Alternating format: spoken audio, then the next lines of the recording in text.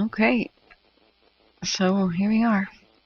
Sorry I have to restart the stream every day. It's just a thing that YouTube does, and I wrote the letters already, and aside from some massive million-man letter writing campaign, I don't know that that's going to change. YouTube just won't save a live stream that goes over 12 hours no matter what, and it's really sad. I think that YouTube should just automatically cut the video into a new segment every 12 hours and save every 12-hour segment, but that's the way they are. So, very sorry about that, guys. It kicks people out of the chat and kicks people out of the channel each time, and sometimes people just don't come back. And it's really annoying. Very sorry about that. So, we're back. Thanks for returning. The here at Tahoe is a nice kind of a sunset deal going on, and Tobias Peak here is not that bad. I want to start looking at the meetings and evening updates. Hey Dee, hello everybody. So that I can eat some food here. Yeah, while we watch that, let's look at a couple updates. First, get me caught up on the news. I'll try to go back to bed if I can. I just kind of relapsed with the flu. I tried to get out of bed a couple of times today and thought, oh man, this isn't so good. I'm pretty nauseous. And I would reset the alarm for about half an hour later and just try to steady myself and deep breathe, and then all of a sudden the alarm is going off at 7:30 at night. I don't even know why it did that or what happened, but I just needed to sleep. Very sorry that I got too exhausted and sick for today when it was Red Flag Day. I feel really guilty. But I'm doing this for almost 70 days in a row for 14 hours in a day is kind of just led me to exhaustion, and then getting the flu didn't help. But I'll try and get healthy as fast as I can. I'm eating real good food and resting when I can. So I'm looking at the heat signatures. We have not too much movement on the actual fires. We've got a lot of heat, at least for recent hours. We've got a lot of heat. It's still very active on the KMP and windy, that's for sure. But looks like there's quite a lot of cloud cover kind of obscuring it.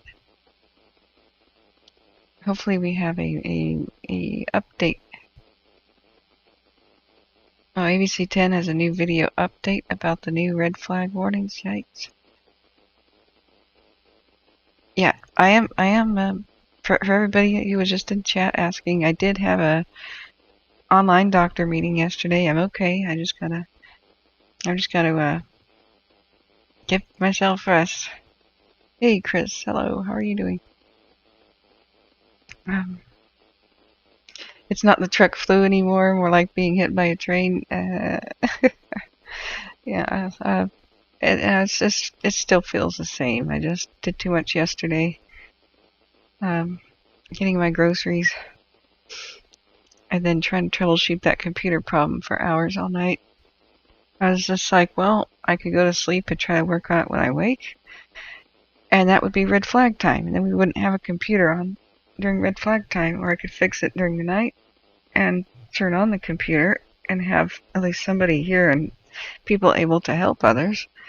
I felt like that was the better option. And rest if I needed to, which I just did. So let's. But when Windows decides to update itself, it just seems to do that at the most irritating time, and then it kind of broke itself. So I had hours of fixing that last night. Then I put on the stream this morning at 7 and went to sleep. I kept trying to wake around 2, 3, 4, and then all of a sudden it's 7 o'clock, and I was like, oh dang it. So here's our time lapses here at Tahoe. No, I'm not in California.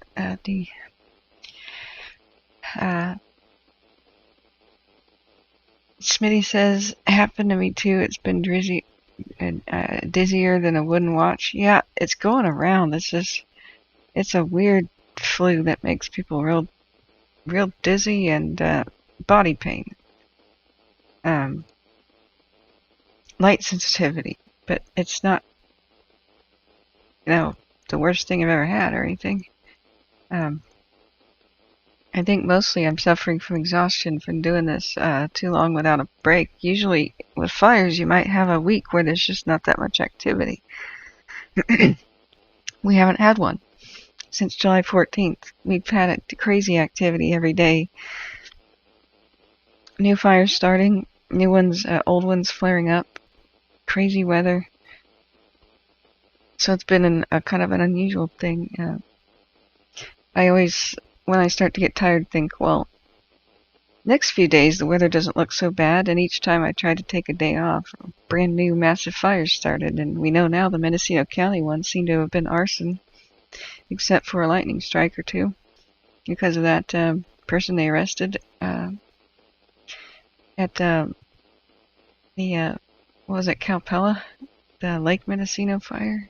Just nuts. Glad they caught him, all I can say.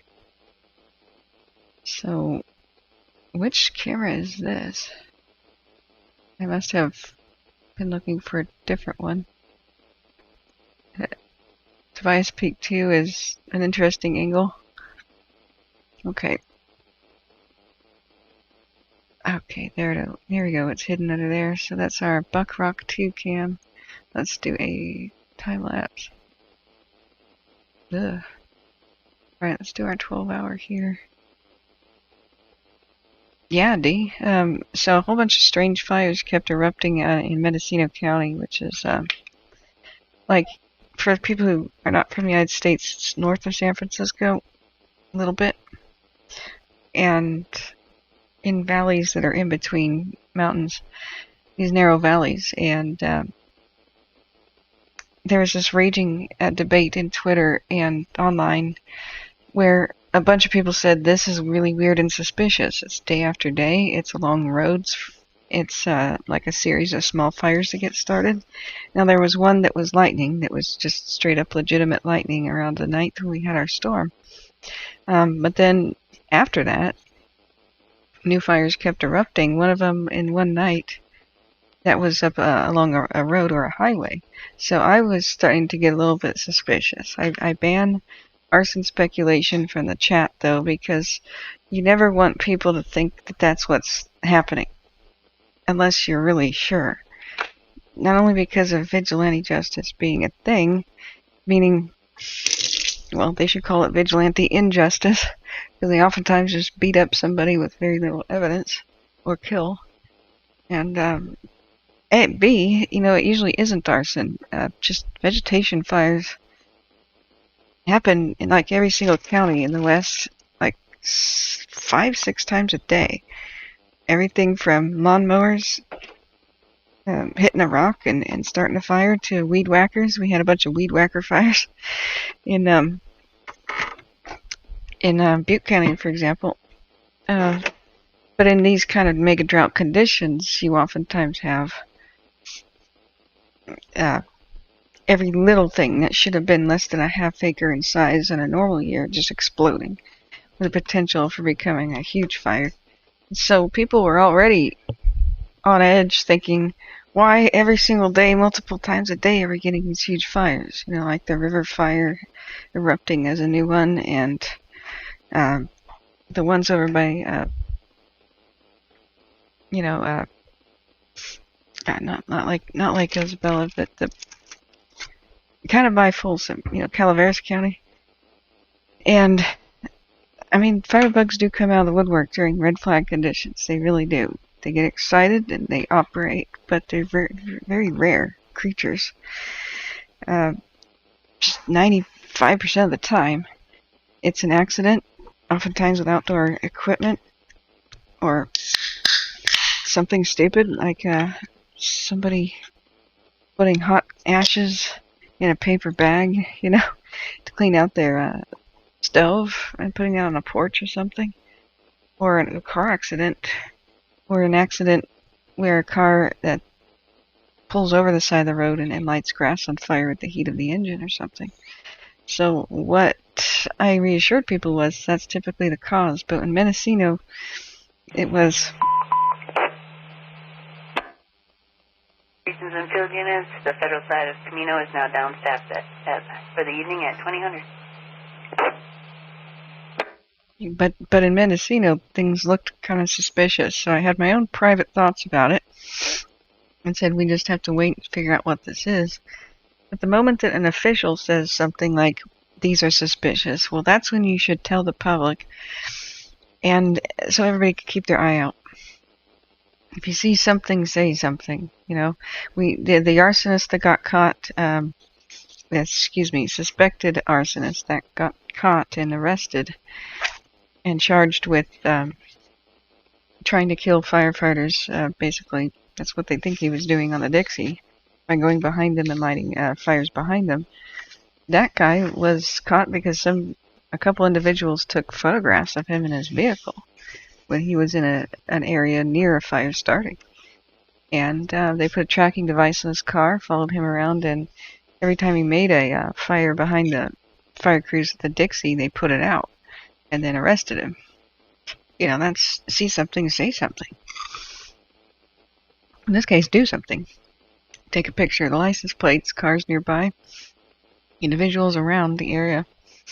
So, but I must say that you've got to be extremely careful with speculation. A, it gives people stress thinking that they're targeted or menacing people are running around. Pretty much all of the arson rumors of last year, remember that whole let's blame protesters thing? Ridiculousness? Pretty much that was all BS. Except for a couple of crazy people. I think just one fire was a incident of arson that I covered last year. But there, of course, were rumors about all of them. Long story short, with Mendocino County, finally an official comes out and says, these are suspicious. I immediately went to Twitter and went to my stream and said, these are suspicious. Be on the lookout, community. Because I think it was a House of Representatives member, had said that. But the horrifying thing about it was there was a raging debate in Twitter where people who were saying that these just look suspicious, keep a lookout, were being attacked by others saying, you know, don't spread rumors, you're being a bad person. And it was an arsonist. You know, there has been an arrest. He seems to have been caught on camera. As best as the officials are releasing info to the public, as best as we know. So, yeah, human cause, the term I'm looking for. Well, yeah, that's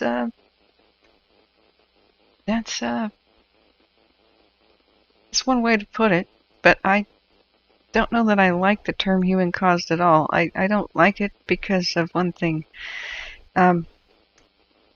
People start to hate humans. And they always think of the dirty human throwing a cigarette out or lighting a fire on purpose or doing this. And you know what? Most of California wildfires that get out of control crazy are actually caused by one corporation called PG&E.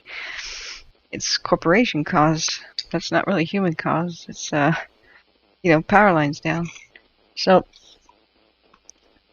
the reason we need that distinction is because people, if you say human caused as a big blanket umbrella term, people think people are so stupid, people are so irresponsible. No, it's actually a corporation just constantly committing crimes that had to plead guilty in manslaughter cases and has nearly killed 100 people with fires in just the last several years.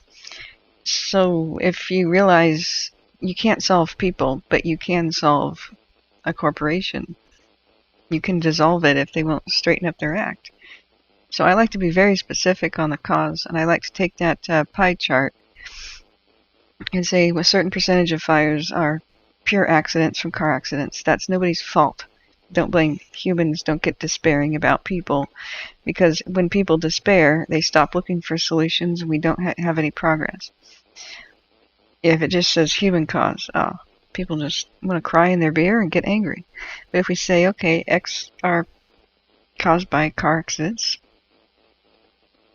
relatively few of them, and then you say this amount is caused by arsonists, and it's a very, very small percentage, or suspected arson.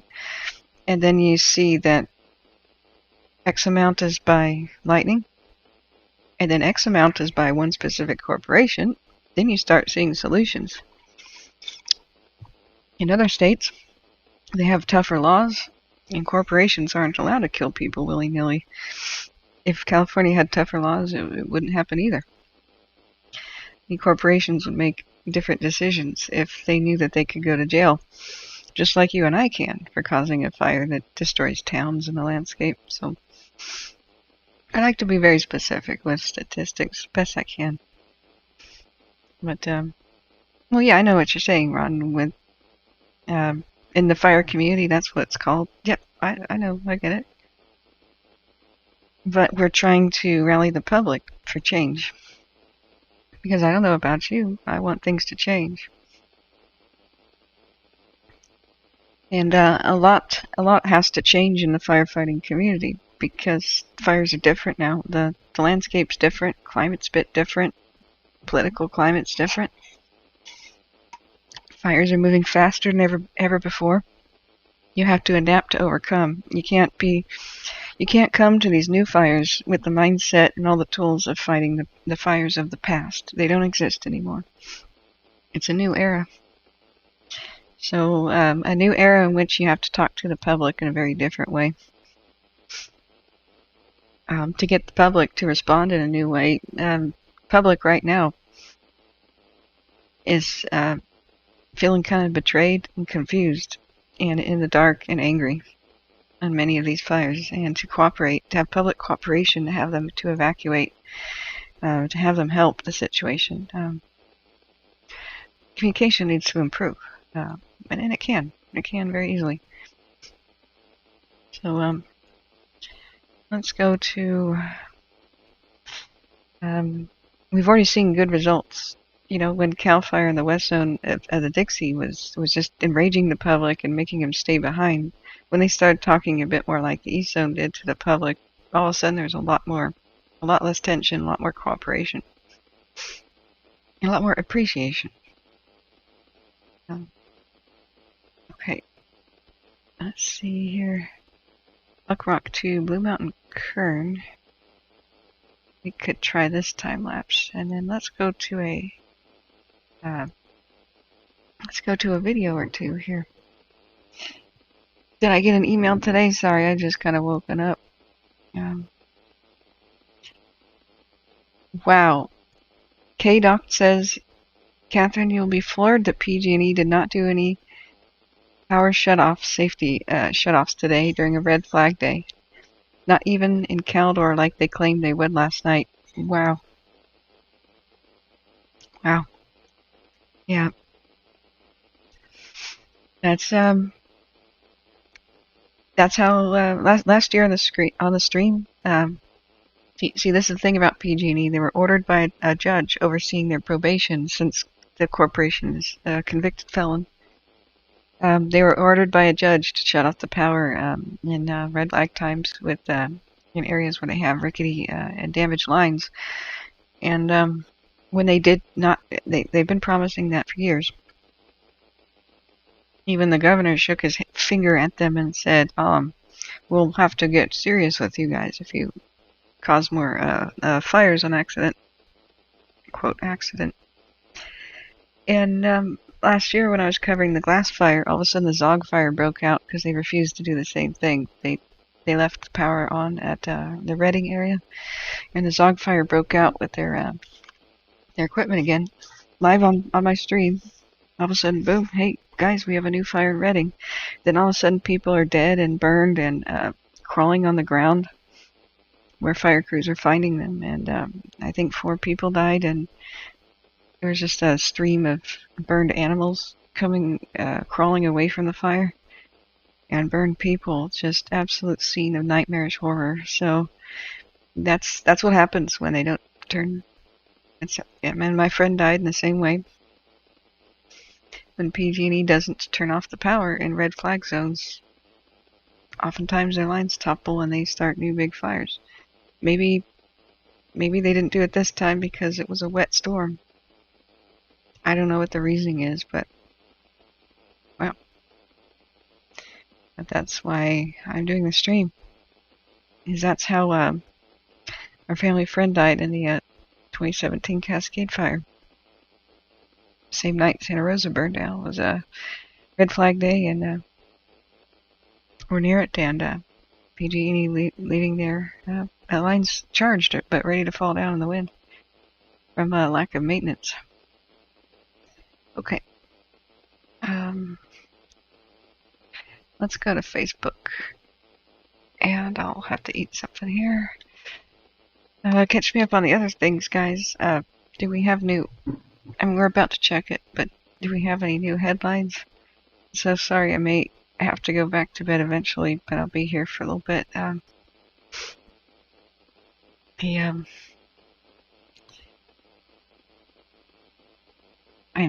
just still ill with the flu, doing best I can here.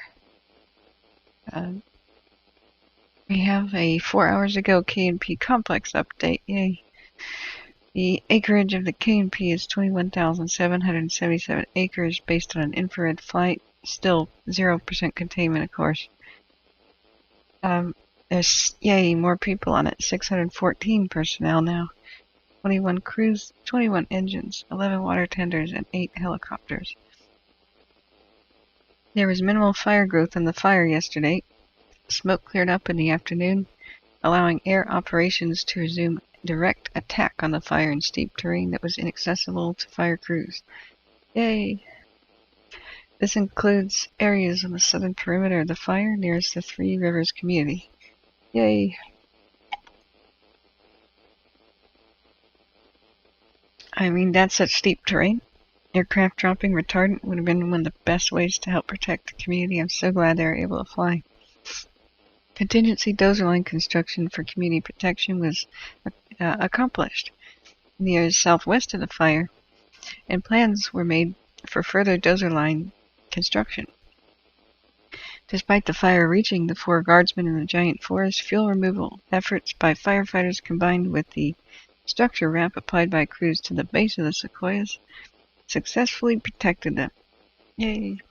That's what we were looking at yesterday. Fuel reduction burning will continue today as weather conditions allow. So, well, even in red flag conditions, they were doing some fuel reduction burning. It's a desperate but pretty necessary measure because the fires are so dang close to so many special places. If they get a lighter wind condition at some portion of the day, we can't really blame them. It's a Hail Mary pass, but if the fire is coming somewhere anyway, then what else are you going to do? So the fire did not grow significantly in the direction of Three Rivers or Park headquarters yesterday. Yay! And part of the reason for that is the Windy Fire's smoke kind of smothered the K&P yesterday. That was an unexpected kind of blessing in a strange way. So Tulare County Fire and CAL FIRE continue to establish dozer lines and reinforce existing containment features, such as the Shepherd's Saddle Road between the community and the current fire footprint. Structure protection is underway in cabin communities along Mineral King Road. More resources have arrived on the fire today, and direct suppression efforts will occur as weather conditions permit. The red flag warning continues through today. Crews are preparing. It should have just ended unless they extended it. It was supposed to go until 8 p.m. Crews are preparing for changes and possibly significant increases in fire activity. There have been no changes to evacuation warnings or orders at this time, but especially those that are currently under evacuation warning are urged to be ready to mobilize and leave should the warning escalate to an order. explore a map of the areas under the orders. See blah blah blah to tulare.ca.gov/emergencies, which is the link in the description of my video. A Red Cross EVAC center is located at Woodlake Community Center at 145 Magnolia Street in Woodlake. Sequoia National Park is closed to the public, and Kings Canyon National Park remains open, but air quality impacts are significant. Why in the world is Kings Canyon National Park open? I have no idea. Air quality is seriously affected in 3 rivers. Particulate matter readings have been in the hazardous range for much of the day. Communities further from the parks are also feeling air quality impacts. Track it at fire.airnow.gov. Wildfires are a no-drone zone. If you fly, we can't. Every time a drone is spotted near the fire, all aircraft are grounded until we can be sure the drone is clear of the area. So, knowbeforeyouFly.org. Visit that. But every drone pilot knows that already because that's part of our license training. Every licensed operator. The KMP complex fire, you can call 211 for evacuation information. And it looks like they have a way to donate. You can text FIRE TC to 41444 to donate. Oh, cool. Donations of gift cards can be done by emailing donatefiretc@unitedwaytc.org. Oh, that's wonderful. Individuals wanting to donate items such as bottled water, non-perishable food, and hygiene products can do so through Salvation Army. And that's at Tulare, 314 East San Joaquin, the Salvation Army, and Visalia at 1501 West Main Street. That's pretty cool. And they've done an excellent job with community outreach. They have the coolest links, what I just read you, which is in the description of the video. They've trained their community very well over by 3 Rivers. They have a group that does education, fire education and preparation. I've been very, very impressed with Tulare County response to get information to the public and put it all in one place. That's just really cool. So we have 12 hours ago, right about when I went to sleep, they issued some maps. So I had to fix the computer all night. That's lovely to see that they're protected. Now, one of the trees looked like it was steaming and had a blackened, soot-blackened side of it. Look at the crow here. Crow making a cameo appearance, and they're just like on our bird cams, wildlife alert wildfire cams. The birds like to photobomb it, but very, very good here. We're looking at Big Al's videos, and Big Al was showing us from the trip last month. This is what the 4 guardsmen look like with all of this brush at their base. Look at that. Look at all the standing dead trees, like a huge grove of snags here, ready to just toast the landscape. And so that is just 1 month ago. And then we have today their fire reduction efforts to remove all the brush. You can see where they cut it here at the base, looks like, and dragged it away. And this is what you need to do to protect the giants. You can't have brush that's dry as a bone stacked up at the base of trees. You're just asking for them to burn. Like it's just kindling at the base of dry wood like a bonfire. So yeah, they have to have wrap down there because that's usually where there's missing bark, right down at the base. And if any ember gets up into them, then the tree would burn from the inside. Sorry guys, I'm going to tone that down. That's Caldor. There was a life flight emergency situation, so I left the Caldor radio on today because they had crazy high winds, and we've never been able to tune into the KNP or Windy. We've never been able to tune in and hear anything, except the occasional chatter about, occasionally, I mean like twice a day, mentioning something about the KNP, but mostly fire crews responding to something else. So we have morning operational updates. I don't see evening meetings at all. I was hoping they would have one tonight. Looks like they just released an update 4 hours ago. And they've got this awesome update for us here. They said Tulare County Fire Department continues to receive inquiries on how and what donations firefighters and community members need for the Windy and the KNP. While the outpouring of support is truly appreciated, the incident space are supporting and providing excellent logistics, including food, water, and other supplies to the first responders for the duration of the incident. Despite best intentions, unsolicited donation items are not needed at this time and can unintentionally overwhelm relief locations, especially when donating food. Inside of our base camps, everything's carefully regulated and provided for the personnel. Any residents who wish to make a donation are encouraged to contact 211 first or text FIRE TC to 41444 to donate. So, yeah, the firefighters are fed.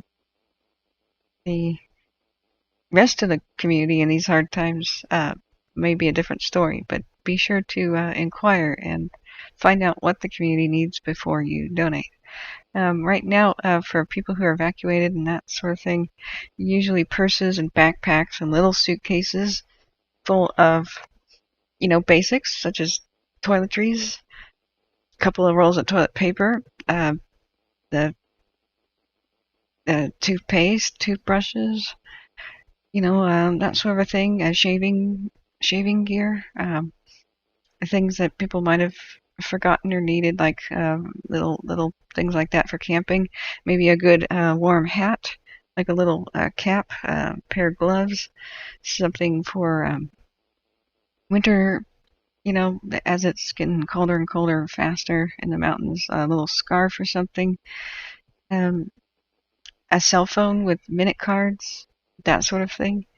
And you can, once you make contact with somebody at the shelter area, you can find out who needs a cell phone, who needs a minute card, who needs a gift card to order some supply or some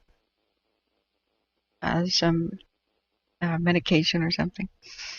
So, gosh, I'm so sorry to hear that, Jason.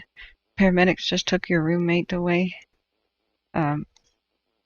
Yeah, things like bottled water, those sort of things are great. Little snackies that are healthy and like diabetic safe and for everybody's diet, something that wouldn't violate no matter who you gave it to, like things like almonds. Like I love the Blue Diamond almonds, the smokehouse flavors, and insanely good. Nice and salty, but not unhealthy. And just, bags of almonds like that. You can get them pretty cheap if you get them online. They're very nutritious and healthy and that sort of thing, and they're non-perishable. I think almonds are a great gift and for somebody who might need some food. Think about what do you need when you're camping. A rain slicker, that sort of thing, but not like a lot of clothes. A lot of times these people need, especially somebody who's lost something, needs something to carry stuff in, like a old suitcase. But clothes should be pretty new, not like rags or I want to get rid of this or this has a stain, oftentimes it's the little things like little hats and gloves and scarves and that sort of thing. That can fit neatly into a small package. So let's look back. I'm looking for a video. I think we have our Dixie evening operational updates, don't we? Let's do a duplicate tag, then I'll go back and look at chat. I just want to get something started so I can go to the kitchen and get some food. We can go to Cal Fire last in Modoc. Because I'm interested, how did the Dixie go? But that was 22 hours ago. Did you guys get good rain? Did anybody get good rain today? I want to play Captain Picard for a second. Status report. Rain. And you guys can report like Jordy and Riker and Data. Plymouth County, 1/4 of an inch. Status report. Lassen County, 3/4 of an inch. Oh gosh, that scared me. Oh boy. Okay, I'm turning that radio way down. See, I told you guys, every time I talk about the weather, I get interrupted by the radio. That is a thing that is happening. Let's look at Lassen. Okay, we have an update here for Dixie. East Zone looks like. So let's take a look. It's only 2 minutes. Incident Management Team 1. This evening, I'm going to provide an operational update for September 19th, 2021. I'm going to start right up here in fruit growers. This portion of line, resources continue to patrol as well as doing suppression repair. Everything within the Walker fire scar has had no change. As we progress out to the east towards 395, as well as Black Mountain Comm Site, resources continue to mop up and patrol. Everything along Milford Spot, 395, coming up towards Thompson Peak, everything continues to be monitored and patrolled. Any areas of concern, we mop up. There has been smokes visible from 395. However, they've been well interior. Resources are mopping up anything that's of concern. From 395 coming out to the Beckworth complex, we continue to patrol. Everything along Dixie Mountain, we continue to have resources mopping up, patrolling, and doing suppression repair, coming all the way back to the west towards Turner Ridge. Along Lake Davis, resources continue suppression repair, as well as patrolling up towards Grizzly Ridge. Everything within Devil's Punch Bowl going down into Indian Creek, the hotshot crew continues to mop up. This portion is still red. We have not put black line in for containment. The portion of line going down from Devil's Punch Bowl into Indian Creek is a steep, rugged piece of terrain, and we want to make sure that it is going to stay within the containment lines. Everything along Taylorsville out into Indian Valley, we continue to patrol and mop up any areas of concern. There has been portions that continue to smoke, however, they are well interior. As we continue down towards the Butterfly Valley Botanical area, resources are continuing to patrol, and we're starting suppression repair. Everything in the wilderness, as well as the PCT going all the way over to Story, and everything in Bucks Lake is in suppression repair. Everything within the Chips fire scar, resources are continuing to mop up that portion of an interior green island that was burning. This will conclude our evening update. We will provide an update tomorrow morning. Thank you. 710, 3 over 6. Yeah, go ahead. Okay, are you headed out from there? Yeah, I'll leave right now. Head down. 10-4, do you need me to come back, or are you good? I'm good. Copy. If we can just push that barricade, put that road closed sign on that little opening part, and we should be good. Yeah, I moved it around and blocked it off. I had a couple more vehicles here, and then I'm going to head out. 10-4. Okay, yeah, I master muted myself again. Sorry about that. So we just heard the Caldor. We were trying to hear about a life flight. I don't know if it was fire related. I hope not. we have the radio on, but we haven't heard anything. It was kind of an alarming thing when they said any hazards that we should know about when the helicopter was going to land, and like overhanging power lines that we can't see. And then the next chatter that I heard was abort, abort, abort. And I went, oh wow. But then we didn't hear anything else, so I don't know if they just decided to not have live flight or if we couldn't hear what occurred. But that was our rather brief these days Eastzone updates that we have. We don't have black line around the Devil's Punch Bowl. When I was in the kitchen, I heard that, and that's well, I'm sure they're working on it. So it's so nice that we can't even find the Dixie fire on cams anymore. That's a good sign that we used to see them from the cams very far away, and because it was such a huge behemoth. And I wish we could see something, because there are no cams near Mount Lassen where the Dixie fire currently is. The nearest one is kind of like Butt Lake, and well, we can't see it. So the Dixie fire is down for the count, but it's not out quite yet. I mean, like if it was a boxing analogy. So,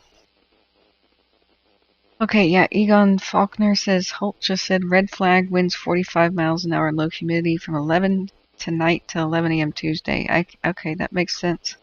I wish I could tune in and listen to his streams much more often, but he'll usually go for about a 3-hour stream, and I can't watch that and do my own at the same time. I try to catch his when I can, but thank you for updating me, because he's the man. I call him Hanley the Kid. Have you guys seen him? He got a job at a weather station and was doing the weather, and I was like, is he old enough to drink? So he's got a new nickname from me now, Hanley the Kid. But he's got a stellar career ahead of him. A star is born. And I've been so grateful to him. He kind of took over doing a lot of fire reporting last year when I kind of collapsed from exhaustion after doing it really overboard. I barely slept for a month doing the crisis of September last year, and I didn't feel like I could stop until somebody else was covering fires, and he went and started, and I went, okay, cool, I leave you in good hands.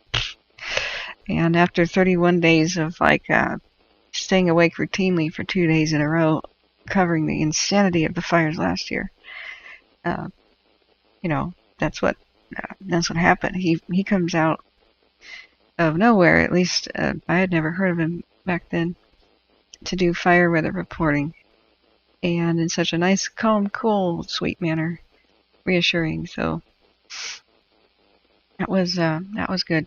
But I learned a lot of lessons from last year. Don't refuse money and donations, because I went an entire month without income, because fires can go and go and go. And B, don't stay up routinely for 2 days in a row covering fires and then collapse from exhaustion. So I'm doing a lot better this year. This is day 67 or something, and I'm still here. I've only taken 5 days off, I think. And just, when I mean day, 8 hours. So I'm doing pretty well, actually, pacing myself. I am totally exhausted, but I do have the flu, but please don't worry for my health. I do take off when I have to. But that's so great that we can barely see the Dixie.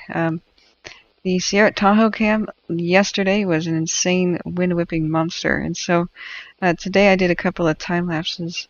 I could not believe this morning when they did a briefing, a morning briefing, and it was in the rain and outdoors, and we could barely hear what they were talking about. But you could hear the wind just slaughtering the microphone. They had more than 60-mile-an-hour wind gusts last night, which destroyed 2 radio repeater stations. And so one of their goals of today was to go fix them. But you should have seen the fires flare up. well, yeah, last night.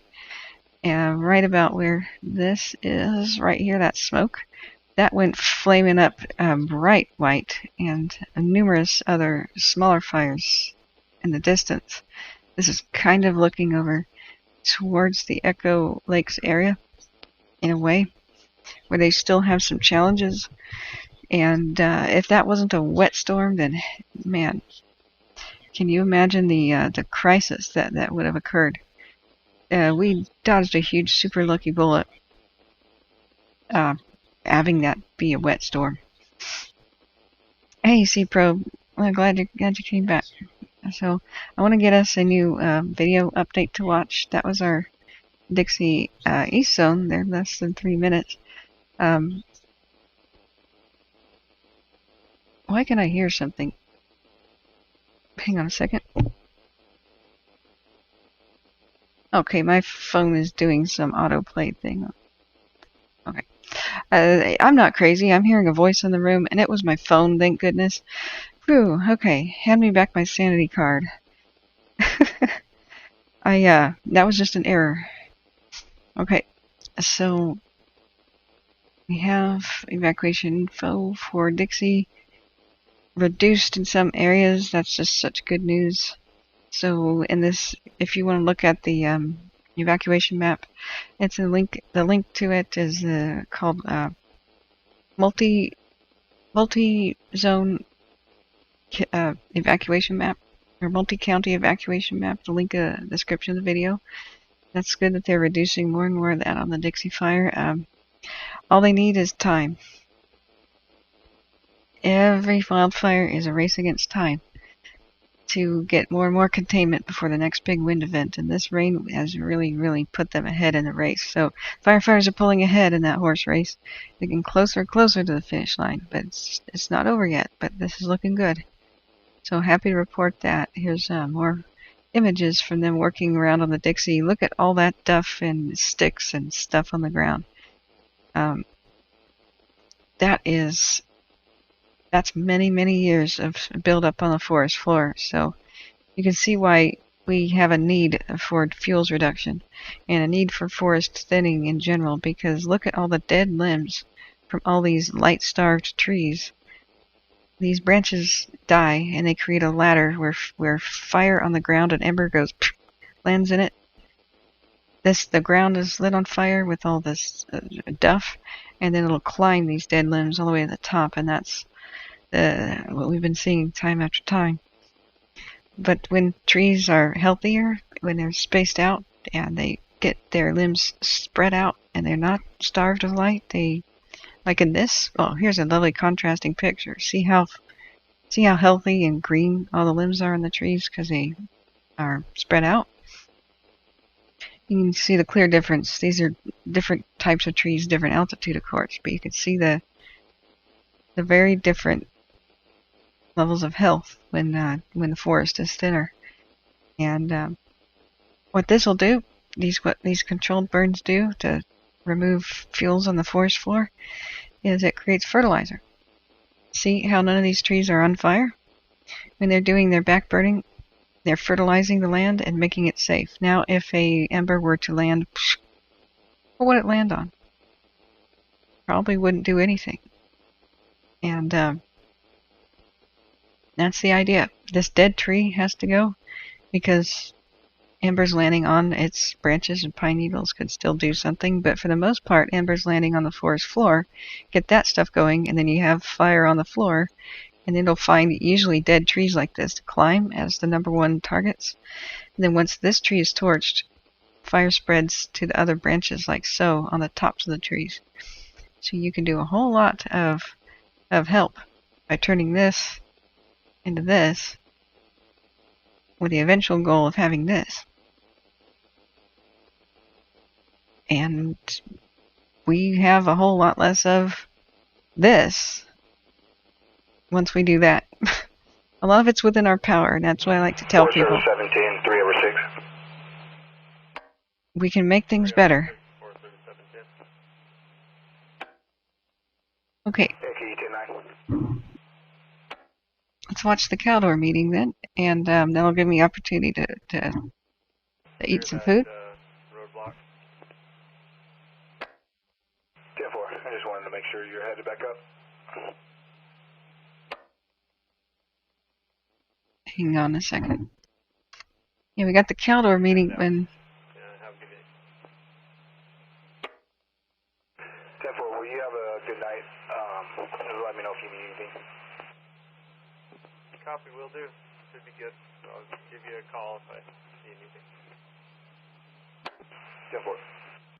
10-4. Okay, that was just Caldor Ops where day shift and night crews are switching. Let's look at this weather report first. Developing into our really Monday through almost early Tuesday forecast as this low pressure system that brought us just a few sprinkles starts to move off to the east. Behind it, we've got that building ridge of high pressure. So in between that, we get these gusty offshore winds, north winds. Those are dry winds. And that's going to have that red flag warning starting at 11 o'clock on Sunday. Now, that's going to go until Monday evening for the valley. For this year, we're going to continue that through Tuesday morning.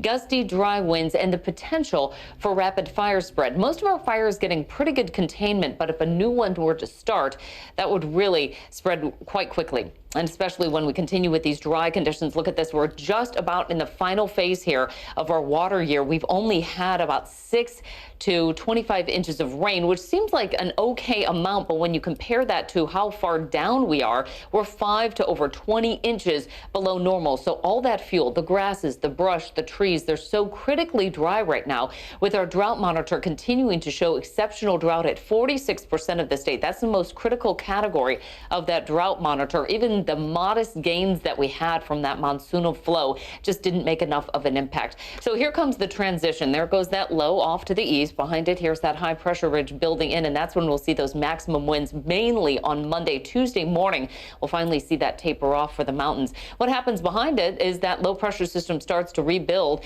and builds back right through the northern part of the state. So we will get some relief, but before that time, we're going to see some big heat as well on Tuesday, at least for this time of year. Not record, but it is going to be quite warm.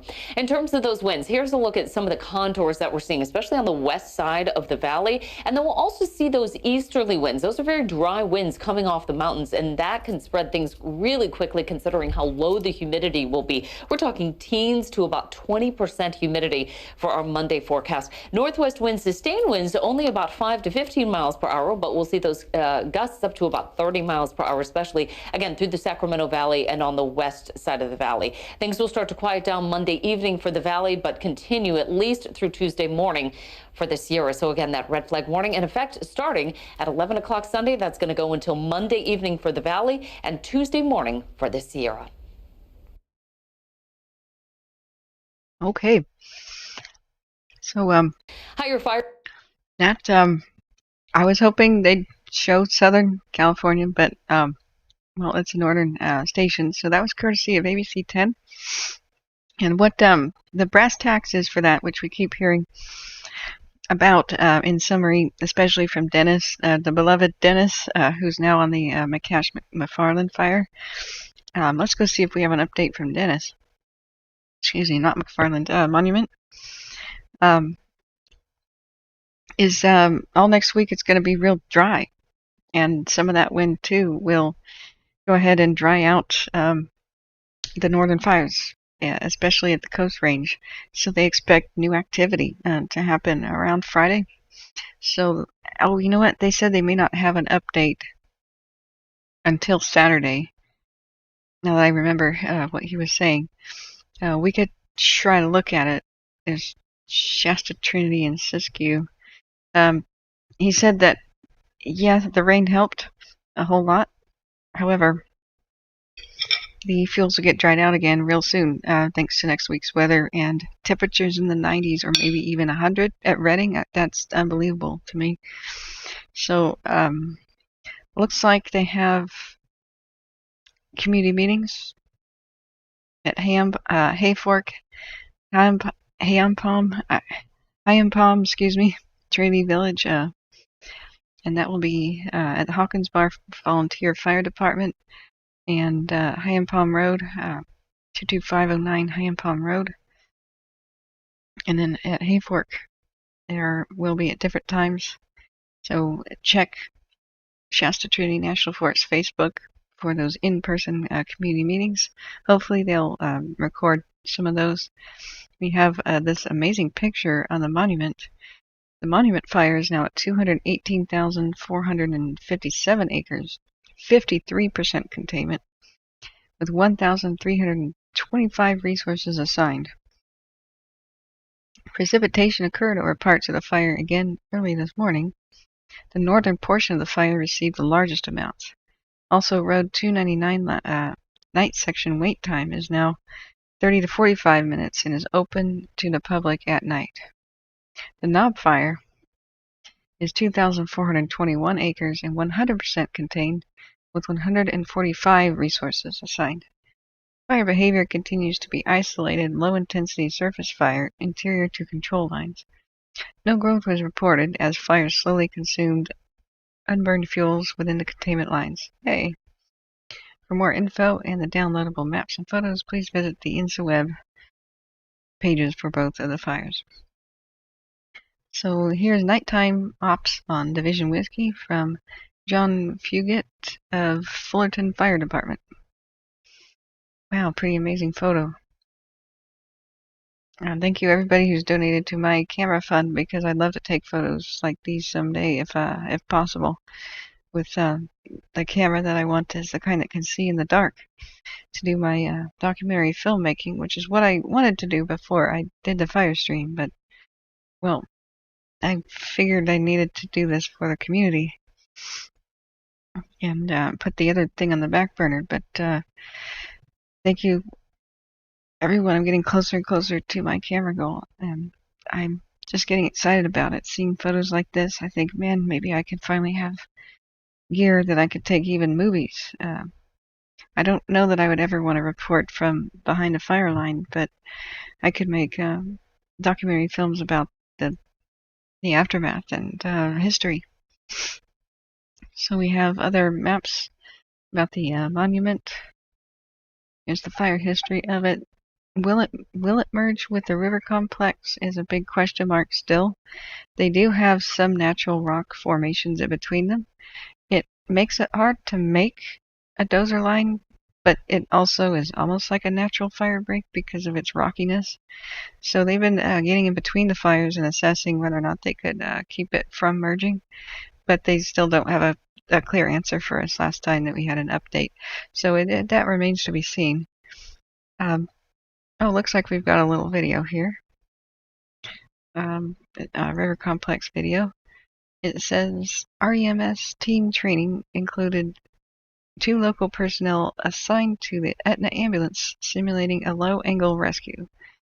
That stands for Rapid Extraction Module Support. On a wildfire, the REMS unit extracts and renders care to injured wildland firefighters. The unit requires technical rope system skills to maneuver difficult terrain. During the terrain, they utilized a wheeled Stokes basket. In extreme situations, REMS units are the last line of defense to rescue our firefighters. Cool.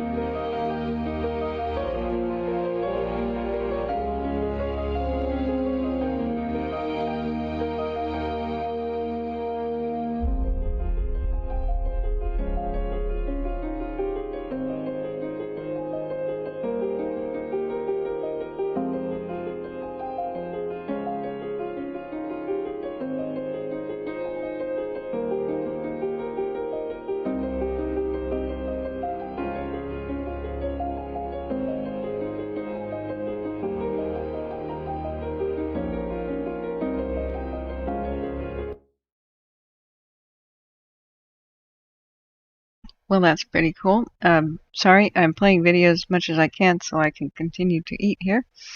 That's pretty neat that that safety is taking more of a forefront in their minds. This morning at the Caldor update, they talked about a firefighter who died on his first day of duty, crushed by a falling tree. And he hung on for hours, but they couldn't get him out quick enough in 2008. And so ever since then, at least his death wasn't in vain. They have safety at the forefront and safety officers at meetings.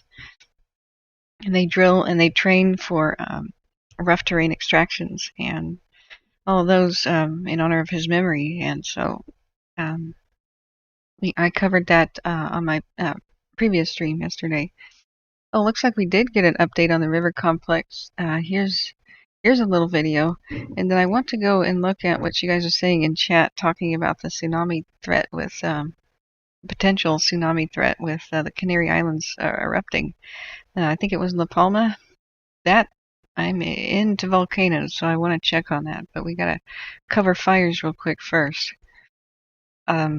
because wow, volcanoes. I wanted to be a volcanologist a long time ago. So let's look at this. This is a river complex update. Looks like it's 4 minutes. Good afternoon, Dennis Burns, Fire Behavior Analyst for California Interagency Incident Management Team 2 with your evening update of the river complex fire for September 19th.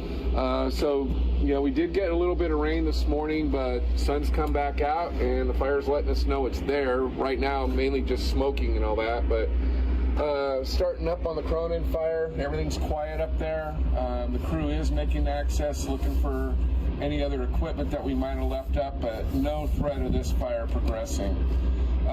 Coming down into Uniform, Kilo, and even Lima, again, a patrol. And we've got a fairly substantial number of people, but just actually looking for sources of heat, and anything that's relatively close to the line, they're going to take care of. Coming on up into Division Mike, they're continuing to get some depth on the mop-up. Some of the heat is showing itself with the sun. In several areas, such as Callahan, the RH, the relative humidity is already down into the low 30s. So, the smokes are making themselves visible, easier for the crews to go after. Coming down on the east side, down below Craggy Peak, they are starting to go direct on this piece of line. One of the issues that they're dealing with in this map, because it's not real detailed, there's a lot of fingers because there's a lot of rock faces, so there's a lot of fingers where the fires come down, so it's not a real clean burn, and they're actually right now trying to figure out how best to deal with it. The crews can't really go up because it's so steep, so in all likelihood we may end up burning out some of those fingers to bring fire down to the line that we're constructing, and then that would continue around and tie in with a trail system that we have here. Coming down to the spot fire by Tangle Blue, we have crews out there. They're starting some direct line construction. They're being supported by a helicopter right now, just taking a little bit of the heat that's making itself visible, just to help them out. Bumping down into Division November, the crews have started where this piece of fire has not come all the way down to the dozer line. They've picked up the edge, kind of where the dozer line is here, and they're going to go direct as possible on this. And they're also being supported by aircraft in that mission. They feel that they can make it out to the head of Minnehaha Creek, and then we'll have to kind of reassess. It gets really steep. It's on some steep slopes, so until they can actually get in there and ground truth the ground, this part is still in flux, but they're certain they're going to be able to go direct at least to here. Coming down in the Coffee Creek area, this is all looking good. Should see some more black on the map here tomorrow when they produce the new maps.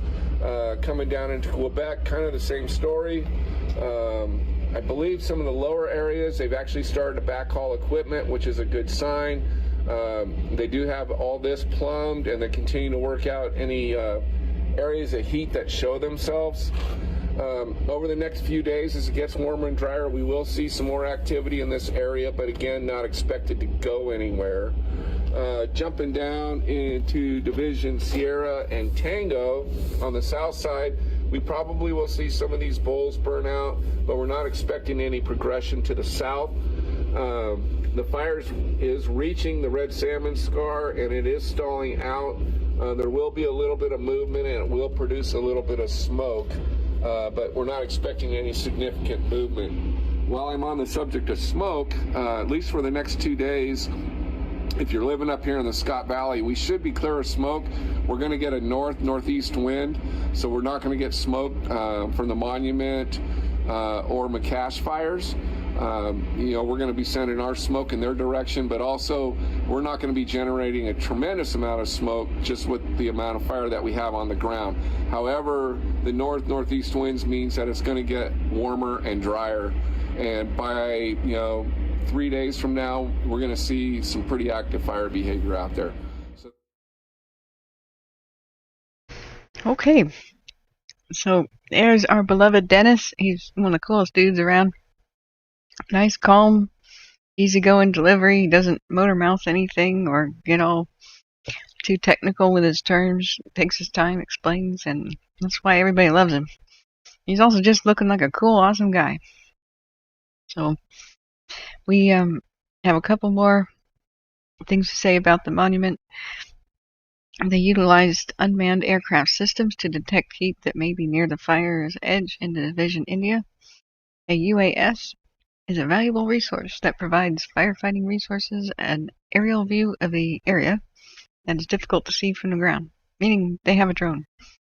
So this UAS is considered a fire aircraft that is allowed to fly within a temporary flight restriction, or TFR, to assist with fire suppression operations. There's more hashtags: if you fly, we can't, no drone zone, etc., etc. So here's a neat little video for that.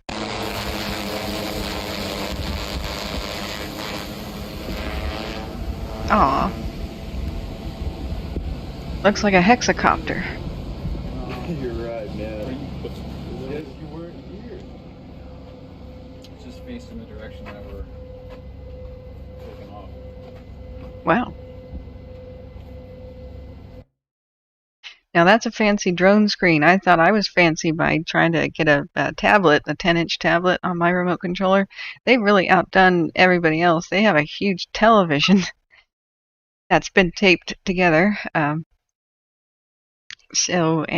putting it inside, of a vehicle is brilliant, because if you're outdoors, it can be really hard to see the screen you're looking at with the sun glare. So they have infrared and other types of FLIR equipment sometimes on these cams, on the drones, and that's pretty dang cool. So drones are huge assets in firefighting. They're not the enemies that people think they are, but it has to be the pros flying them, not the schmoes like you and me, on the fire line. So there are many community meetings set up for Tuesday, 3 of them with the monument and river fire areas. So do see the Shasta Trinity National Forest for that.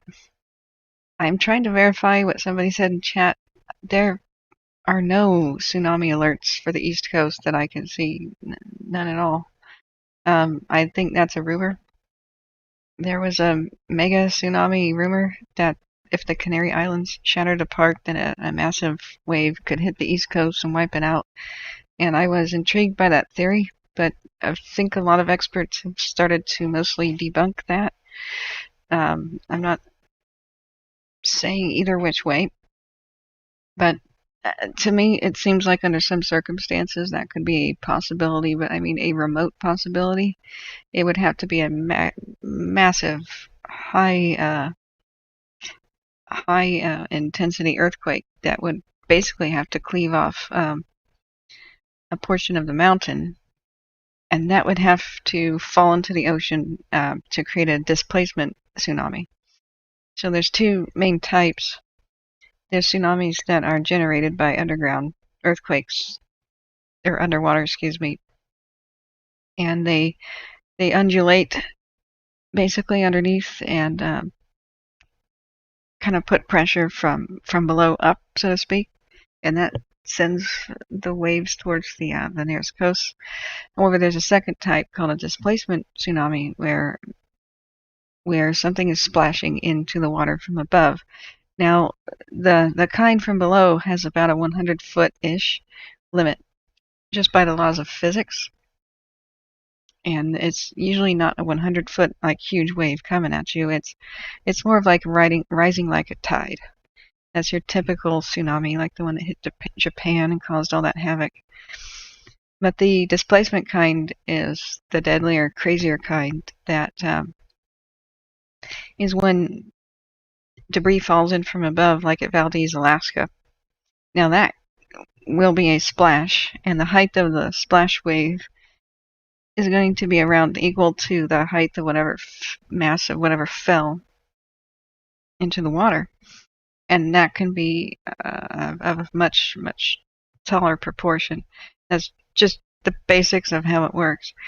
So the one that hit Valdez and just slammed into that bay after the Alaska quake, I think that was 1964 or something. That was like an 8.0 magnitude or a 9.0 quake, something pretty nuts. That picked up an ocean-going vessel, threw it on top of a town. The waves rolled over the people below, the people in the boat, and on the ship were watching helplessly as everybody was wiped out beneath them. It picked up vehicles and flung them through boats inland, and just obliterated that town. And that was an example of that type of destruction. But I don't want to be participating in any rumor mill stuff. I think they've done calculations for the Canaries, trying to figure out the likeliness of it, and it's still pretty dang low. We'll probably just experience a normal kind of eruption, and that'll be that. But I'm looking right now at tsunami alerts from National Tsunami Warning Center. I don't see anything for anything but LA on the 17th, when there was that 4.0 where they issued a report on it. So I was also looking at U.S. Geological Survey.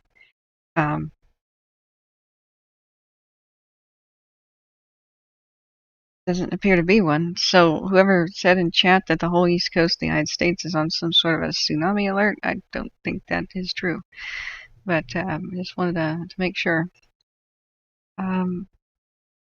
There's a couple of blogs about east coast of England being wiped out by a tsunami. I haven't read this, but many experts downplayed the sudden collapse of the Canary Island thing. Now, it doesn't mean that I can't tell you whether or not it's a real threat, but I know that a lot has been exaggerated on off the coast of of Oregon and Washington, where there were all these rumors and stupid things that went around saying a tsunami from the Cascadia subduction zone could wipe out all of the west coast of Oregon all the way to Portland, which is completely impossible.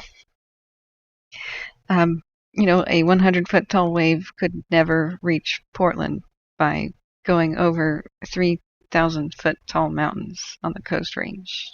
That just doesn't make any sense. So there's a whole lot of scaremongering type stuff that way.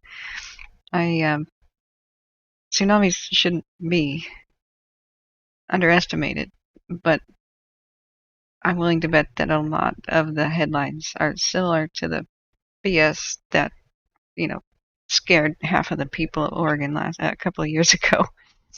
And but we should monitor the situation. And the exclamation mark headlines, this is an example of somebody, an expert, trying to downplay this stuff. And with the frightening and depressing regularity of the Canary Islands mega tsunami scare story rearing its ugly head to breathless headlines in the popular media, in case you need reminding, this is a scenario that involves a giant landslide from the flanks of the Cumbre Vieja volcano in the Canaries, which then generates a vast tsunami that sweeps across the Atlantic Ocean, causing untold devastation across a large area. It has been repeatedly debunked. The story appeared in the Daily Star, which is not to be considered a competitor with the Wall Street Journal, if you know what I mean. So inevitably the story is sensational. I can't tell you that it's junk because I haven't looked into it for years, but it's probably the case of theoretically possible, but not very likely. But we know that that tsunamis really do devastate places. Crescent City, in that same tsunami that wiped out Valdez, Alaska, not same tsunami, but the same quake, the regular kind of tsunami hit Crescent City, Seaside, Oregon, and really did damage there, killed people. So unfortunately, I went to Seaside a couple years ago and saw that there was a cafe called the Tsunami Cafe. And I thought that was extremely tasteless because it was in the same tsunami zone where people died. You know, that's my, please change the name of your stupid deli, you know. To be respectful of the dead was my review of that restaurant. But the regular kinds can be just as deadly. It doesn't have to be a mega landslide type tsunami. Just the regular kind from a regular earthquake could be pretty bad. So it's a serious situation, even if the mega story is extremely unlikely to occur. It's something we should kind of look at. So let's see. We have the Caldor community update. Let's watch that. I did get the correct link. It'll let me finish eating, and then we'll go back and look at the raging tsunami debate. And that I'm concerned for the people of the Canaries, very much so, and anybody else that could be impacted. So let's take a look at the Caldor real quick and finish our roundups. This was the earlier community meeting. Now, if they talk about road closures and stuff, I'm going to skip that. I just want to know about the Caldor fire and its activity. Anybody else, of course, affected by the road closure type thing? I just don't want to be here for 20 minutes while they talk about Highway 50 again. I want to know how the weather and such is affecting the fires. So let's take a look. We have sound. Okay.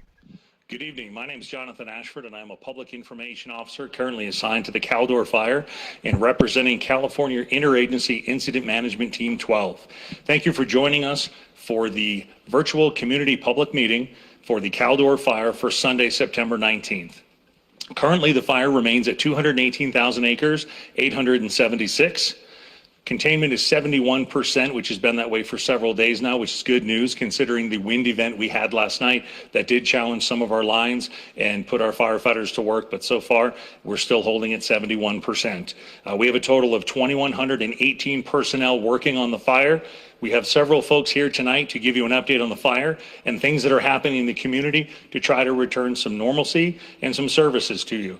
So we'll have updates on all of those things. Also wanted to let you know that if you do have questions, feel free to put them in the comment section or in the chat, and we'll be sure to have public information officers provide those to our speakers, and they will address those questions at the end of the program. So the first person I want to bring up is Operations Section Chief Michael Page with an update on today's fire conditions. Good afternoon, everybody. Mike Page, California Incident Management Team 12 Operations. So update on the fire today looks very similar to yesterday. We did experience some high winds this morning, and that did affect the fire area a little bit, specifically with pushing around some of the interior heat signatures. Did cause a couple flare-ups inside the fire perimeter, but again, crews were very quick to react to that. Responded appropriately and are making very good progress out there on the line as we speak. And so they're doing great work. So I'll kind of walk around the map real quick. I do have some preloaded questions from some of you, and I'll do my best to answer that for you. Starting on the west side of the fire, which is branch 1, crews' main focus today is really patrolling and mopping up where they can get into, with the goal of really making sure everything on along Highway 88, up in the Highway 50 corridor area is secure, and we're not going to see any issues from that moving forward. We are going to see a little bit of change in the weather. Again, we've seen winds all the way from southwest, kind of moving more from the south, and in the future here in the next day or so, we do expect to see some winds coming from the east to northeast. And so again, really want to focus on securing the work that has been accomplished already. Really want to make sure the area is safe for firefighters and public. So again, the folks on the west side of the fire really focused on that today. On the east side of the fire, and to answer one of the questions that was already asked about fire, heard reports of fire, active fire south side of Echo Lakes. And so what you're probably seeing or hearing about is some fire activity inside the fire perimeter. It's going to be more east of Echo Lakes in the Forney area, south of Pyramid Peak. And so what the fire's doing in there, the wind is pushing it around. It is helping it be a little more active. But for the most part, what's really happening up there is you're seeing interior islands of fuel continue to consume and burn. But for right now, there's nothing that is impacting the line. So the crews up there feel very confident about the work that they've done. We have seen heat signatures throughout the entire fire area, again, for the most part, and heat signatures range from, again, maybe like a half acre of unburned fuel to just a stump hole or a burning log on the ground. And so when you hear that term heat signatures, it can mean a lot of different things. As we continue to move around down towards the Scout Peak area south of there, if you guys were driving, if anybody's driving along Highway 88 or 89, you probably would have noticed some smoke popping up in this area. Again, same story is up top here. The fire crews are working some areas of heat. They're making good work. Today around noon, the winds did decrease enough to where we were able to get some aircraft in the air and utilize them in coordination with the ground forces to be able to get to work on that stuff. So just spoke with the branch director up there. He feels very good and confident about what they're seeing. This is a very important part of the fire for us, and one of the questions that was asked pertained to the evacuation warning that is still in effect for the Christmas Valley area. And so a big part of the reason why that's still in effect is because of this piece of uncontrolled fire line right here. And so once we secure this, once this looks a lot better than it does right now, then that will trigger the conversations between us, law enforcement agencies and cooperating agencies to look at reducing that evacuation warning. Another question that was asked, or a couple questions that were asked, pertain to how is fire acreage determined? Is it the perimeter just around the outside of the fire? And so the way this works is it's a couple different ways that kind of work in coordination with each other. But really kind of the best way and the way that we prefer to do it is folks actually will walk the fire line with the GPS. When they get back into camp that night, they'll take that GPS and say, here you go, folks. They plug it into their computer, and they utilize mapping products or mapping programs to help us determine the acreage. And so that does take into account all the drainages and ridge lines. And so there's a lot that goes into that. And we have a whole team of folks that really work super diligently and hard on this. And so we want to be able to report the most accurate acreage, the most accurate fire perimeter to you guys. And so that's really how that works.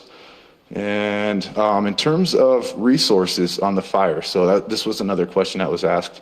So the question was asked, have the number of crews downsized? And so the answer is yes and no. You might hear a term that we use is called right sizing. And so what this really means is that as the incident continues to progress, the work is going to change as well. And so maybe we don't need as many of one type of resource, but we need just as many of different types of resources. And so to answer the question is no, the number of crews has not really reduced. We have just changed the type of crews that we have. And that is taking into account heavy equipment, hand crews, engines, and aircraft. So each of those resources has a very specific role that they play, if you will. And as the incident continues to move on, again, we really want to make sure we have the right pieces of equipment for the task at hand. What that does is allow us to be a little more efficient in the work that we're doing, and it also allows us to share those resources with other fires throughout the state and the country to ensure that they also have the resources they need as well. And so on the fire currently, we have 23 hand crews, 51 engines, 11 pieces of aircraft, and that's mainly helicopters, different types of helicopters, and 77 pieces of heavy equipment. Heavy equipment will be your dozers, your excavators, that type of stuff, which is primarily utilized right now on the incident in terms of fire suppression repair. So that's the end of the report. Thank you guys very much. Have a great day. Thank you for that information, Michael. Our next speaker is Public Information Officer Angela DePrado, and she is with Caltrans, and she'll be providing us with an update on the status of Highway 50. So good afternoon. I'm here today to represent the department and give actually some really great news that crews have been working around the clock, and we're expecting to have residents come through tomorrow starting at 8 a.m. to start verifying their addresses and also allowing any goods of transportation and services use Highway 50, US Highway 50 tomorrow.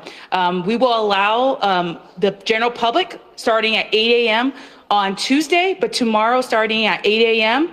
Monday, we will allow the residents to come back through with identification of residency and also goods and services. So if you're transporting anything like food products and you need to use Highway 50, you will be allowed. CHP and Caltrans will be there monitoring that. Awesome. Thank you, Angela. So just to summarize what Angela was talking about is tomorrow morning at 8 a.m., Highway 50 will reopen, but it will reopen to commerce vehicles and folks who own property along the Highway 50 corridor. You will need to show proof of residency and ownership to get into the area. And we now have Sergeant Simon Brown with the El Dorado County Sheriff's Department to talk us through how that process will work tomorrow morning. All right, great, thanks. So starting tomorrow morning at 8 a.m., we're going to have two locations where El Dorado County Sheriff deputies will be set up to help verify that you live in or own property in the area. So this is going to be stuff that's east of Kybers and west of Myers. It's been in the closed area for this whole time. So to start off with, if you're coming from the west side, so you're coming up from Placerville, from Sacramento, up Highway 50, before you come to the road closure, you need to stop at the Chevron's gas station parking lot. It's in Fresh Pond, and that address is 7720 Highway 50, and it's just east of Pollock Pines. At that location, you'll see representatives from the Sheriff's Office to meet you, have proof of residency or property ownership there. Anything reasonable will be considered, and they'll issue you a pass. If you show up to the roadblock that CHP and Caltrans is manning with those documents, they'll turn you around and send you back to our checkpoint so you can get the pass first. So if you're coming from the opposite direction, coming from coming up from Carson City up through South Lake Tahoe, you're going to stop in Myers, and the location is going to be at 1834 Santa Fe Road, and that's in Myers. Santa Fe is directly across from the old Roadrunner gas station, and there'll be a parking lot set up just down Santa Fe where you can meet Sheriff's Office personnel to get the same pass if you're coming from that location. So again, don't show up to the roadblocks, get the pass ahead of time. And this is for people that own property or live in that area. So if your cabin is private property, you're free to come in and check the property out, no matter whether it's intact or burned. But bear in mind that this area is still under evacuation order, so you're not going to be able to stay the night there, but you can come secure property, you can come look at, see what, if there's any damage, what the extent of it is, and secure property that might be left out in the open.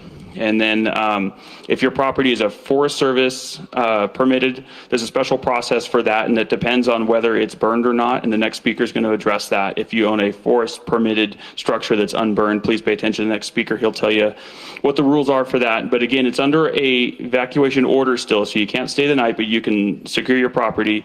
And then once Highway 50 opens the following day, we're hoping to be able to change those regulations, but this is a chance for you to get in ahead of the public in the public opening. Thanks. Thank you, Sergeant Brown, for that update and information about the process residents and property owners can take tomorrow to get in to see their property. Our next speaker will have some information here as far as how folks who own recreational cabins on Forest Service property. To give you that information, we have El Dorado National Forest Supervisor Jeff Marsolet to give you those details. Okay, good evening, everyone. Jeff Marsolet, Forest Supervisor for the El Dorado National Forest, and one of two agency administrators for the Forest Service here, along with Acting Supervisor Gwen Sanchez. So let me talk a little bit about the permitted facilities along the highway there and up at Echo Summit. So we have quite a few permitted cabins, and there was a tremendous number that were not impacted through the fire. The ones that were impacted through the fire are the ones that are going to have the early access for, along with the residents that the county sheriff just mentioned, that will have the opportunity to go in tomorrow.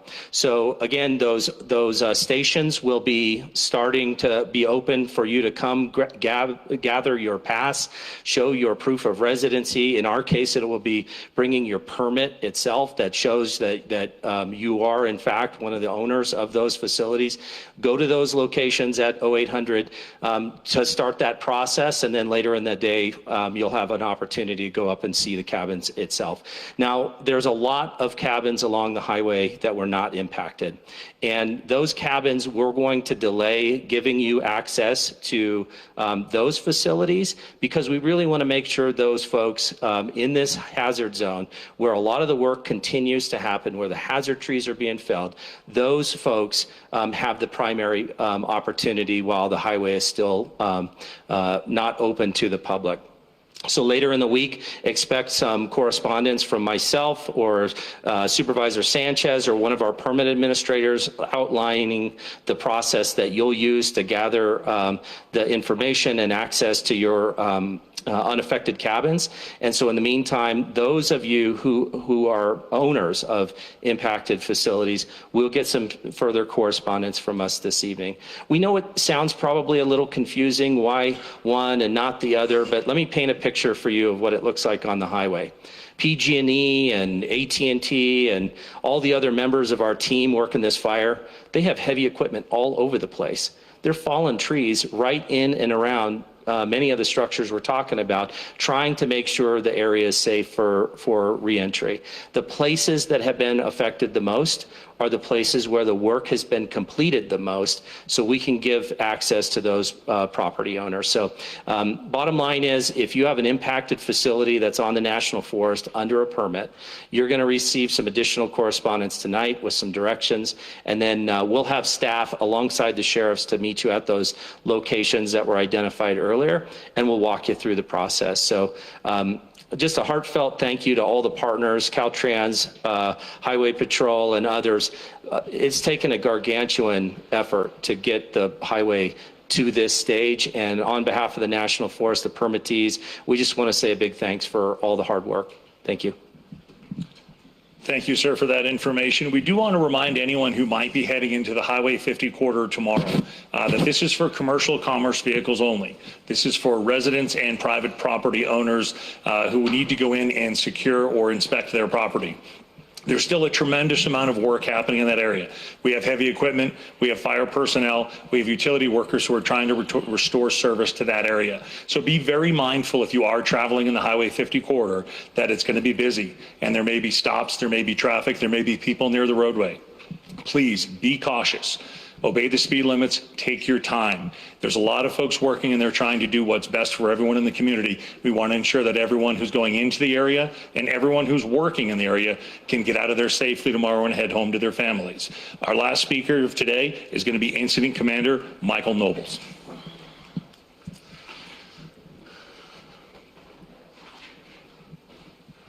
So, good evening, everyone.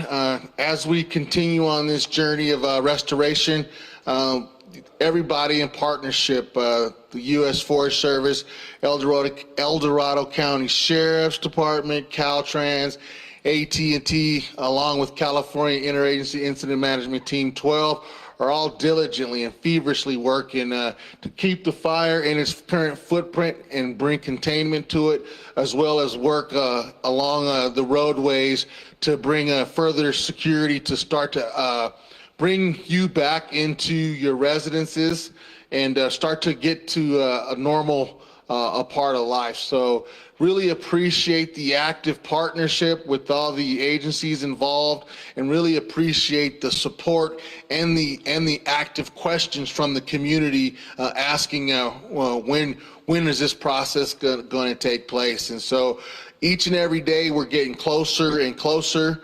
Each and every day we're getting closer to containment. Each and every day we're getting closer to restoring that power, and each and every day we're getting closer to bringing more and more people back to their homes. So continue on the journey. We're there with you.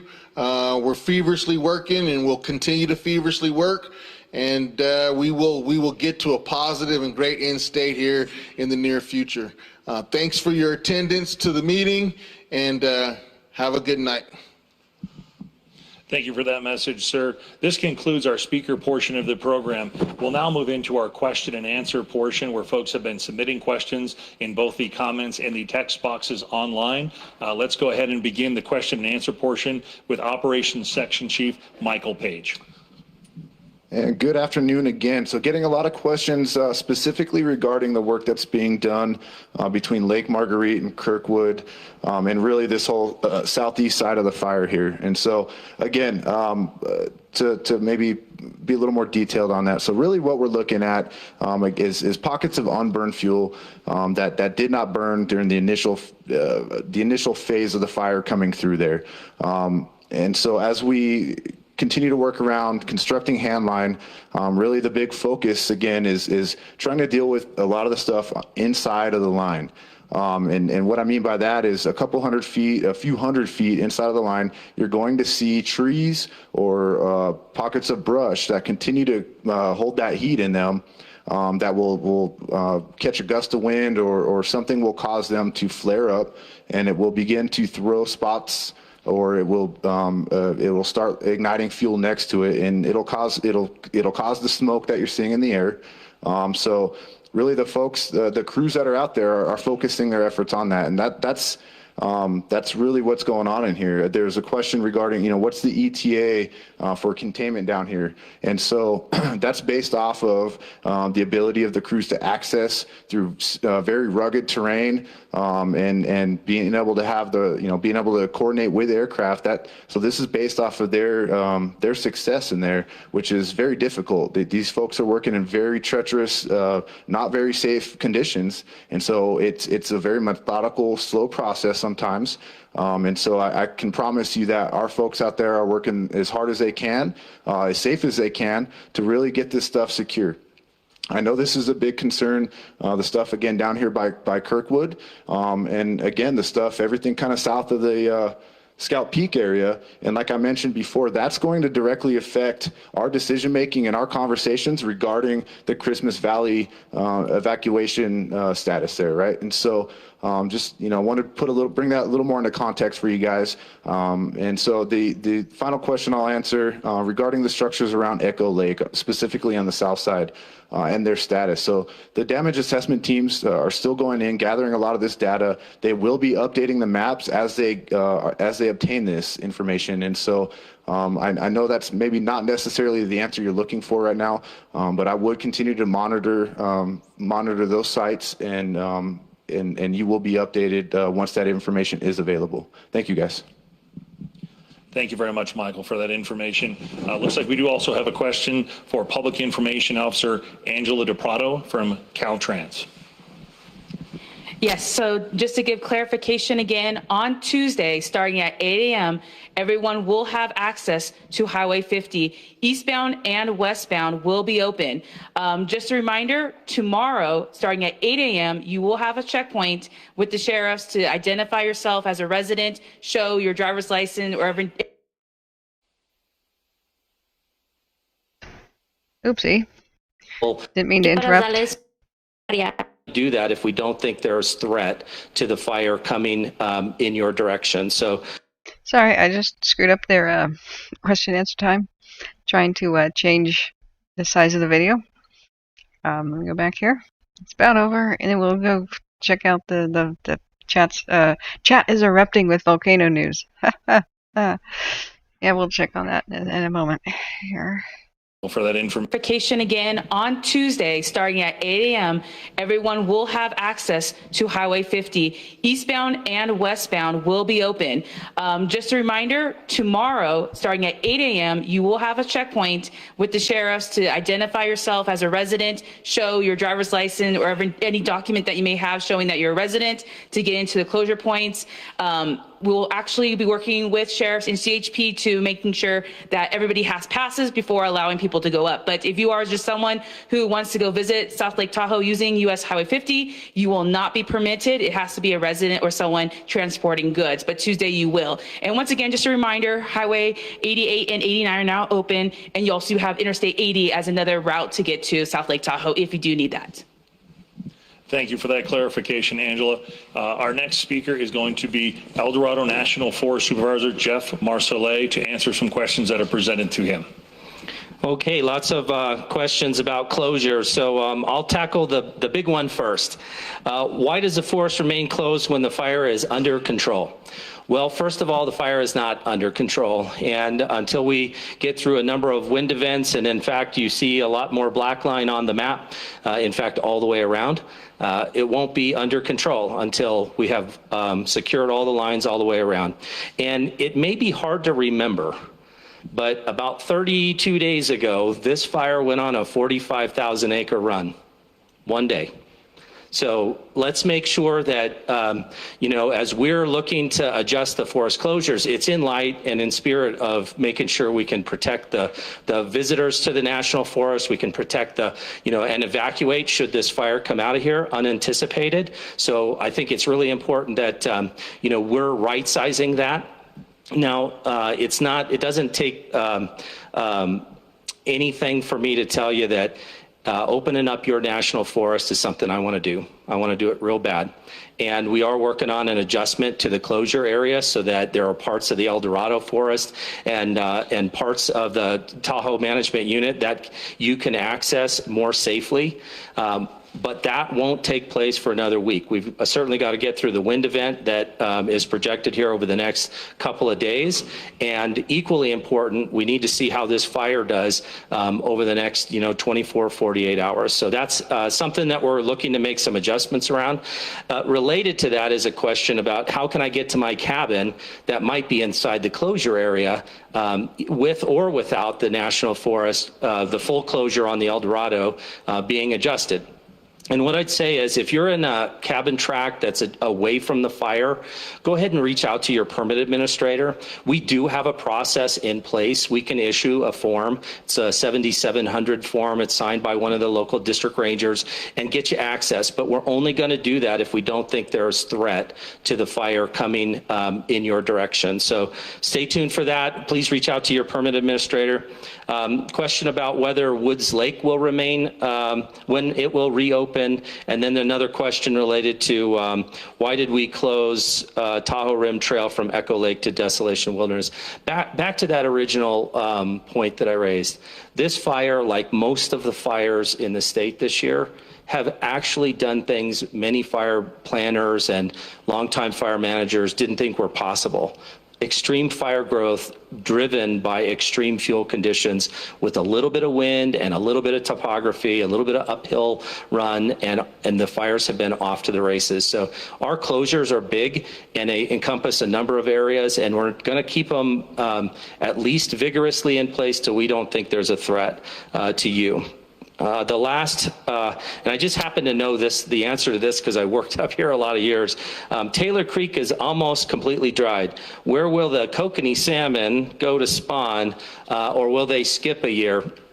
I have a good friend who's a California Fish and Game biologist, and he told me that kokanee salmon, and this is a forester's interpretation of a biologist's answer, but what I tell you is kokanee salmon are a pretty resilient species. They can spawn in a lot of different locations. I am aware they will move from one river to the next. They might be in the upper Truckee as we speak. They may be actually able to even spawn in the wave action of the lake. So don't worry. I think the kokanee salmon are not going to have a whole cohort that's going to be gone out of the population. They're a pretty resilient species, and we think that they'll continue to persist. So thank you. Thank you very much for that information, sir. This concludes the question and answer portion of our program. We'd like to thank you for taking the time to join us in our meeting and for participating by sending in your questions. It's very important to us that we give you the best information we can as frequently and as correctly as we can. In an effort to continue doing that, we'll wrap up our program tonight with a Spanish language summary for our Spanish-speaking audience. Okay, so that was our Caldor meeting, and I've been looking back at chat here. Oh, sorry, I'm not 100%. Still have the flu. Just got a little dizzy there. Looking back at the chat, we have containment numbers updated for the Dixie. Big Dog says 90%, Caldor 72%. Source InsaWeb. That sounds awesome, and fingers crossed that they can just use this wet period that they got. To try to get ahead of the fire, but like the man just said, people are already acting like the fires are over, and I got supremely harassed by this one nutcase in Twitter who was insisting that the fires were already over, the Dixie and such, and that everybody needs to stop worrying, and everybody who thinks that there's still any kind of danger to anyone is a fearmongerer, and this dude went spouting off some really vitriolic anger fest, not only at me, but at every weather person who said red flag warning should be in effect. He was like, no, the fires are over. It's all wet. It's too wet for them to be burning right now. And that's one of the problems with not having cams to show people reality. You can't see the Dixie fire on cams anymore. That does not mean that it is out. Having a red flag warning is pretty dang serious. So the question was, why are these roads closed and why are there still evacuations when the fires are done? And he's like, that's because they're not done. So there's going to be high temperatures coming next week. There's going to be high winds through Tuesday. I was just checking out the slider as you saw me when they were talking. So here's Wednesday, and the Echo Summit area, there's forecast to be red winds that's above 45 miles an hour in general. That's what this color is. So they had 60-mile-an-hour wind gusts today on some peaks. So that's Wednesday around 5 p.m. That's in the forecast. So everything's going to start drying out. The rain's done. And with 90-degree temperatures and such, especially around Redding, things like all the wetting rain that we just got is going to dry out and be done. And poof, it's gone.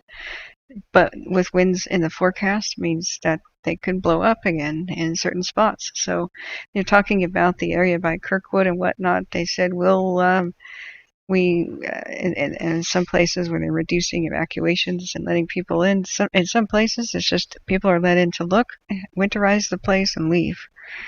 And you can't spend the night, and that's because there's a lot of fire danger still. What if last night, that was just pure luck. What if last night and today's 60-mile-an-hour wind gusts were dry? And we saw the camera get absolutely battered at Echo Summit, or not Echo Summit, that's here at Tahoe, near Echo Summit. And that, the winds were so strong, it destroyed 2 of their radio repeater places. Can you imagine if Tahoe would have had to been re-evacuated today? Because there was no moisture in that we got so lucky that there was. So, no, the fires aren't done.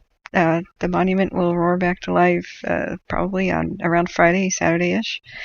The Dixie will be drying out, and they'll still be having to fight it up there by Mount Lassen. And the issue is that with the cams, we just don't have cameras over there. There just are no cameras by Mount Lassen for us to see the fire, and it leaves some people to get these strange ideas about the fires being out or done with or over, and they're going to err on the side of caution, thank goodness, from now on. We've seen them erring on the side of recklessness before and letting people in too soon, a la Greenville, letting thousands of people back in around Almanor, only to have midnight knocks on the door and screaming, "Run for your lives!" and fire engines melting in the street, and a mad scramble to get out of town. With that wind event, the Dixie expanded 100,000 acres in size in less than 24 hours. 100,000 acres in size in less than 24 hours. The fuels are still critically dry, and they're going to dry out all next week, starting from now on, because there's no more moisture coming. So we can't forget that was just last month, and that's basically what he was saying. I wish he had worded it a little bit stronger, but at least he said it out loud, that these fires still have great potential. There's been many, many cases where you have a fire that's getting close towards containment, and people get a false sense of security. Containment means nothing. It means nothing until it's 100%. In a mega fire, in a mega drought, it means nothing until it's 100%. The mass fatality event last year, the North Complex fire, occurred when people basically were packing their cars to evacuate at Brush and Berry Creek downwind of the fire, and they saw increasing containment numbers. They said, "Oh," a famous last text was, "The containment's at 68% now. They're getting a hang on it. We'll go to sleep now and check on it in the morning." And that was the last text ever given by a couple that died, because they woke up with their house on fire because high winds ran that bear fire down towards Orville, and it tried to eat Orville up from Bucks Lake. Yeah, and that was record time that it ran more than 16 miles. So that was not even in a mega drought last year. That was in a normal kind of a drought, and now we're in a worse one this year. And Santa Ana winds and Diablo wind season is coming. So that's usually October. But I won't forget that October 13th, 2017 is when my friend died in the red flag kind of event of the Cascade Fire that took out Loma Rica and Bangor the same night that Santa Rosa happened. Remember, that was October 13th. Winter is the worst fire season, not the better one for California. The mild fire season is summer. The worst part of it is winter, with 77 mile an hour winds, sometimes 101, that come out of the dry desert. They're seasonal winter time winds. Usually October, November, December, January, the Santa Ana season. We're arriving at that right now. So they're in a super race against time to get these fires contained before that wind season, and God help us if they're not. It would be a push of the winds out of the mountains towards the valleys, since they come out of Nevada. So we can wish them Godspeed, and hopefully that they will get that under control before those happen. Otherwise, we'll have a very, very bad fire winter season.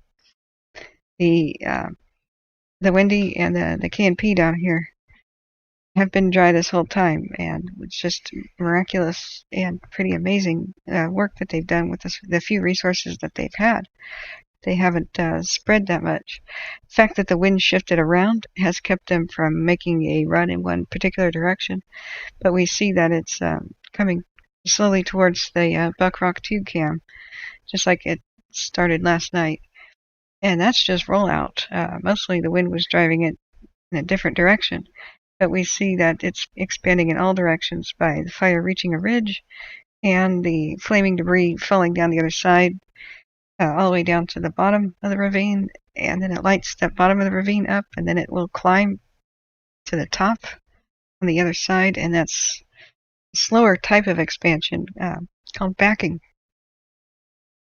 And that doesn't have to be wind driven at all, but that's why it's kind of expanding in all directions. The wind shifted rather than pointing one. That's been a nice help. Otherwise, these he's going to have gone in shooting off in one direction and made a huge run. So this has gone better than expected.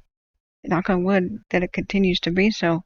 And the fact that they're getting more and more personnel, that's all they need. A little bit more time for the next big wind event. And so we also had the unexpected help of the Windy Fire being so fierce that its smoke kind of smothered the KNP and dampened it down a bit. That's been strangely ironic.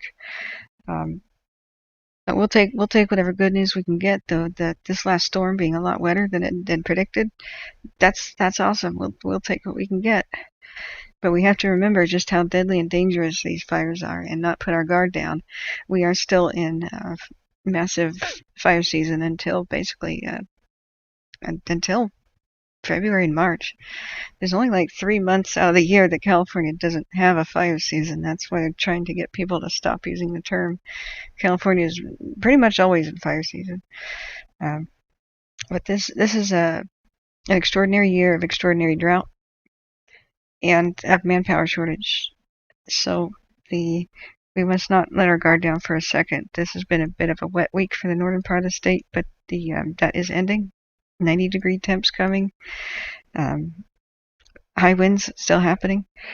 And the rain we just got will start drying out real soon. So, yeah, and also Matt is saying, yep, October 19th through 23rd, 1991 here in the Bay Area.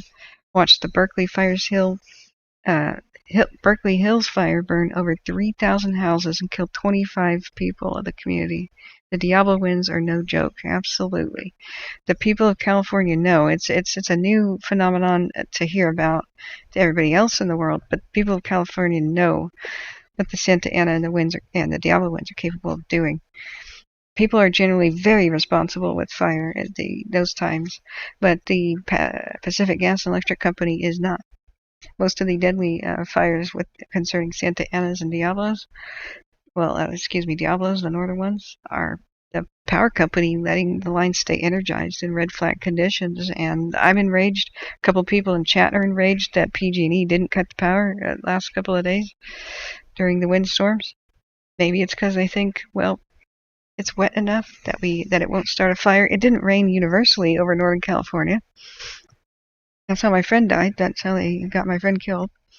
That's how so many people died around Santa Rosa and the Cascade Fire, the Zog Fire last year. So we can only hope they do the right thing, but sometimes they just don't. Usually the Diablo winds are so fierce that it would blow out an open flame, like poof.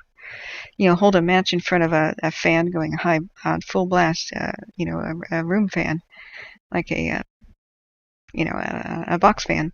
That match will go out. However, down power lines will put molten metal and arcing and sparking onto vegetation. Eventually, it will start a fire, and that's a big risk.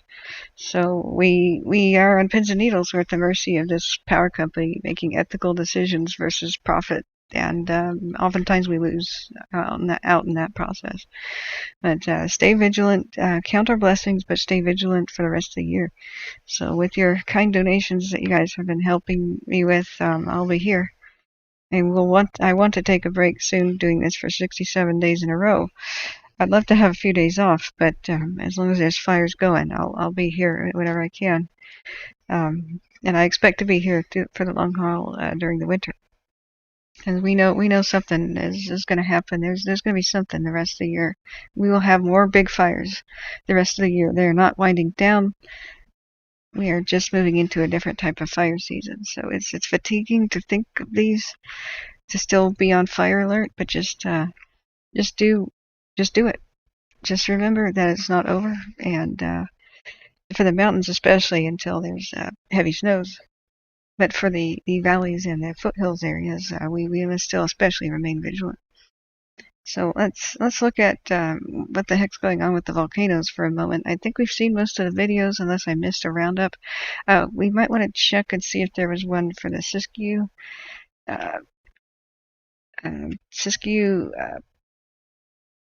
We know the Shasta Trinity is the monument, right? But isn't the Siskiyou forest for the antelope? I keep forgetting. I'm sorry, guys. My notebook's across the room. No, not Rogue River Siskiyou. That's the one that was in Oregon. It's just remember, you got to be on alert and still ready to go at a moment's notice until the, either snows if you live in the mountains or, well, the wetness of spring and the end of the Diablo wind season. So, yeah, remember, the Paradise Fire was November 8th. Winter is coming, and that's good in a way, but it's also bad in a way. So, gosh, I'm sorry, guys. I forgot which national forest it is for the antelope. I thought it's not Shasta Trinity. It's Shasta. Heck, I'll go look it up. Because I thought I made a quick link. I don't think that I did. Oh, is it Klamath? Oh, is it Klamath? Klamath National Forest? Yes, okay. Sorry, guys. I get these kind of mixed up. But we don't. Oh, here is an update on antelope. Okay. So we have a thing to read. Yeah, we just have something to read about with the antelope. Crews continued to backhaul the unneeded equipment off of the fire and around West Haight Mountain and Medicine Lake. Fire protective wrap was removed from Little Medicine Lake and the Little Mount Hoffman fire lookout today. Hazard tree removal crews continue to move within the fire perimeter as work continues to be completed. Around Tamarack, some heat continues to hold near the containment line, especially in large vegetation. Tomorrow, firefighters will again continue to monitor any sources of heat that may threaten the containment lines. Resources on the fire will continue to be assessed and moved as appropriate. Fallen needle cast in burned areas continues to be heavy. It is possible for these fuels to ignite in the upcoming days, and reburn is possible within the fire containment lines. Pockets of unburned fuel will continue to ignite and burn within the fire perimeter. Firefighters will continue to patrol the whole fire area and make sure that any spots near the containment lines are addressed. The public is reminded that there is a current area closure for the Antelope Fire. On open roads, the public is urged to use caution while driving near the fire area. Be aware that firefighting equipment is often heavy and requires a longer stopping distance, meaning drive nice and slow. If they see you, they'll start braking their big heavy trucks, but really, you need to be the agile vehicle around them that is nice and slow and just doesn't get in their way. Don't stomp on your brakes right in front of one of their trucks, just bear in mind when one's following you. Drive with caution, give other vehicles adequate stopping distance, and drive with your headlights on in the smoky areas. The fire area received rain showers this morning, yay, which brought relative humidity levels up. This afternoon, skies are cleared by the aid of a west-northwest wind. Monday afternoon, winds will gust on the ridges to 25 miles an hour. Below is a picture of members of the Dalton Hotshots who load equipment to backhaul from the Medicine Lake area. Photo taken the 19th by U.S. Forest Service Sarah Gracie. Yay! So that really looks like it has turned the tide for the Antelope Fire, but not quite out yet. So it's kind of has an obscene finger gesture at us, where it made that crazy run days ago before the wet. Remember how the antelope, we were almost forgetting about it, and it was really winding down. Then that one gust of wind that day, whoosh, it went off running. So hopefully that won't happen, but it's still a possibility for next week on some of these fires. 751 personnel continue to work the Antelope Fire. It's at 145,632 acres, 88% contained. And that's in Spanish. I was wondering why that looked weird. But yeah, so that was, we still have similar words there. So on the river complex 11 hours ago, they reduced evacuation orders to warnings. In Zone 5 on the river complex in Trinity County, and Zone 5 SR3 at Hatchet Creek Road, south through Trinity County proper, Trinity Center proper to Hobel Dump Road, west to Swift Creek, and north to the east side of I cannot say that, Catapom Creek, or Ecatapom, whatever that is. I'm sorry, I've never heard about that creek name. So I'm continuing to look a little bit better news. Getting an inch of rain the other day, that was pretty awesome over on the river complex. So I think we've done a good roundup. That video we played yesterday was an update for the McCash. No new videos today for the Antelope River or others. So let's go back to looking at, did anybody have any specific questions about specific fires? Wait a second, what happened in chat? Wait a second. Guys, we don't ban Gail.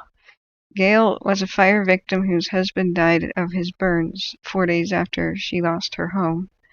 So she's allowed to be a little bit emotional sometimes, because that's, trauma. When she gets to feeling better, she comes back and apologizes and says sorry, and it's okay. I can't imagine how I would be feeling and acting if I had something like that happen to me. So I'm very concerned. Let me go back and look at chat. That didn't happen. I left real specific instructions that some people are not to be banned. Just approach me if there's some sort of an issue. Because, we've got to be a good supportive environment. And I think she comes across stronger than she ever means to be.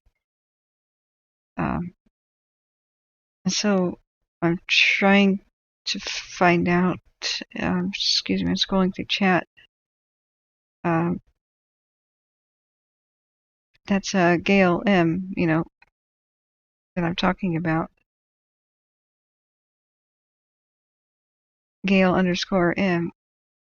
Oh man, if this is happening again, I might have to go check the ban list. I'm going through the ban list. There was a bunch of people banned, not that I never wanted to happen, towards the end of last feed.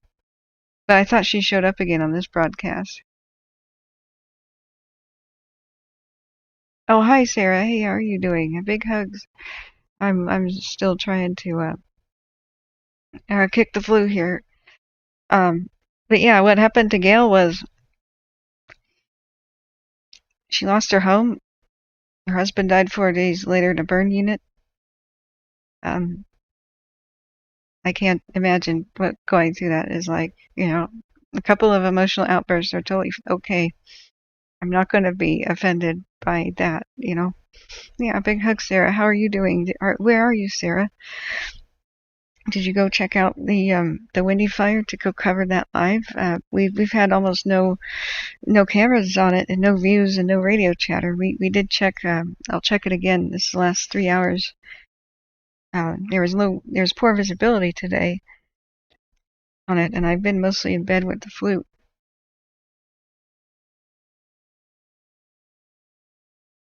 Okay. Yeah, I don't know who did that. I'll have to go check out the text. Just some mods don't know about some people because we're not all online at the same time. Yeah. Well, yeah, just email me, then I'll just talk to both parties. Because I think that's just a misunderstanding. Sometimes, very emotional people can look like they're trolling or something, but, she isn't. Did we lose the Tobias Peak cam? No, that's our last frame, but usually when it does a micro update like that and doesn't complete, usually there's a gap in when we've lost a cam. But yeah, have you... Oh, okay. Oh, you were dealing with her, Sarah? Oh, okay. No worries. She got a little bit frustrated earlier. It was a bit disproportionate to the conversation, but I recognized it was trauma, so I responded calmly, adjusted. She politely excused herself. Oh, okay. Oh, that's okay. Yeah. And that's a good way to handle things. Thank you, Sarah, and everybody. I don't. We sometimes have to ban people that are traumatized if they just can't calm down, and it's not something we ever want to do. But we can't have other people getting super upset. We can be supportive, but it's sometimes best to just suggest somebody time out and take a walk. And it is easy to misunderstand people when we're communicating by text. You're so very right, Sarah. How are you doing right now, Sarah? Have you if you have that link to your GoFundMe, I can start pinning that and helping you. Because Sarah lost her home. Sarah came into the chat. Remember when the Caldor was really starting to take off and they began to evacuate Kybers and that area? Sarah came in and was having trouble getting her mom to evacuate Kybers, and she did, and eventually came to Sarah's place at Tahoe, only for Sarah's place to burn to the ground at Sierra Tahoe later when it climbed up of Lover's Leap that night. We were worried for Tahoe. And so Sarah's mom's place is still around, and it looks like 50 is finally being opened tomorrow for residents. I don't know if she's able to go back home or if you guys are waiting on that. But hopefully hopefully this rain is making it much safer. I'm glad to hear that they're starting to move traffic through 50. It sounds like it's a much safer environment. But we've got almost no visuals. We're trying to track the KMP and Windy best we can. King George Ridge just looks like there's a lot of smoke there in the way of the cams. You're in South Lake at an Airbnb breakfast for now. Didn't get to Windy because the feds managed that one, so limited to no media access. Oh, really? Oh, because it's federal land. I see. Oh. Yeah. I wonder how that works. Do you have a press pass or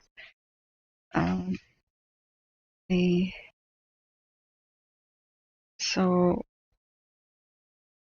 yeah, if you guys can just talk to me privately about those sorts of things. That's not good leadership to talk about people like in the public sphere when they're just trying to help situation and just trying to be mods. If anybody has made a mistake, we should just give them the benefit of the doubt. Like nobody knows everybody here in chat, And so Sarah says, correct. California agencies can't restrict media access unless it's a crime scene. Wow.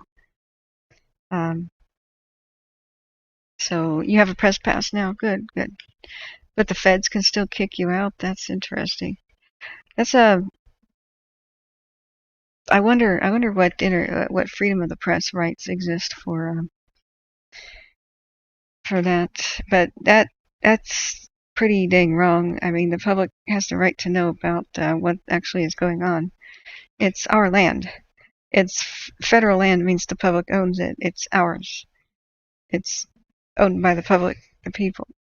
So Sarah says if it's National Park Service, BLM, or U.S. Forest Service, it's federal laws. Interesting. Okay, that's Sarah's GoFundMe for rebuilding her lost home.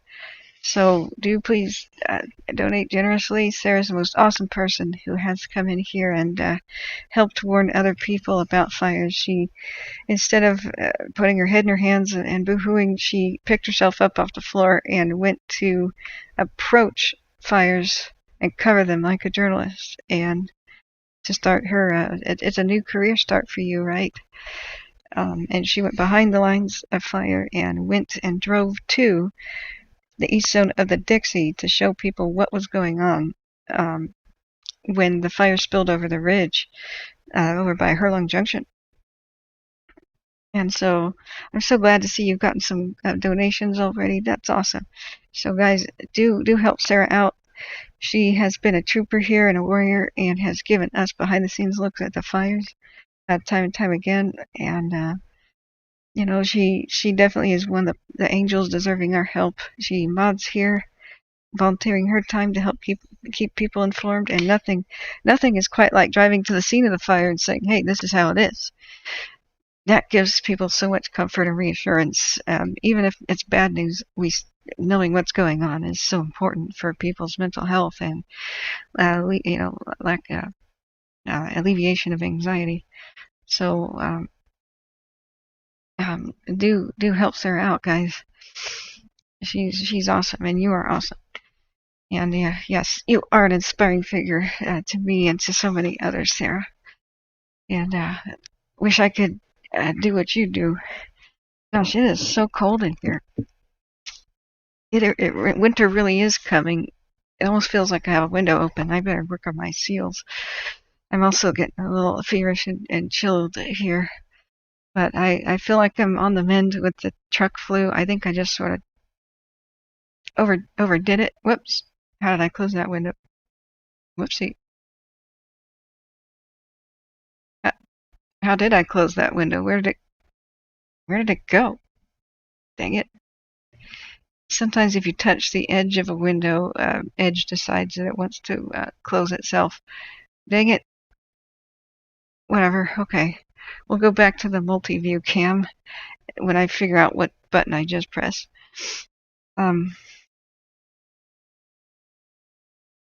Really? It closed the whole shebang? Arg. So I have two monitors, and there's a magic button on the side of my screen that minimizes all at once, and I think I just hit that. Dang it, Windows. Where the two monitors overlap is like, hey, it did again. Yep, I found out which button it is. Okay. Where the two monitors overlap, I move my cursor around, and that sometimes smacks right into it because the two monitors are different sizes. So moving my cursor to the left goes straight into that black pit. So whoopsie. So we'll get some of those windows open again that I just closed. Like, wasn't it windy? Yeah. Okay. So there wasn't much to see anyway. We were going over the alert wildfire cams, and Windy is kind of smoked in at the moment. We'll go back and try and check it out.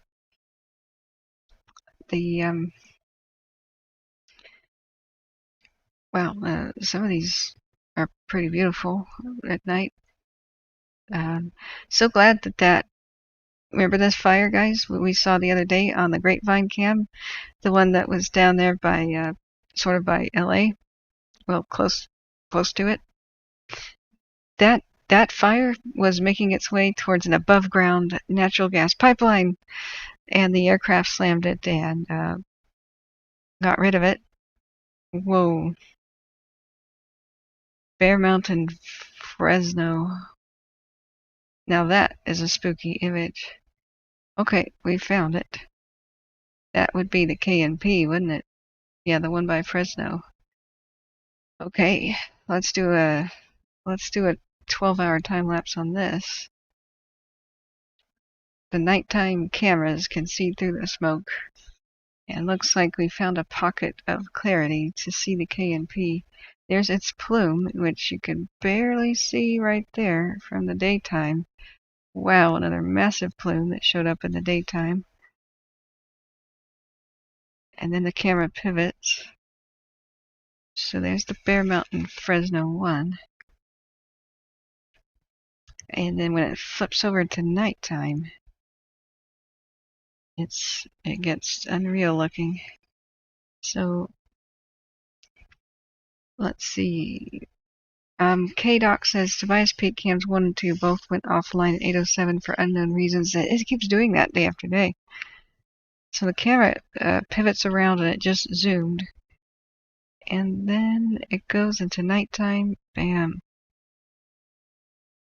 And then it really zooms in. This is going to be very hard to pinpoint where exactly it's looking at the zoom level, perhaps. But we can try to figure this out. So we still have active, vigorous burning of the fire up on the K&P. Let's do the magic trick here, where you click on the camera, and then you click on camera target, and it has a bit more of a laser beam.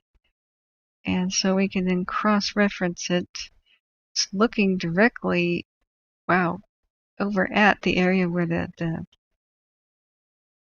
General's Grove is, like the General Sherman tree are right in there. So we can now look at the heat detections and see which ridge we're looking at. It could be something like this, or it could be something like this.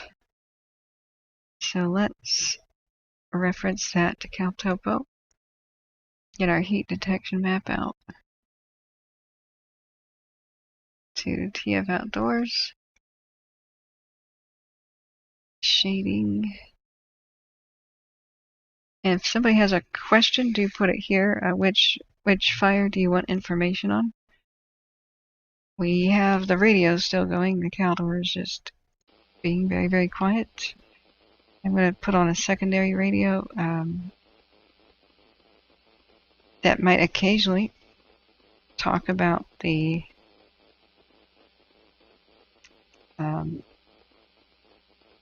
Sequoia Park, but that one almost never queues up. We'll just wait for it. So that one's on now. Let's go to our,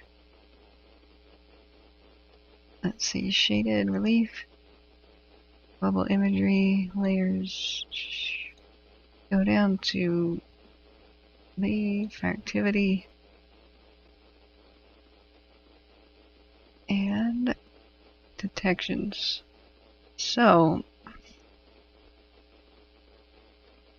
I'm guessing,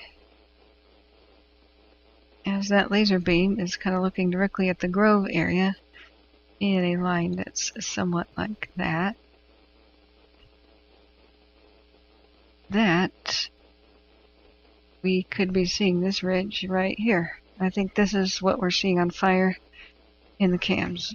So let's zoom in and get a name of that peak from a different layer. Scan Yucca Mountain. I would imagine that's the peak at Yucca Mountain on fire. Let's see if we have a, well, the Forest Service map kind of ends right there for some reason. Let's go to scan to topos. Is that a 5,000 foot-ish tall peak? It says 4929. That seems really low for being this high, actually. TF Outdoors, have peak meters. 1497 meters is what in feet? 1497 meters is what in feet? Cheat sheet here.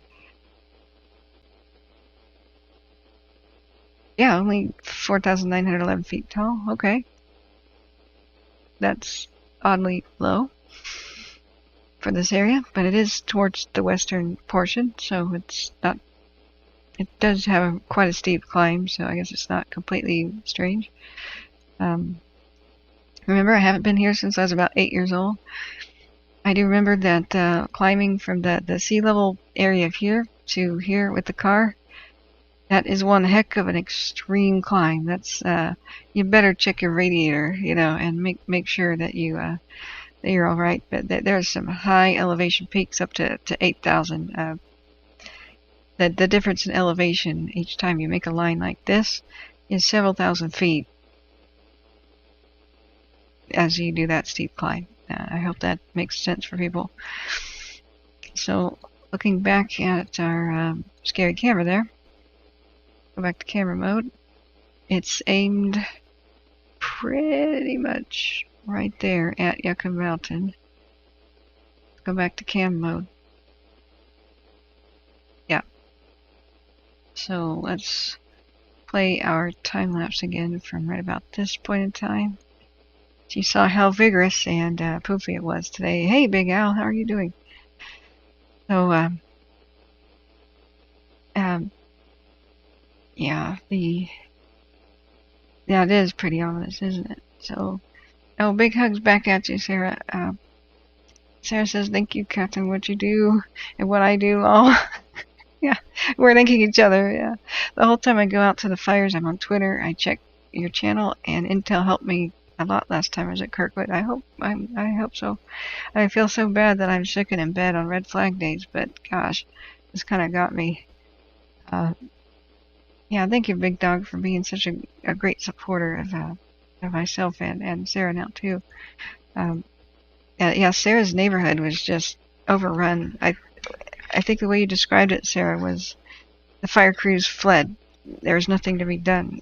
When the Caldor climbed up over Lover's Lane, or Lover's Leap, excuse me, up into the Sierra Tahoe area, there was no lines to fall back on. There was nothing to be done, and they just said go, go, go, right? And everybody just got out, if I remember. And that's a real sad story.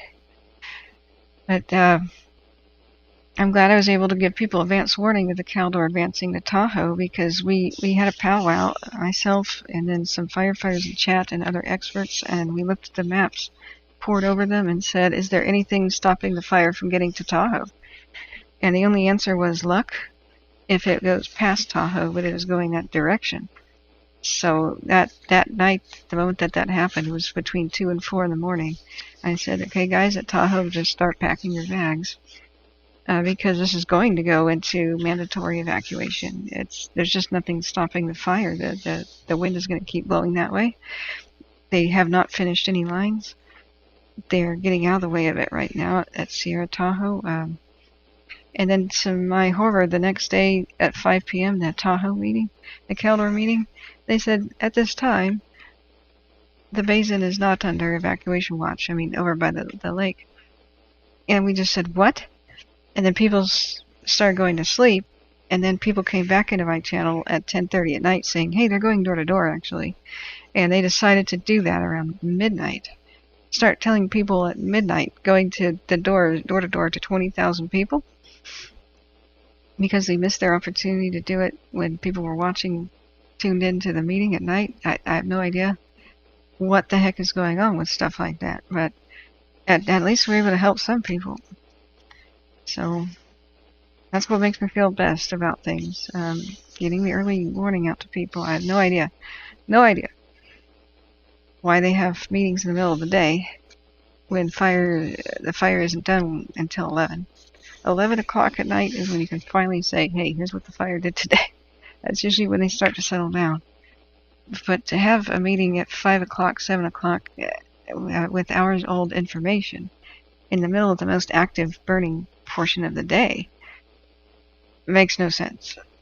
Whatever you're telling the public is irrelevant at that moment. So just shrug, we do what we can to help the community, but you guys coming in here and sharing information, all of us pulling it together, that's what this whole community is about. I'm so grateful to have you guys here to help me and help others. Because we're kind of on our own. I got the same we're on our own feeling that many people do about these fires. They're getting better with their communication, but there's all kinds of things wrong with it. So, hey, Tiernan, how are you doing? Sorry, Rob says, what is the elevation of the camera, the place with the camera on? That's a good question. It is right here. Elevation 3,376 feet at this Bear Mountain 1 Fresno camp. So it would be looking up, because this is 4,900-ish feet Yucca Mountain is. It could be that Yucca Peak is over here and this is its flank. You can see the steepness of the terrain here. It did zoom in, and so it's kind of hard to see. But we could check Sentinel Pro satellite as well to kind of get a bearing on that, because the Yucca Mountain seems to be exactly where the laser beams pointed. with its indicator. See right there? The point goes in between the roads. So if we go back to CalTopo,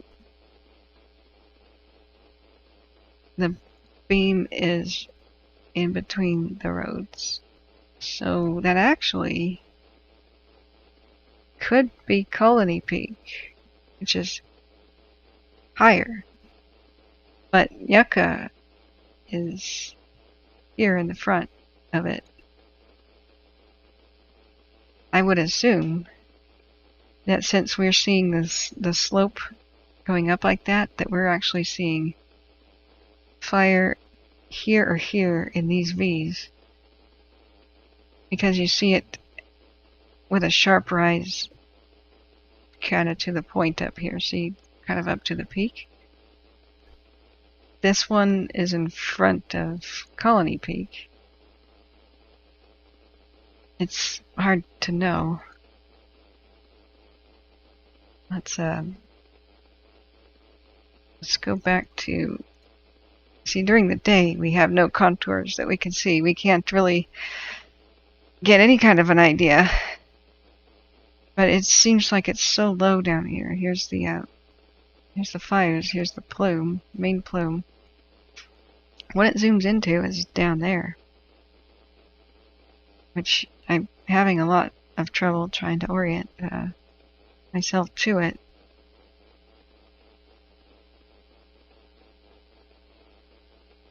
And then at some points where you can see, like right back here, we've got an outline of a peak.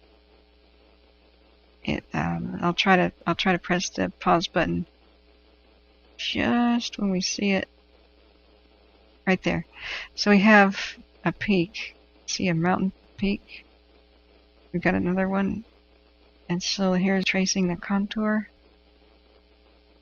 I think we might have a ridge line like that. And this is where it zooms in with the fire.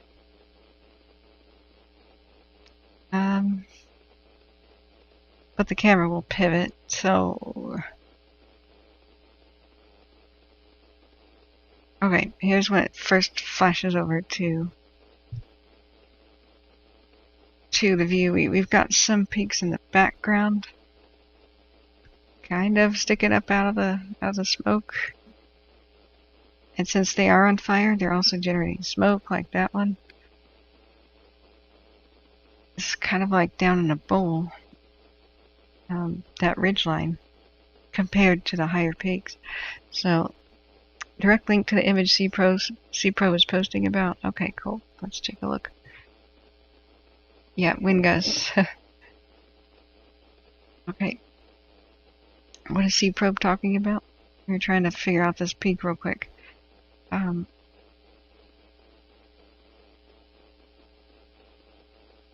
Because I would be tempted to think that it would be over here.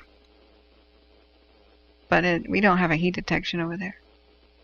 Tonight the airplane should be flying over to give us a for sure, this is the way it is, map of where the fire's at with the infrared flyover. But that will happen around midnight. I wouldn't expect to get an updated perimeter map until like 1 or 2 in the morning. So what's CProbe talking about? Let's go back and look at this kind of scary image. So CProbe says, click on the middle wind Sunday PM, Tuesday AM tab for forecast gusts graphic.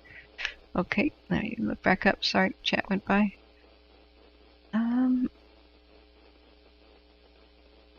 Let's see. Going back up. Big Al says, yeah, that climb up the road is pretty steep with switchbacks. Yeah, it is. That's what I remember getting horrendously sick.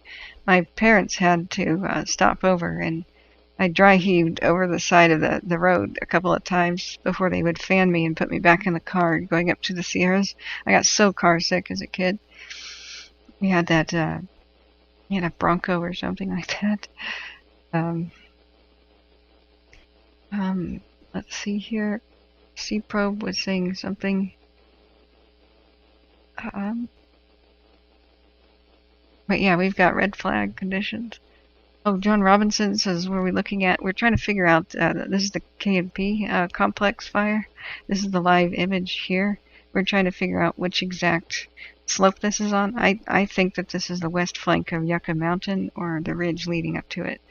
By my reckoning, trying to figure it out, cross-referencing the new heat detections with the cam view, which is looking right here.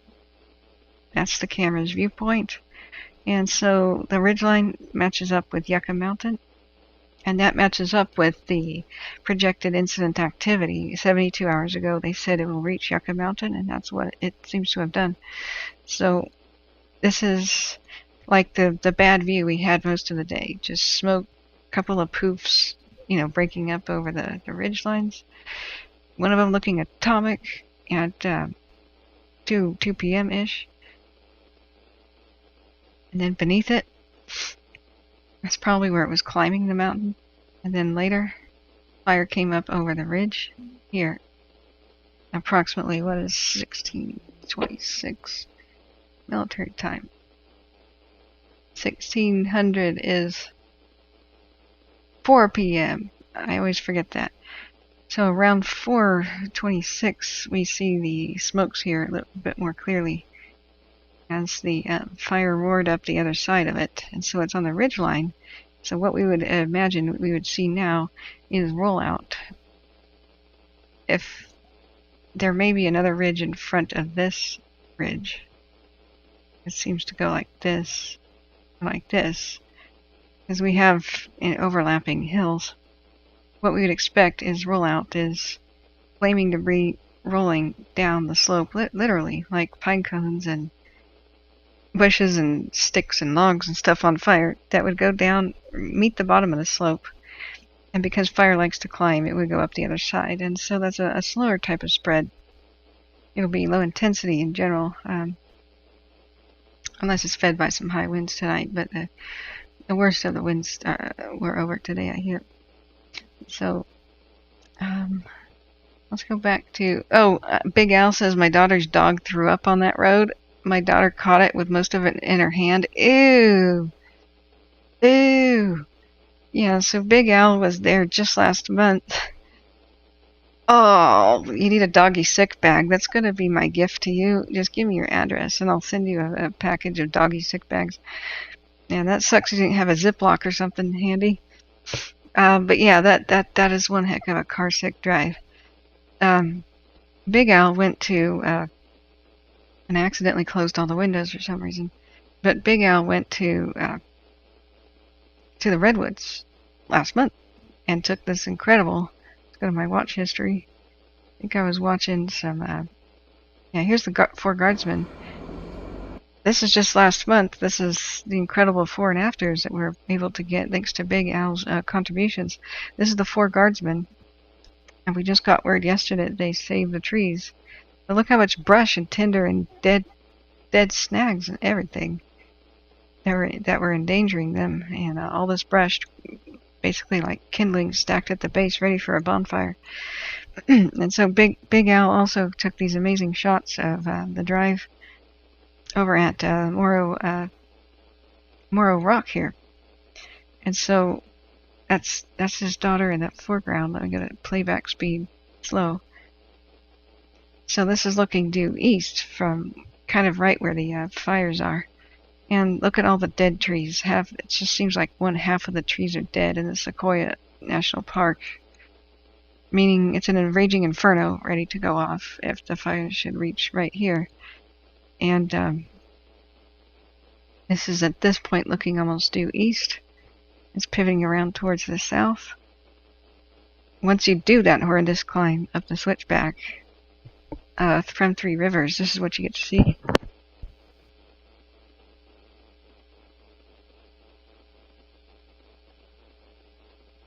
I can assume at this point that she's washed her hands after the dog got sick. And I want to draw your attention to this rock because it's been pretty amazing what I can show you next. That's Morro Rock here. It's a lookout area. and swinging around looking towards the west. And it was at this point when I said, wait a second, isn't this like the panorama? And we looked at the panorama. It lines up pretty perfectly. Boom. Especially, there's the rock. This is made up of 3 different photographs. But look at the little thing there. Here's the switchback road going up the thing. Now this is when the fires were new.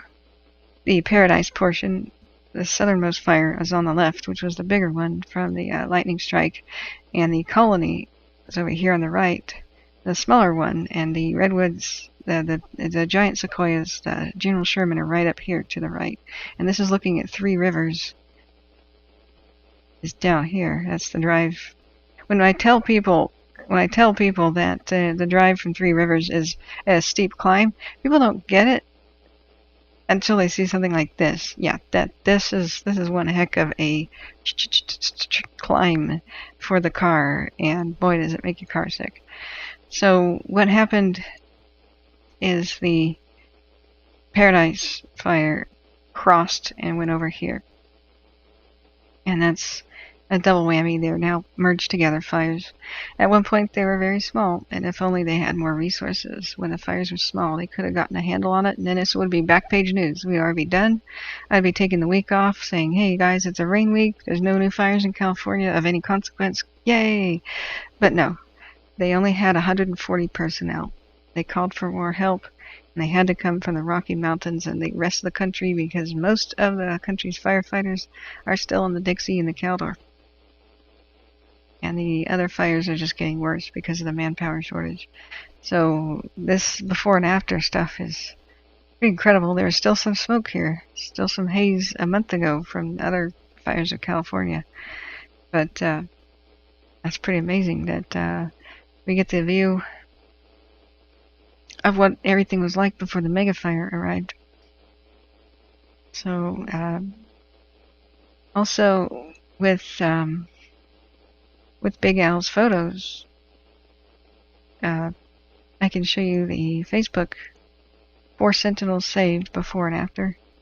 So here's, it got close. I think maybe I agree with you guys now. This was, I don't know if that was a controlled burn. The fire scar on the poor tree, it's kind of smoking still and blackened. I don't know if that's a shadow or optical illusion, or if it's just, but with the amount of smoke going up the tree, maybe it was attacked, by the fire. This kind of looks a little crumpled, like it might have been compromised, but for the most part that probably saved the tree.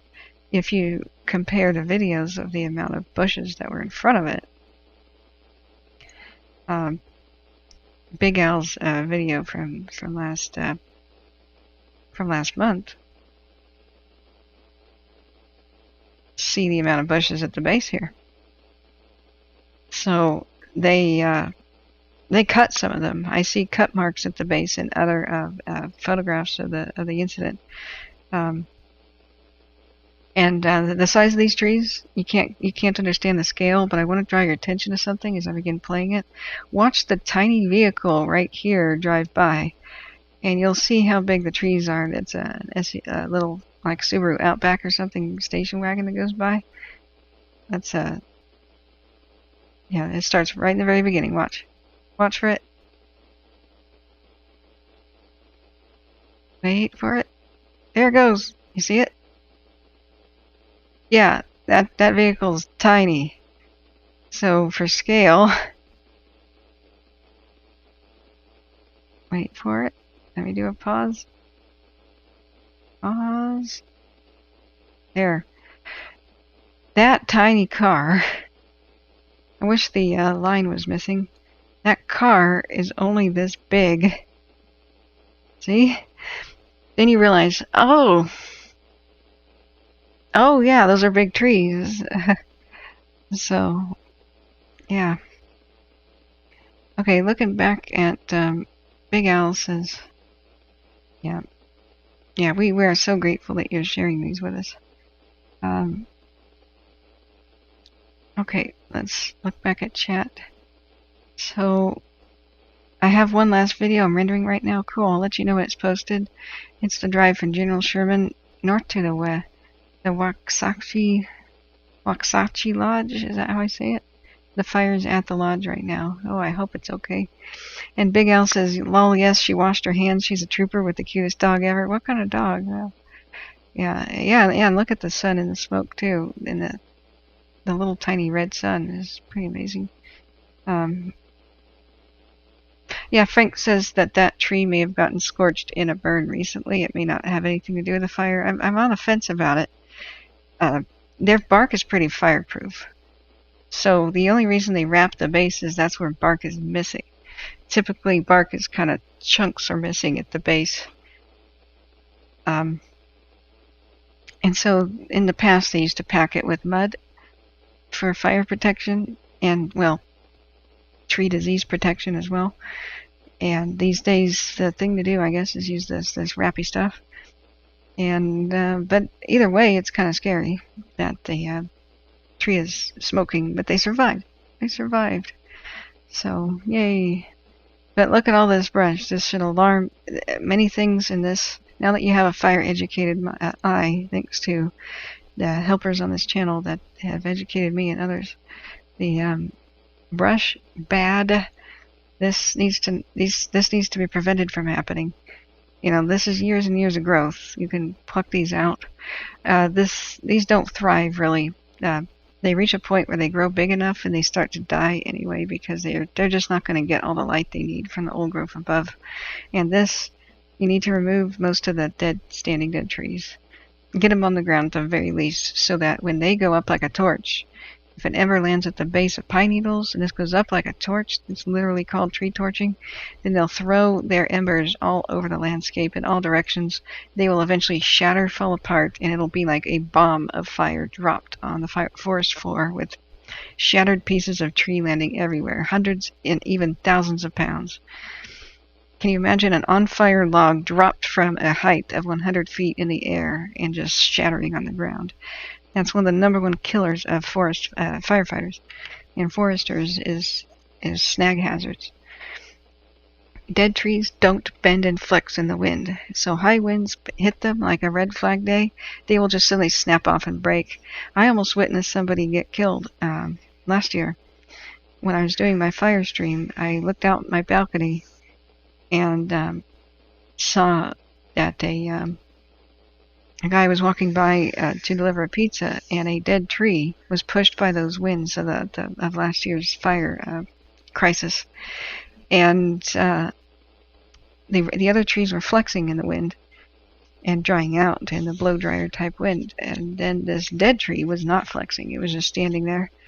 And all of a sudden it broke in half, and the half landed down, splashed in water. And the pieces of it went towards that guy, and he just sort of sidestepped a little bit. It didn't get that close to him, but really could have if the chunks had fallen in a different manner. And he just kept going. And he went and delivered that pizza. I think I would have peed my pants and dropped it, but he stayed pretty cool. But that's the main hazard. Is dead trees don't bend. You never know when they're going to shatter and pin you, and fall on you, pin you to the ground. We almost had a crew of 3 die on the Dixie. That was an emergency life flight. One of them was in critical and the other 2 were in serious conditions, and they had to stop defending neighborhoods in Dixie. Like, they went away from Childs Meadows, saying there's too many dead trees above us. We refuse to work in this hazardous condition, and that's correct. That's called working in a death trap, and nobody should do that. It'd be the same thing as a person going into the workplace with your building on fire and have the exits blocked, and randomly the ceiling can drop out on you. You know, that's not something you would ever want to do. So, hey, I think it's Grandma Deb 55 or Gma Deb 55. I'm sorry, I never understood what your name meant. What we think this is Yucca Mountain on fire here on the KNP. Let's do a shorter time lapse of like the last hour. The ridge leading up to Yucca Mountain and the Bear Mountain Fresno can. Oh, is the clock working? Nope, it stopped. Thank you for bringing that to my attention. There we go. If I ever minimize it on accident, it stops working. Thank you. So there it is. Yeah, exactly. Frank says snags are called widowmakers for a reason. Yes, absolutely. So, nature is fascinating, yeah. Sarah says, I just learned about the fire sequoia pinecone relationship. I don't know how accurate that is, though. That may be part of the mythology of it. Just another day at Domino's, yeah. So there's a myth that fire is required to open up pine cones, and it's really not true. If you've ever been to a forest and seen plenty of baby trees growing, even though there hasn't been a fire in a long time, that's because there's something called birds and squirrels that open up pine cones just fine and release seeds and scatter them all over the place. So fire can be beneficial and open up a pine cone. That's the really low intensity stuff. But I had a lot of trouble with people going into my stream last year insisting that fires have to happen or new trees won't grow, and I just playfully got on Google Earth and the Google car, and I said, see all these baby trees? That's because birds, they're called conebills. You know, things like cardinals, they eat, they're a cone-shaped beak of a bird is designed to reach into a pine cone. So birds with this shape of a beak, they're called conebills. It's a bird that's smiling, right?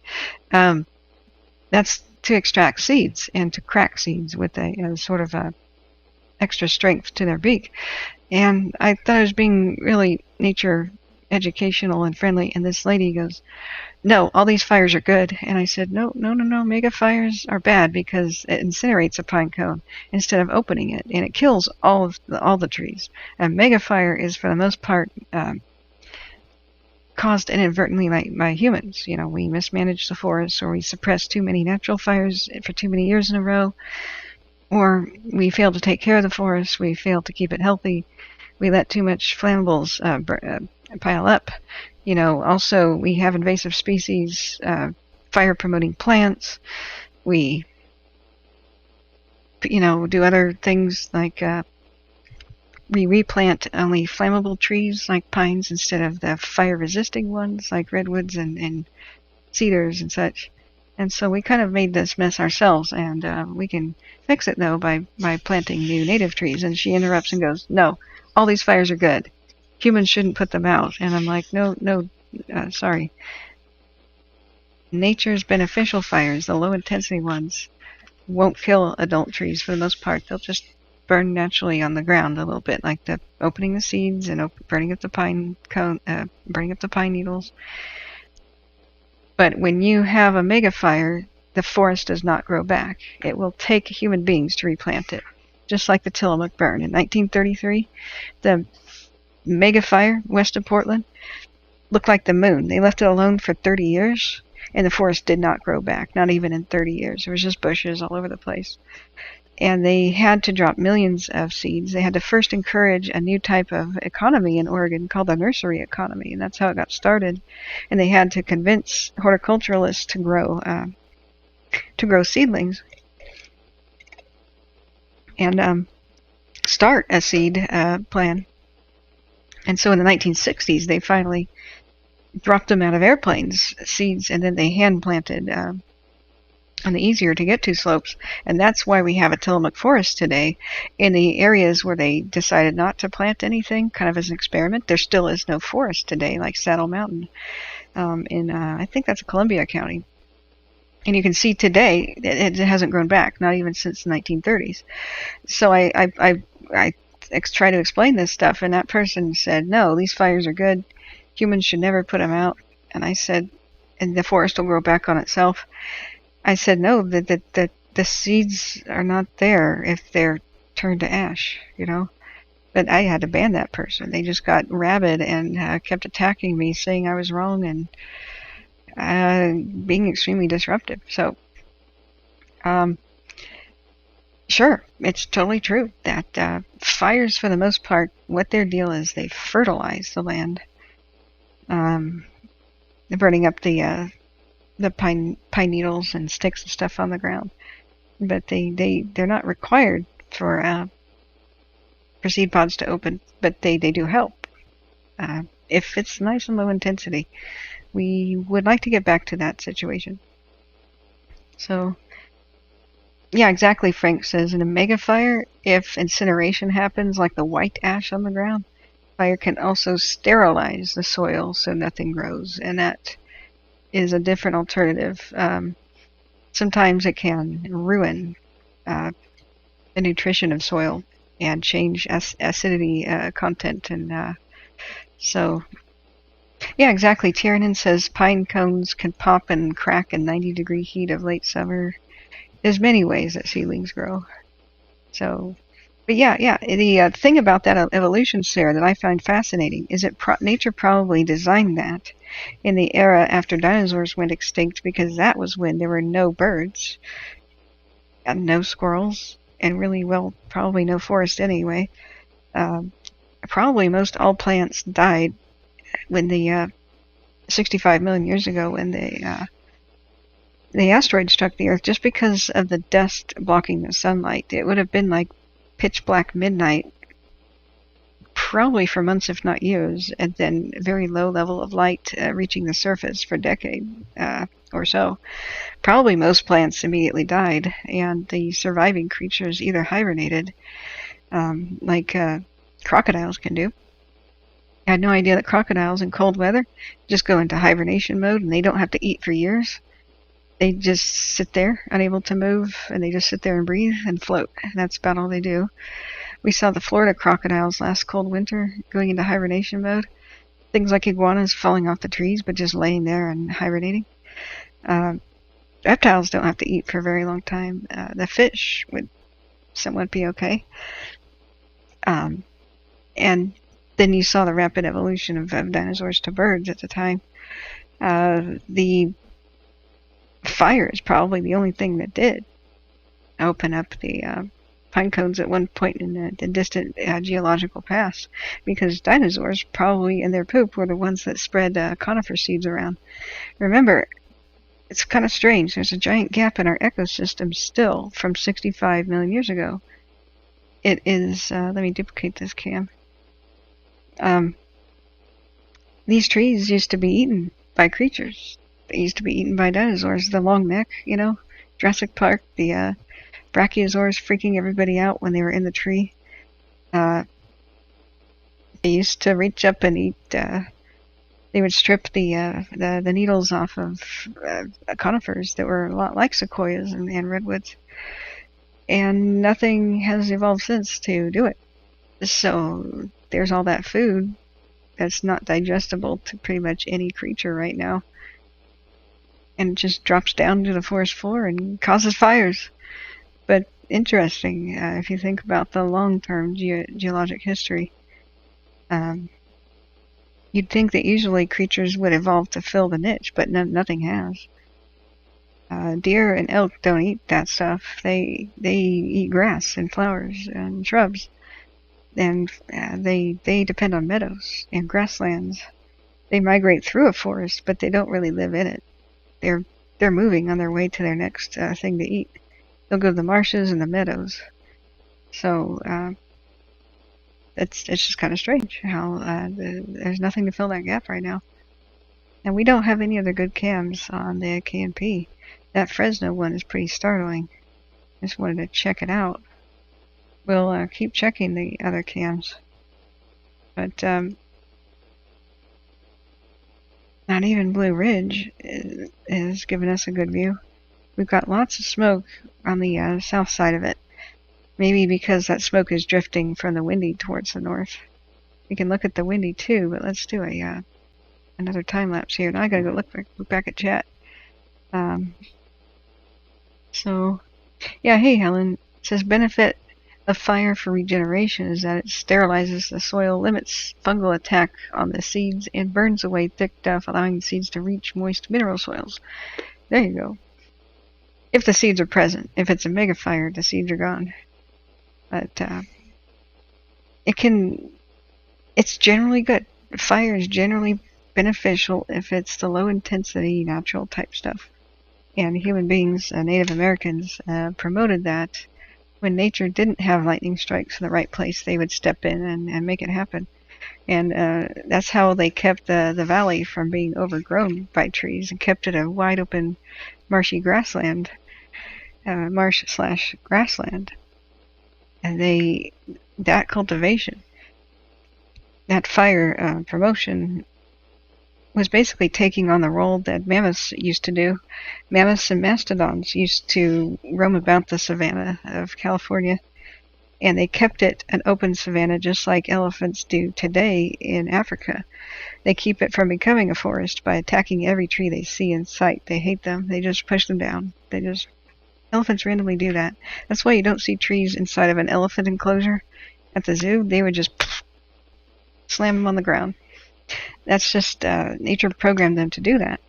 So with the extinction of mammoths and mastodons, human beings were the ones who kept the Oregon's Willamette Valley and California Valley from becoming completely forested and overgrown by brush, by constantly lighting the fires that if lightning didn't do the job, taking over the missing ecological niche from the missing elephant-like creatures. People think that the Ice Age was some sort of a natural extinction, but if you think about things happening from space, that's kind of unnatural.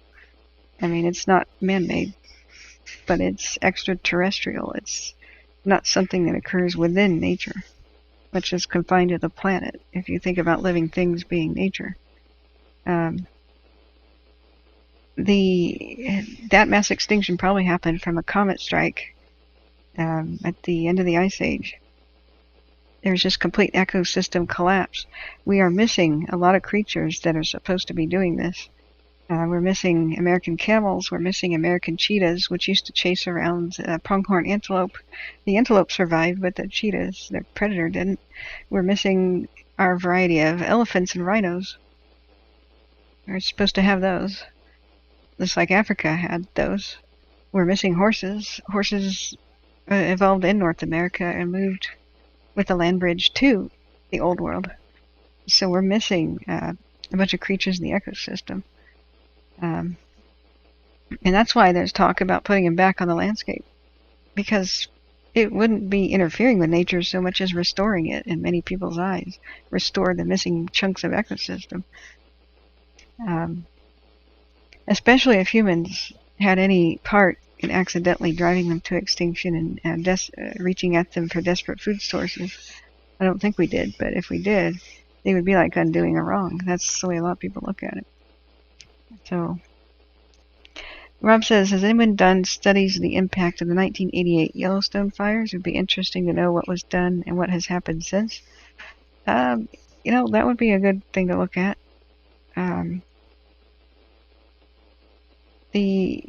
I have not. Fire study was not my thing. The fire stream happened because there's an emergency situation last year. And I had helped the year before, help people find out information about Paradise. But I don't like fire in general. It hasn't been my branch of study outside of my branch of study, which is ghost towns. I studied the Tillamook burn because that caused more than 16 ghost towns, which never really came back. People wonder if mountain towns rebuild after fires. Oftentimes they don't. Unfortunately, sometimes they were clinging to life already.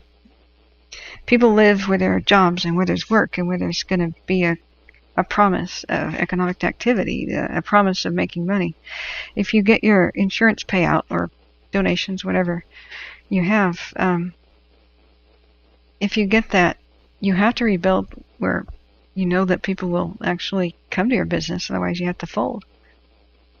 And you can only live where there's jobs, except for the occasional retiree, of course. But we hope that these mountain towns will bounce back, but they only will if people go and visit them and give them money. So as soon as you can, as soon as these places open back up, go visit. Go spend some kind of money somewhere to help these communities come back. I mean, fire tourism is a dark kind of thing, disaster tourism, but make it a thing. It will help them to come back, or do something else recreational in the area. Whatever you can. The unfortunate reality is some of them will never really be the same, not for a very, very long time. Never quite like what they were. Just because it's hard to make a living in the mountains. It used to be pretty much gold mining. It used to be timber, and that was basically it. Both have collapsed as economically. So tourism is the rest, and in general, people don't want to visit a wasteland. Or they think, well, I want to see that, but it would be rude. It was not rude. Go help, bring extra toiletries, little things, offer them to people that drive by if you're at a parking lot. Hey, were you affected by the fires? Do you need something? Just take notes, meet people, ask them what they need, and offer to help. Fill up your gas tank in the mountains. Eat out at the restaurants that are still open, So, yeah. Oh, yeah, the impact of reintroducing wolves and such, yeah. The thing about reintroducing wolves is that it's a little bit controversial because they're not exactly the same type of wolves that we had in the lower 48. The ones from Canada are a different kind of subspecies. We had many different subspecies that have nothing to do with that particular behavior of what they did reintroduce into Yellowstone. Like the wolves of California and such, they were completely different than those gray wolves. In the South, especially in like the East Coast, the red wolf was the main type of wolf. So it's best we can do, though. I mean, we can't bring them back from the dead, the exact same subspecies we had. Yeah, D-Years, I do not have a Ghost Towns page exactly right now.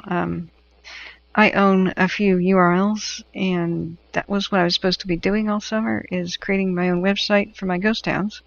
I mean, and remember, it's not paranormal, it's regular history. And then I was going to put up some videos where I pre-scouted some of them for filming and say, please help me fundraise for a camera.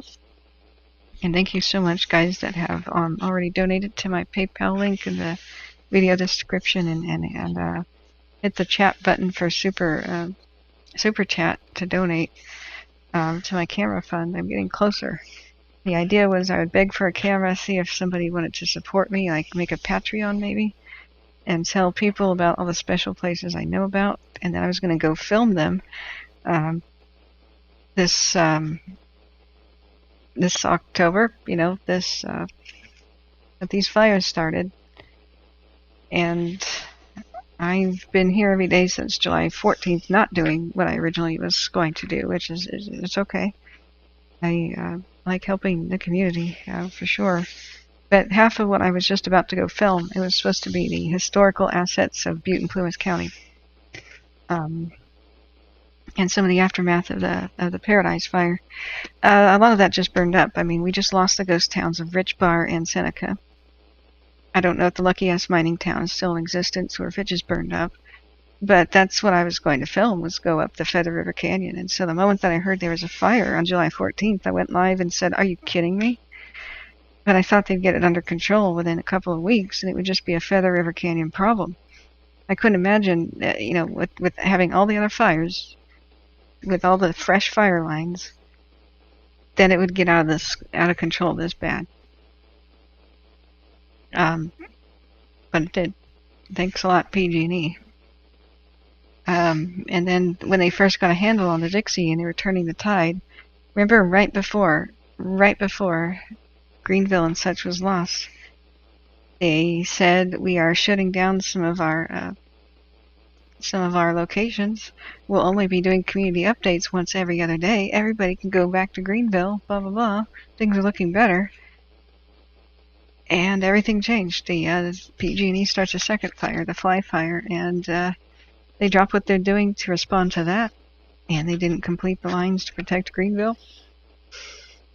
And then Greenville was incinerated, and the the next red flag day hit, and the rest is history. But every time they were about to get a handle on the Dixie, some new thing happened. Just when they started to get a handle on that, the new spot fire over by Janesville, and just when they were about to get a handle on that, it spreads towards Lassen Park. It just, it goes on and on and on. But I will try to get back. I'll try to get back to my original life as soon as possible. I'm just hoping that there's a break in between these fires when the Diablo winds and Santa Ana wind season happens. But my spirits are buoyed by the fact that so many people seem interested in it. That would be great. I am a no paranormal nonsense person. I think it's cute and everything, but I don't believe in ghosts. It's just the town died, not anybody. But yeah, it's more important than ever. More important than ever to go and film history before fires and other things make it disappear. The thing that I was about to do, my first documentary, was going to be on the Dogtown Nugget. So I figured I would film it with a cell phone. I started making contact with the people at the Gold Nugget Museum in Paradise, inquiring about, what's at the museum, because I hadn't been there since I was a child. I took horseback riding lessons as a child in Paradise. And this is nice, moderate, slow activity. Look how smoky it is. I think we might have a quieter night tonight. The winds may have died down, just looking at the amount of smoke, at least partially. They're still active. You can still see the swirls of smoke up here. I keep replaying this because there's no other camera to look at right now. It would be really good news for these. But I was going to go film with a cell phone about the 54-pound Dogtown Nugget that was found at Dogtown, which some people confuse Paradise with Dogtown. Paradise was called Pair of Dice, and Magalia was called Dogtown. But in books, some people got it wrong. So let's do a 3-hour time lapse again. That's the current situation on the K&P. And we just see it sort of backing down the slope. It's nice and slow. So it's just burning down, down, down, making its way to the ground. Some of this is individual tree or group torching of trees going up, or big stands of oily brush. But for the most part, that's low intensity, just fire backing down the slopes. I think of Yucca Mountain. It's really hard to tell. But, yeah, I was making contact with my brother still lived there. I was going to stay with my brother for a weekend and film everything I could at the Nugget Museum. And then I was going to try to interview the people who just found a giant nugget a couple of years ago in Butte County, the size of a man's fist. Now, that's one of the largest nuggets to be found in recent history. I mean, it's huge nugget country, the whole, just north of the Mother Lode in the Sierras. And guess what I was watching? HBO Max, which I had a 7-day free trial with, has Pale Rider. And so Clint Eastwood has a new movie come out, but his whole movie, which was the highest grossing Western in the 80s, it's a super classic, called Pale Rider, is all about the hydro mining, and it's basically supposed to take place in California. I mean, they partially filmed it in California, but they had to go to another state to get the scenes for the hydro mining. Malakoff Diggings might still have some hydraulic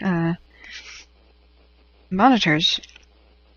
I have been there since childhood, but few of that stuff is on display as if it was still working. Most of that has gone and fallen, collapsed with history, like all the wooden flumes and such that they used to make. You believe you've seen that one? See it again. It's just amazing.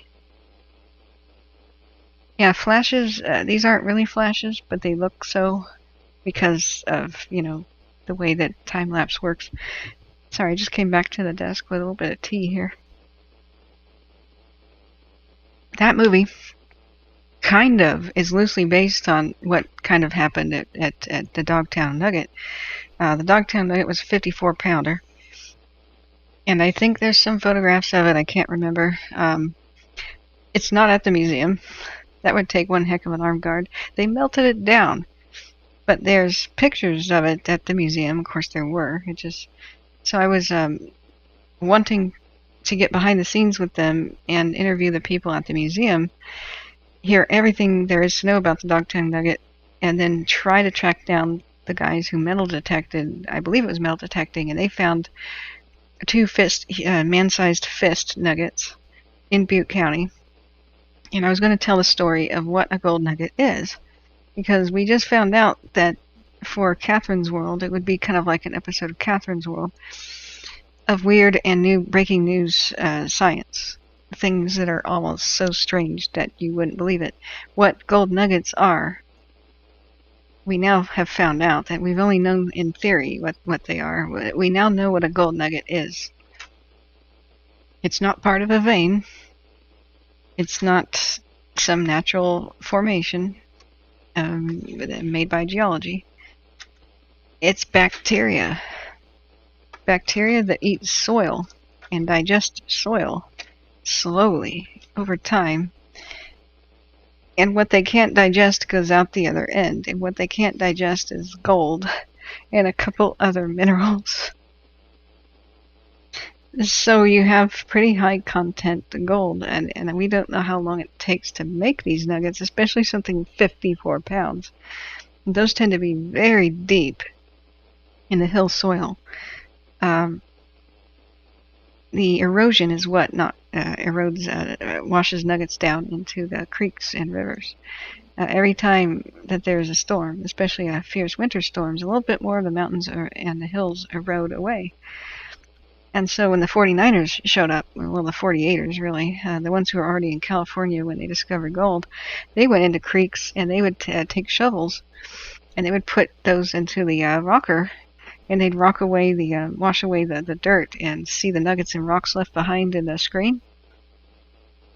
And they'd scream Eureka and have enough nuggets to put to fill their entire hat, just almost with every shovelful once they hit a good spot on the river. And that's because there was more than,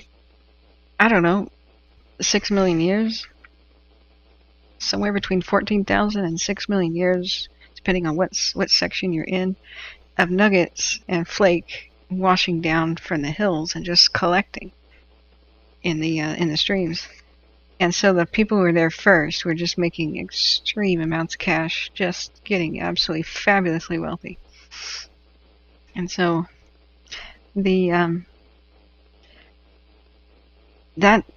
tying all that together, what is a nugget? Why are there gigantic nuggets that have been found in Butte County? What makes it nugget country?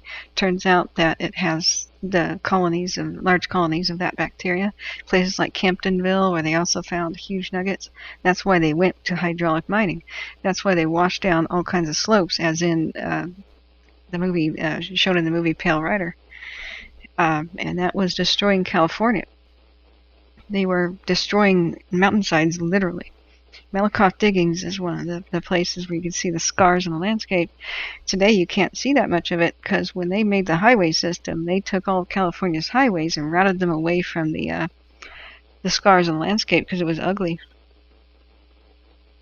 They wanted strategically to have lovely drives, for tourism. But you go into the old roads of California. You go on the backside of Timbuktu and up the Yuba River and such. You go to places around Camptonville, and you'll be shocked at the horrible scars you see in the landscape of just missing mountains and washed away features. There was a giant court battle. Places like Marysville became a ghost town permanently, one that can't grow, because they had to put levees on every square inch of California's rivers downstream in the valley because They washed so much sediment down into the valley that it silted up the rivers and made them shallow, and now they flood constantly. That's why we have really bad floods in the valleys, because of all that hydraulic mining. And there was a huge court battle. It was like people versus hydraulic mining companies. 1886, 1888, finally got that banned. Boom. There were suddenly hundreds of ghost towns overnight that were based on hydraulic mining. That just, boom, people picked up and left. Places like Timbuktu, California, and Smartsville next door. Others in the mountains. And the damage is still there today. And you don't find 54-pound nuggets anymore because they had to wash away entire mountains to find treasure like that, but they did. So you can connect all of that history together into one fascinating documentary, I thought. And I thought, this is going to be great. I started writing the script. I started making contacts with the folks down there in Butte County. Next thing I know, my phone blows up.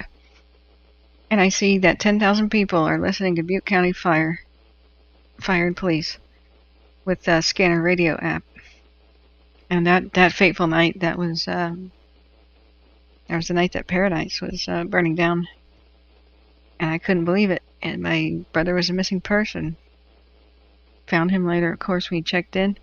His house burns to the ground. Fire caused by PG&E lines, keeping them up during a red flag event. That's it, during Diablo winds. Changed my life forever. My brother had to leave the state. He was too traumatized to go back. They just got in the car and left. Drove through fire, and the neighbors died behind him that didn't make it out. He's gone. He left the state. He can't take that fire risk anymore. And it's kind of broken up my family. You know, the very year prior, family friend dying in a fire. That's how I got into this. It's kind of a long story, but the Gold Nugget Museum burned to the ground. I went and saw its ruins. There's bright spots. There's the train station Museum of Paradise is still there, but I don't know how many priceless photographs will just never be replaced. I hope they scanned and uploaded a lot of them, but I don't know. I don't know if they were able to save or any of them. But this is a repeating history about me and my wanting to document history before it's gone. So I think everybody who's helped donate to my camera fund, because the only thing that kept me delaying this, I could have done this for the last 6 years, is I didn't have a good camera. It's been kind of rough not working much during 2020 and COVID, and I can't go and interview old timers. I could have done that with a cell phone, but I couldn't. You know, now I'm vaccinated and I feel much better about meeting them. But it's been just so frustrating. But I'll get to it the moment that I feel better and get that camera. I'll get on the road and interview as many old timers as possible. If you know anybody that, or if you want to share memories, please get in touch with me with my email. It's kathryn.davidson.wildfires@gmail.com. I'll interview you or anybody you might know in your community. As I drive down through California, I'll try to film what's left. You know, I never did live in Paradise. I took horseback riding lessons there. We had to drive, in there. But it was quite a while ago. I mean, the town didn't change that much. When I finally made it down to California after the fire, was very late November. Well, not really after the fire. It had left and gone up into the mountains and still burned for weeks.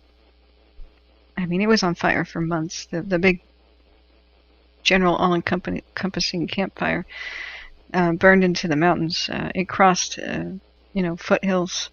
It went into the valley. It tried to, in fact, it did jump the highway in the flatland, and then it went in different directions towards Sterling City. They barely saved Sterling City. I drove up there and saw parts of the forest that had burned up. Went through Lovelock and all those places. But I couldn't get in too close because it was torrentially raining at the time, and they were having landslides.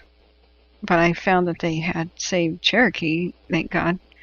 But a lot of homes didn't survive around Cherokee. So Cherokee, the ghost town, it was also a hydraulic mining town, was saved. And I think the Oregon House, is it called Oregon House or Oregon Peak? I get those two confused. That the Oregon Covered Bridge, which is that and a schoolhouse, is the only thing that remains of that ghost town, were saved. But then we took horrible losses, like the Honey Run Covered Bridge was lost, the flumes were lost, and much of the town of Paradise, of course, being lost, plus most of Megalia's old historic district was lost. I've watched in the last couple of years any of the places I want to film just burn up right in front of my eyes, so I gotta get to it. We gotta get to it. I gotta film whatever I can, so if you want to donate to my camera fund, the PayPal link's in the video description. This is also my email. You can send a gift card or something. Help me buy camera gear for Amazon. But really, after you've donated to the victims of the fires, just the leftover change. But I want to interview fire victims and make fire survival videos. That's what's changed. I don't just want to make them about history any longer. I want to share my fire survival knowledge and that I learned from interviewing survivors and knowing firefighters, because that's so important. This situation isn't going to change, you know. We have to live with this for the near foreseeable future. This stuff happening. Yeah, Frank Presley says, you've seen several monitors in the area mining museums. I hope we didn't lose the mining museum of Centerville to the Camp Fire. I'm not sure if we did. But, yeah, there's some at Cherokee. Let's go back up to... Yeah, thanks, Barbara. Hey, I didn't see you come in. Sorry, I didn't look at the chat for a while. Yeah. Yeah, Dee says, history is fascinating. Please let me know when you get going on it. Thanks. Sure. Of course I will. If you hit the subscribe button and the ringing bell, I want to do a couple things in the future. A, cover the fires during the winter Diablo and Santa Ana season. But B, have a big fundraiser. The fires aren't quite done, and so I've delayed having that because I would hate to have to do it and then some people lose their homes afterwards. So I'm trying to find the right period of time for it. It'll be 'tis the season for giving as well. There'll be Thanksgiving before you know it. So I'm wondering if we could have like a holiday special of give to the fire victims. You guys can help me with that. But if you want to know whenever I go live, you can hit the ringing bell icon. If looking at fires is too much, I think a lot of people just don't want to hear about them anymore, especially if they're involved in the Caldor and other things that are winding down. You could look at the title at least, and if it says fundraiser, boom, you could come back and participate. That's what I hope people will do if they hit the subscribe button for the channel and the ringing bell. But yeah, that's cool, Dee. I definitely... If you have a special place you want me to go, and if I get enough patrons, it'll be like this. I'll make fire safety videos, fire aftermath documentaries, history documentaries, and then I'll ask my patrons, where do you want me to go? Which town do you want me to go film, and what do you want me to go see? And I also want to promote tourism to all these places that are hurting. Just like you said, Sarah, the Tahoe's hurting bad from the fire. We already are hurting from COVID, but with the highway closures and evacuations, it's really sad. Yeah, it is going to be hard for those mountain towns to bounce back and not lose population and not take an economic hit. But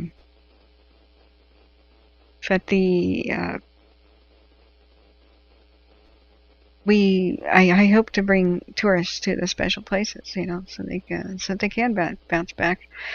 Tahoe and all these mountain places basically lost almost all of their tourist revenue from 2020 because of COVID. And then for the fires to lose the tourist revenue for most of the year this year is going to be absolutely horrendous. So, but I hope to help with that. Especially obscure places, obscure special places, like Drakesbad. There's a lot of people who haven't heard of Drakesbad, and I'm so happy to report most of Drakesbad was saved. That's so great. Okay, I'm going to look back at Tobias Peak, but this is the latest image we have at Bear Mountain, Fresno. Let's just do a 15-minute. See what's been doing the last 15 minutes. This is nice, mild activity for the most part. That smoke blanket is what's helping. Now look at the smoke going almost vertical. Much lighter winds for the moment. That's good. Whew. I'm not saying it's going great on every other spot, but that's from the one cam that we can look at the KMP. It looks like the fire is really moderating. With maybe the Midnight Miracle. It's 11:21, guys. Hopefully the red flag stuff is behind us. Now here's the windy. Let's see if Tobias Peak is going to play nice again. There's Blue Ridge 2. There's the King George. Where's Tobias Peak? 1. Is it back? I hope so. Looks very zoomed out. Let's look at the last hour. Nope, it may be down. Let's look at the time. 19:59. Yeah, it's down. So we're stuck with the one camera to look at all fires right now. I don't know, other than Sierra Tahoe, if we have another cam to look at. And the radio's dead silent. This has been on the whole time. Now, Sequoia, Sierra National Forest, and Kings Canyon is on. El Dorado East Zone Communications is playing. There's only 4 people listening to each channel. That's because it's almost dead. So 19:59 is 8 o'clock, basically 7:59. Tobias Peak is dead as a doornail. It's the King George Ridge. This is all kinds of spooky. I just keep replaying this. I wish there was a loop button. The flashes, what they are flare-ups, and it may go on for part of the minute and then die down. However, the camera only takes 1 frame a minute, so it'll look like a flash of light, but it's not really a flash, you know. So, Big Al says if you decide to do before and after on Sequoia at any time, you're going to use the footage. It's yours. Oh, thank you so much. You're so awesome. Yeah, that could be pretty good. Since I haven't been there since I was 8, I should go back and take a look. And if I get a good movie camera, like a 4K cam, that'll look really good. Much better than my little things with a cell phone that I was trying to capture. It's been unreal. Last year's fires destroyed a whole lot of history too. In March I went walking towards Jawbone Flats and I noted all the dead trees in the landscape, thinking this is bad, and that there was almost no fire access roads. I was like, this is bad. So I got it in my mind that I would go talk to the people at Jawbone Flats and illustrate to them my concerns, that this is kind of primed for a eventual wildfire. And it being soggy, wet Oregon, I didn't expect to be listened to much, but I was at least going to tell them that you might want to think about having some fire access roads, or at least trails, for hotshots to be climbing around in. And my mom kind of sprained her knee a little bit, and we couldn't complete the walk, but I was going to film with a cell phone that ghost town, and it burned to the ground in the Beachy Creek fire with a couple of fatalities. It was absolutely horrendous. So filming Jawbone Flats was my alternative plan after the Dogtown Nugget in Paradise in Butte County blew up. And so my new plan this year was around May was to go up to the Feather River Canyon and film Rich Bar and other places and go on up to Plymouth County. And oh my God. So then I thought, as Plymouth County was on fire, well, okay, El Dorado and Placer counties still have a lot of history and a lot of mother load. Oh my God! And then the river fire and the Caldor. I'm thinking, okay, alternatives. What places haven't seen fire yet? We could, look further south in the Sierras and then the Windy Fire and the K&P. No, just no, just stop already. Stop. Time out. I need to go film these. Stop. Oh, they finally closed Kings Canyon? Oh, man. Yeah. Big Al says, I'm going back next summer to check out the damage. We'll hit Kings Canyon, Yosemite. All right, let's look at Facebook then. Oh, God. Okay. Thank you for the update. Sheriff issues new evacuation warnings due to K&P complex fire. A warning for the Wilsonia area of Kings Canyon National Park in Tulare County includes structures, side roads, and all associated roads, Forest Service roads, due to K&P. Remember how earlier today they said that the Kings Canyon was still open as a national park? And I said, why? Yeah, okay. No time like 11 at night to tell people about evacuation. I don't get it. Okay. The warning includes solar. It's voluntary. Community members are strongly encouraged to prep to evacuate if it becomes necessary. I'm sure almost nobody got this because it's 11 at night when they issued it. This means they're asleep right now instead of preparing. Okay. So it's the Wilsonia area. Let's find out where that is. Wilsonia, Tulare County.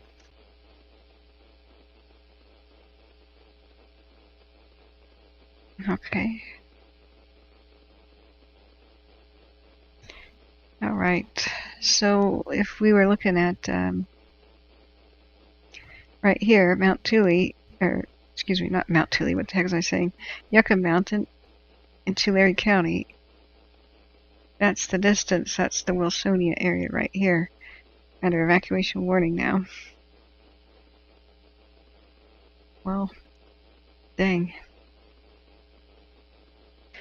That's because it's crossed this area. So what fire likes to do is roll down slopes, and when the flaming debris gets to the bottom, it'll climb. And I think I understand the worry is it's got an uphill climb up here anywhere that it spreads, and you have a ridge line that can align with wind. And so the wind can, if a south wind blows up towards the north, it can run the ridge line. It could spot down, and the fire would climb right up here because this is a steep terrain. Yikes. Same thing on if the fire gets up here, goes that ridge. It can roll down the slopes, light this on fire, climb this, roll down the slope, light that on fire, then roll up. There's many different ways that it can spread. I think that's lighter fuels, but they can run fast, the lighter stuff. Flashier stuff. I don't know how much is dead trees out here, but I imagine some are for sure. Yeah. Not that rocky. Thickly forested. Oh dear. So that's our thanks for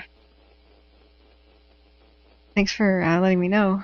But yeah, this is what I was just talking about earlier, is I have no idea why they have a community meeting. I mean, they didn't have one tonight, but in general on all these fires, they have community meetings at 5 p.m. and 7:30 p.m.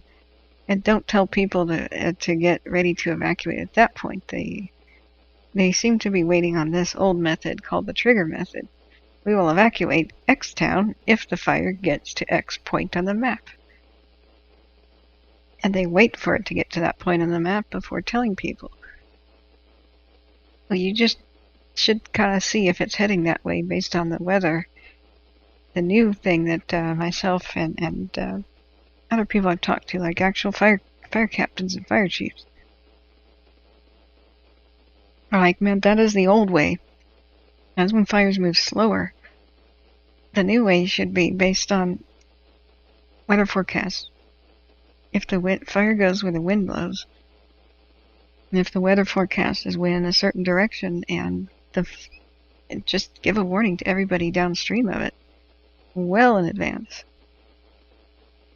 and do the mandatory evacuations if it looks like it might come down to that.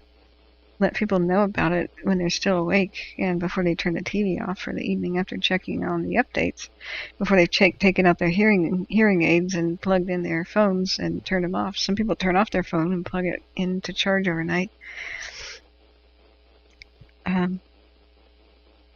Because going door to door in the middle of the night is just not the way to do things. The more hours you can give somebody to help prepare, the better. But what we see is these fires approaching their trigger points late in the evening, and then they push the button saying, up, Yucca Mountain, now let's push the button for Wilsonia. And then we have midnight evacuation, midnight knocking on doors. And if I were in that situation like they did that at Caldor, right, I know, Mark, they didn't have a meeting tonight, but what I'm saying is that even if they don't have a meeting, at the same time they have the updates on their social media. You know, like I read the updates on Facebook. And even when they do have meetings, like at the Caldor, they tell people things are fine and the fire hasn't reached their trigger point yet. But then people get a knock on their door at midnight. Oh, it did. They should be telling people that since it's very possible that a fire reaches our trigger in the next couple hours, please just get ready right now. And people at least would have extra hours to pack before they go to sleep. And if they were woken up, then they'd be able to just get in the car and go rather than, oh, here's a knock on your door at midnight, now start prepping. That kind of sucks. See what I'm saying? Oh, hey, Sean Connor, welcome back. I was wondering where you been. Says, hi, I'm sorry it's been so long. I've been here, just been really busy. Hey, no worries. Glad to see you. Let's go back up. I missed a bunch of chat. Oh, I'm so sorry, Tyrian. Tyrian?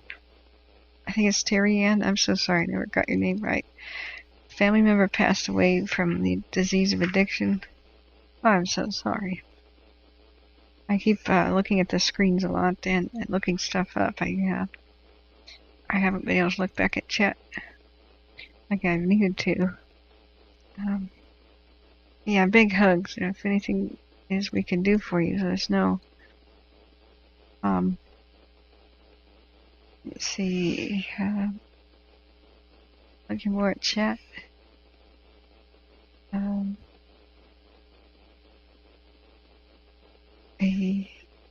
Oh, Sari, thanks for the pat on the head. Big hug, Sari.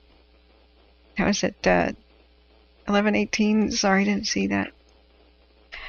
Rob says up to 1968, Sterling City was a transfer point for log from trucks from log to gondolas. From there, the logs were hauled north to a mill at Red Bluff. Wow. Gondolas? Really?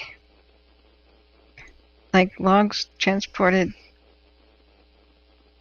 on a like on a ski lift sort of a deal? Whoa. Yeah, that's okay, Dee. You know what you could do is you can share the stream. That's what helps, and you can always share on social media the links to people that need help, like Sarah's GoFundMe. And you can reach people that have funds and reach people who are interested, you know. I've never done any self-promotion. I suddenly got more than 6,000 subs, and I'm so grateful. That's because people shared me with others that may need fire info. And I'm so humbled and grateful. I have no idea what to do with social media. I've been kind of wary of it, you know. It can be so negative sometimes. But hey, Big Al, maybe we could meet up too next summer and do some exploring. I'd love to go exploring with other people as safety in numbers, you know. So if you guys want to meet me and we do group campouts and stuff, I think that would be really dang cool. Because going to remote places can be kind of sketch. So let's look at the very latest image. So we do have a new evacuation warning for Wilsonia, because presumably this has crossed Yucca Mountain. It's a pretty slow, moderate chugging along from what we can see on the KNP, but it is doing an inexorable kind of a march. And with forecast winds coming Monday and Tuesday, I can see the problem. It's mostly the smoke is going straight up. Right above these, this is pretty slow stuff. Up here on the peak, it's got much more fuel right there. It's burning something a lot more, maybe like a stand of dead trees. Now they said they were going to do some backfiring, but I don't know if what we're seeing is backfiring or if it just came over the ridge. With a trigger for a evacuation, I would assume that this is simply just the fire's natural spread on this side. Can't be 100% sure, but seeing how it spilled over last night, and this is more and more of the progress towards the north, like we were seeing that on the other cams, this I would think is just an example of, you know, the fire's natural movement, doing slow backing. Sometimes they light them from top to bottom, and sometimes they light them bottom to top, like from a road up to the top, but it's hard to say. Yeah, that would be cool, Big Al. So everybody make if you're interested in anything, like meeting me for a celebration of the end of fires series of restaurant parties that we have as I travel California. If you're interested in that, give me an email. Introduce yourself so I have emails that we could alert people. We're interested in meeting up for exploration or interviews, because I want to interview old timers. I can also interview you virtually through Zoom if you want to do something like that. Sean Connor says the red flag warning could reignite parts of Dixie as well as pose a major threat to Northern California communities. Yes. Especially after it dries out a little bit. There was good rain on some portions, like it dumped rain at Sierra Tahoe. In fact, let's check out Sierra Tahoe cam. That's been pretty crazy. There it is right now. You wouldn't believe the crazy wind. Last night, the 60-mile-an-hour wind gusts they had that broke the two radio stations that they had out at the Caldor fire. We were seeing the cams just whip it. Let's see, Greater Tahoe. They may be having some pretty bad winds tonight, just not as bad. I do have some home video that I took of like the Empire Mine that I could upload, and so people can get a taste of what the Ghost Town tour videos would be like. Oh yeah, Sierra Tahoe's down here. So I did a lot of pre-scouting for Ghost Town history. Documentaries I want to do. Yeah, Smitty says we had a reignition incident on one side of the Caldor just today. Yes. and they were talking about what we were seeing on these cams last night. You can still see a little bit of wind, nothing like last night, which was torrentially raining and just slamming the camera with so much wind this camera was shaking. We do have a little bit of it tonight, but it was nothing like it did last night. It almost looked like a snowstorm with the smoke going. You know, it's not zoomed in, but some of these fires visible on the cams were just pretty insane. Even though it was raining hard, they flashed up into brightness. So, looking back, and Mark says it's very still here in Reno. I think you meant to type in very windy. Oh, Vanessa says if my back pain and walking gets better over the winter, that sounds like fun and I want to tag along. Well, don't worry. I'm extremely gimpy right now because I need knee rehabilitation. So I just amble, you know. I can do something, but if I overdo it, then I like climb on something, then I'm kind of paying for it the next day. So I take it really easy. If there's something I can't reach, I launch my drone and my drone goes and looks at it. Cool, here, that's a good article. Fighting fire with fire to protect sequoias. That's pretty nice. It looks like they probably found Gabby's body today. I forgot to mention that. That's so sad. That is so sad.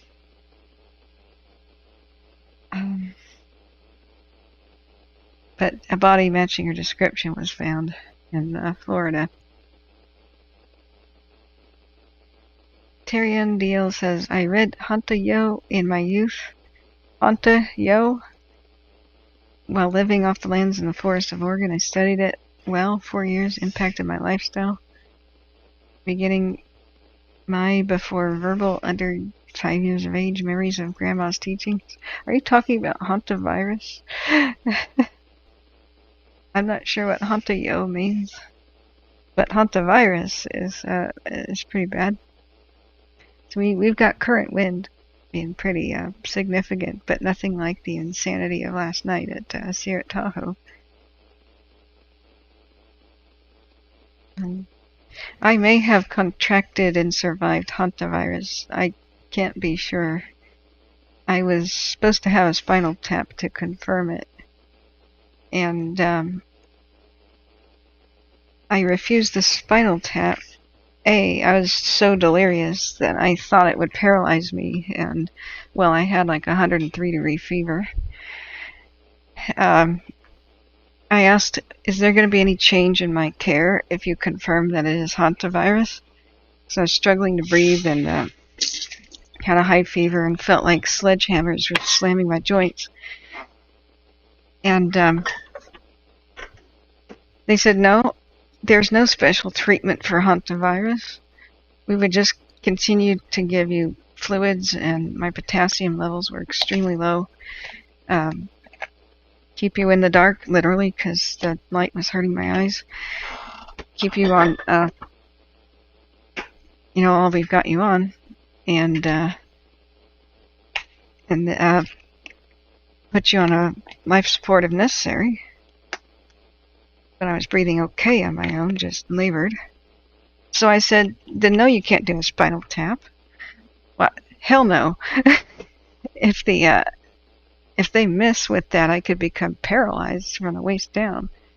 And they said, but that's important. And I said, for what? And I really shouldn't have been in control of my own care, because I should have had my mother or somebody making decisions for me. But I refused the spinal tap because it wouldn't make a difference to how they're treating me, and I didn't want that risk. But that would have been what it would take to confirm Hanta. The reason why we suspected it was I had rescued a injured mouse. And then mice from the same area were testing positive from it, and that hit the newspapers right about the same time. I come down with a raging fever and brain inflammation and stuff. So, oh, you had it, Mark? It almost killed you in 2011? Oh, man, what was it like for you? For me, I was just completely hallucinating. I was hallucinating conversations that were not happening in another room. Convinced people were talking about me, and it turned out somebody else was named Kathryn as the topic of this discussion. And so I alerted my family by yelling out to them, saying, "Stop talking about me." They came in alarmed, like, we're not. There's somebody else named Kathryn. And I demanded that they stop their plotting against me. And they were like, "What?" And finally, Mom comes over and feels my forehead and says, "Holy crap." And I was sweating bullets, and I was like, "I don't feel so well." And then I just started wincing and doubling up in pain, like a sledgehammer was hitting my stomach and my knees and my joints and my toes. I was just rolling around in pain. And we go to the ER, and I was like, I can't breathe. I can't breathe. And once I was severely dehydrated. Once I got on the actual intravenous things, I was doing much better. But did it feel like that for you, Mark? Or did you have the huge breathing problems? It was bad. One of the worst sicknesses I've ever had. But my mom was talking about how I was kind-hearted that I had saved a mouse from a cat attack and nursed it back to health and released it back in the wild, and it looked perfectly normal. Moral of the story, friends, don't try to rescue a rodent ever. It's just not worth it. But I had other mice pets at the time. Just I liked fancy mice that had been bred for different colors. I even used to have mouse shows, and I had them as a kid, and I saw one at the pet store. It was like gold, like a completely golden mouse. And somebody was about to buy it for a snake, and I had just tapped the glass and been like, "Hey, little mousey." I said, "Never mind, I'll buy this one," you know. So I put them in a cage together, and they kind of made friends and released the older one. I released the wild one back to the wild. There's a long story by that. And then my golden mouse just got extremely sick and died. And I couldn't understand why blood was coming from its eyes. And that's one of the symptoms of Hanta. And so we think that the mouse I rescued was the carrier that looked perfectly healthy. And so I didn't think anything of it because hantavirus had never been found in the county before. But right about the time I got super sick, it made the headlines, hantavirus. And I went, oh God. Oh God. Mark says, yes, very dehydrated, fever. Anything I ate went right through me. Found a natural healer. Had to drink a concoction from South America. Wow. Healthy again after weeks of sickness. Ooh, what kind of concoction was that? I was not doing good for weeks. But turns out my immune system disorder may have protected me from hantavirus. That I didn't go into the crazy, like either cytokine storm or whatnot that they cause, because my apparent immune system disorder means I can't make enough cytokines to die of a cytokine storm, and that's what the hemorrhagic fevers and the major jungle fevers do to people. It's part of their deadly effect, and it's part of what COVID sometimes does to kill people, and the pandemic flu. Turn your own body, your own immune system against itself. So it's a strange kind of disorder. I'm more likely to get sick with really, really frequently with little bugs, with the trade-off being a kind of protection from major illnesses, like high fever illnesses. And they're speculating that that's why the immune system disorder exists. That it's kind of like the way sickle cell anemia protects some people from malaria. it kind of looks like just a detriment, but it's kind of a strange advantage. But man, Mark, I feel for you. I don't know if that was Hanta. It could have been straight up viral meningitis. I did not have a characteristic rash that comes along with some forms of meningitis, but I could have gotten that. But having a mouse that died with its eyes bleeding is a kind of a good indicator that it was probably Hanta. Mark says I didn't ask for care at the time. I felt like I was dying because I was so weak. Oh my god. Dang. Tiernan Deal says, my mom Barbara Jean Hall, Nana Evelyn B. Hall, Pops Cyrus L. Hall, mom's siblings Robert, Bob Hall, and Janice Hall. Cy Hall Memorial Museum was Nana's life's work and it burned. Oh no, recently? Oh, at Greenville. Oh no. Oh, Pops is Cy Hall volunteer fire chief, Greenville, for over 50 years. Oh. Gosh, I'm so sorry to hear, Terry Ann. Where are you at right now? Where are you located?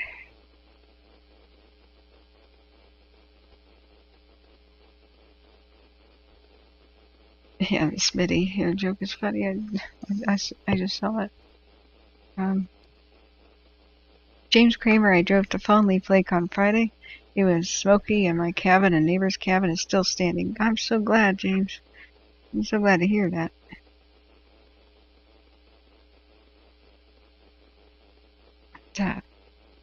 Mount St. Helena has gusted up to 57 miles per hour since the start of the red flag warning.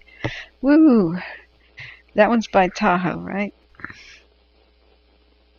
We're seeing relative quiet on the K&P. We're just kind of seeing it walk around. This could be backfiring. I just don't believe that it is.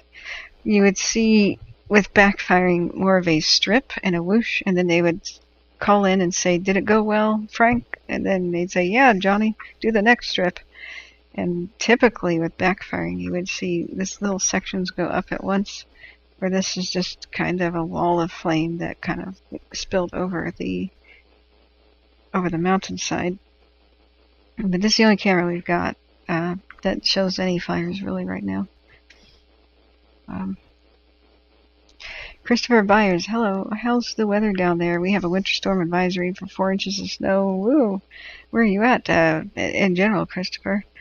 I lost power not today, but yesterday for part of the afternoon during the stream. It dumped rain. Seems to be okay now. I'm in the Pacific Northwest. Other people said it sprinkled and or rained hard in Northern California, but south of Tahoe, I don't think they got even a sprinkle. But yeah, snow sounds awesome. Terry Ann Deal says, wanted to move home a few years ago, but what's left of my family said, no, don't do it. And then years of fires proved better to stay here with the kids. Oh, you're in Fairbanks, Alaska? Oh. Yeah, we could use some more moisture. We see all those winter storms slamming into Alaska again and again. Feel free to, cattle prod them over towards California. That would be good. Heidi Hawkrain, hi. I hope I said your name right. Mount St. Helena is at the Napa and Lake County border. Oh. Are we back? Is it back?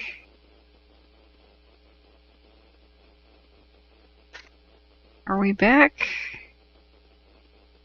What's going on? YouTube.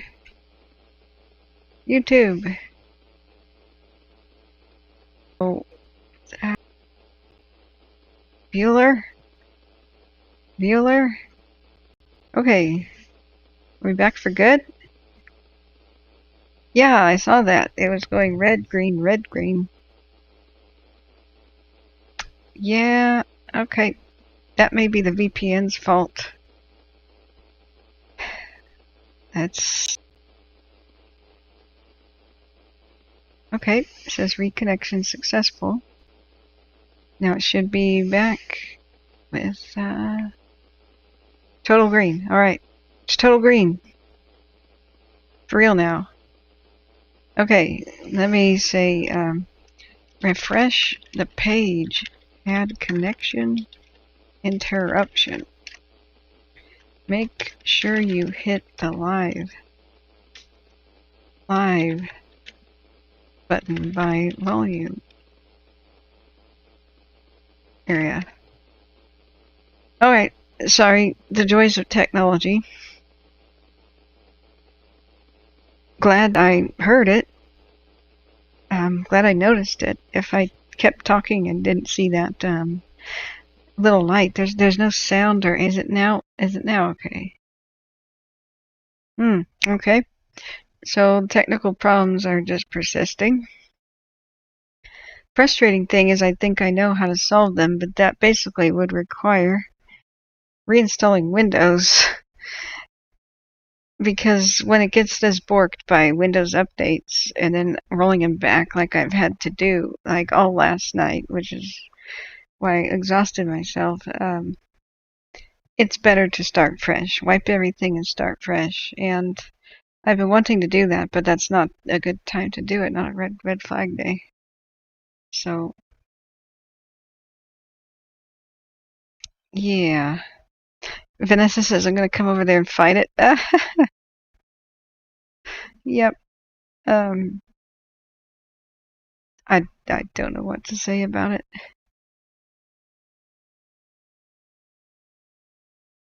What I was trying to say, I think, before that interruption is that this is the only fire we can see of all of them in California for the most part, and pretty much the only clear cam. This seems to be Yucca Mountain slopes on fire, but they're doing a pretty lazy activity of just backing down the slope and probably some rollout that we can see.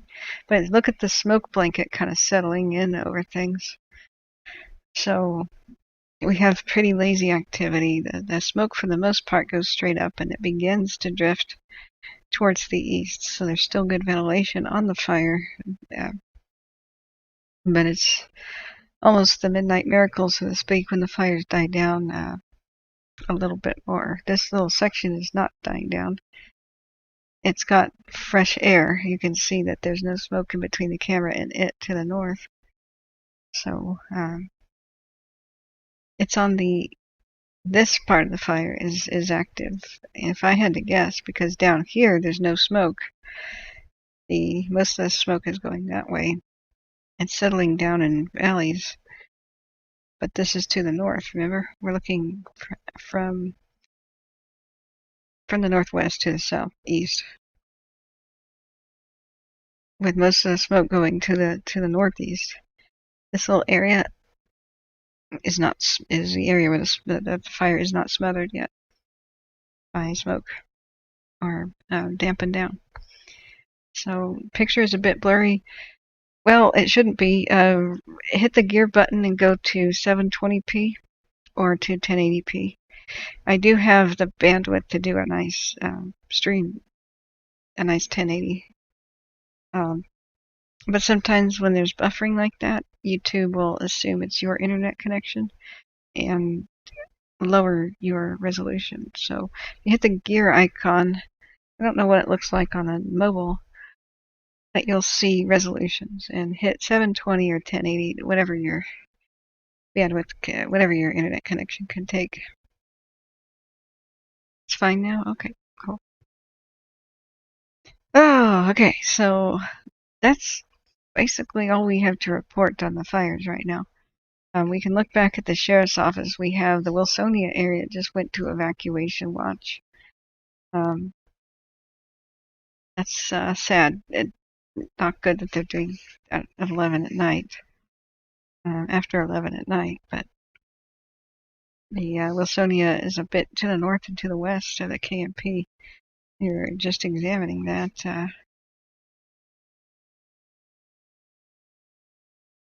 It's right here. It's a small community. looks like campgrounds or maybe bed and breakfasts. Grant Grove Village, Wilsonia. Maybe we should investigate this place. Let's get Google Maps out and see what it looks like. Wilsonia. Then maybe I should read a story. There's not much else to do right now. The John Muir Lodge. Grant Grove Stables. Cool. Amazing.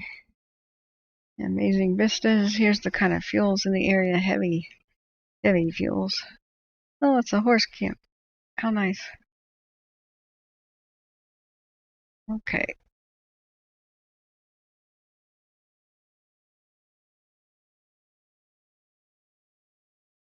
Lovely and wild.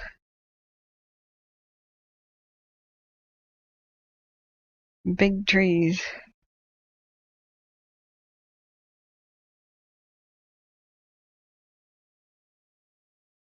With unfortunately a lot of dead material on the ground. Just stacking up like tinder.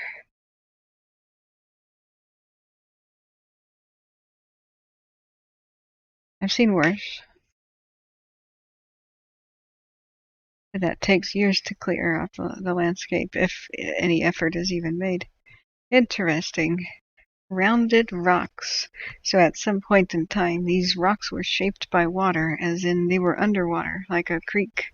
So gold miners love to see this in the landscape. They read the landscape a little differently than you or I do. This would be exciting. To a gold miner, it means at some point in the distant geologic past, this was like some sort of a creek bed. Or there was a mountain stream running off of it, and that means it could be around the area, a dry diggings, a dry ancient creek bed or river bed. And the nuggets that washed in, and the flake that washed from the erosion eons ago, maybe even hundreds of thousands of years ago, maybe even millions of years ago, are still around the area. So what they see to their trained eye is they would go and follow these rounded rocks and kind of map it out and do samples to try to figure out where is this ancient riverbed. There's more rounded rocks in the distance, or that could be a propane tank actually, but you get the idea.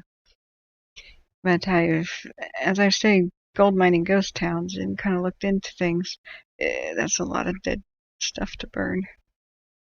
I've looked at the landscape a little differently now too. Now you can see where the ancient waters used to cascade probably over the ridge here. But look at all the dead trees and all the dead limbs and ladder fuels.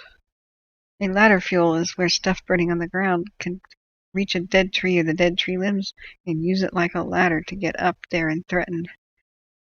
Tree torching is much more intense than just a fire on the ground. It would take many years to prepare the area to make it fire safe.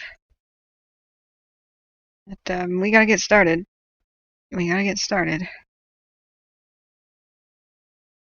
That's very round. Very round. Glacier cutting. So, I mean, it could have been done by humans to cut the road. It could have been drilled to cut apart for the road. But sometimes glaciers will cut a rock like that. That's nice and round as well. A lot of this is when the glaciers melted over thousands of years, they sanded the rock smooth. Sometimes the glaciers even pushed them around and tumbled them a little bit, but mostly they ground them into dust. So when you see the round stones like that, they're either glacial erratics, which means a glacier, they rode on top of a glacier, on top of the ice, and then it melted eventually and just dropped it. Or the alternative, that it was just sitting there on the ground and the glacier melt And the grit, like whenever there's a fast-moving stream of water, there's always some sand in it. And that sand washing over kind of sands it smooth over time. It's not just the action of water, it's what's carried around in the water. Hey, Nicole. Yeah. Yeah, okay.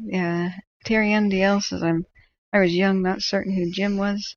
Sure, I met him visiting Greenville. Loved spoiled, freckled face, Shirley Temple curls, grin, riding an old fire truck and parades. Pops reminder tree up and the Christmas. Yeah.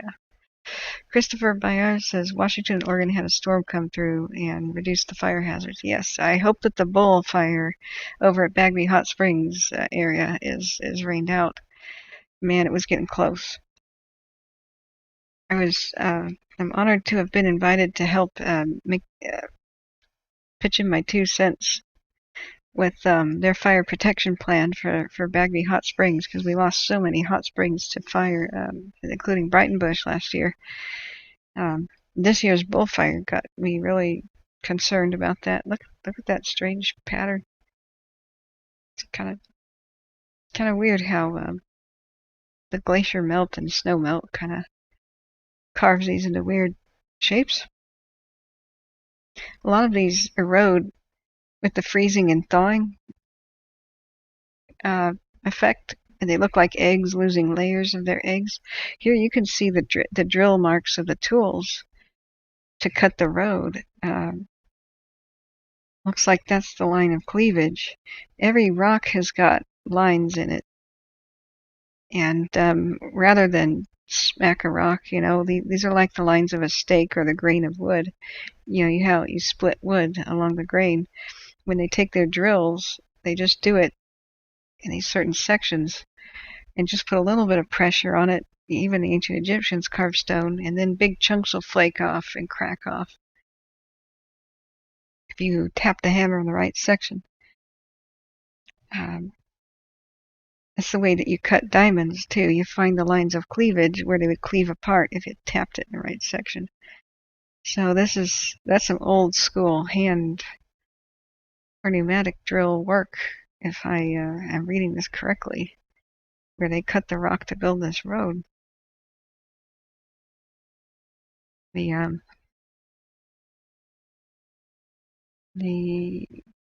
blasting usually leaves a different kind of a mark. Some of the roads around Tahoe by Tragedy Springs had those cut marks too.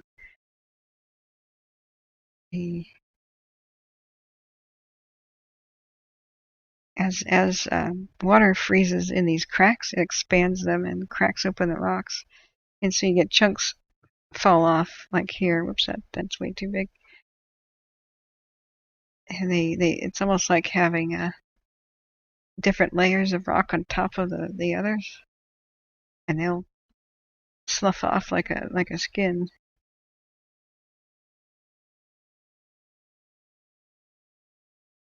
Sorry, I'm into rocks. Going back to, we were trying to examine this area for fire threat to Wilsonia, and we just heard about an hour or two ago that they went into evacuation watch.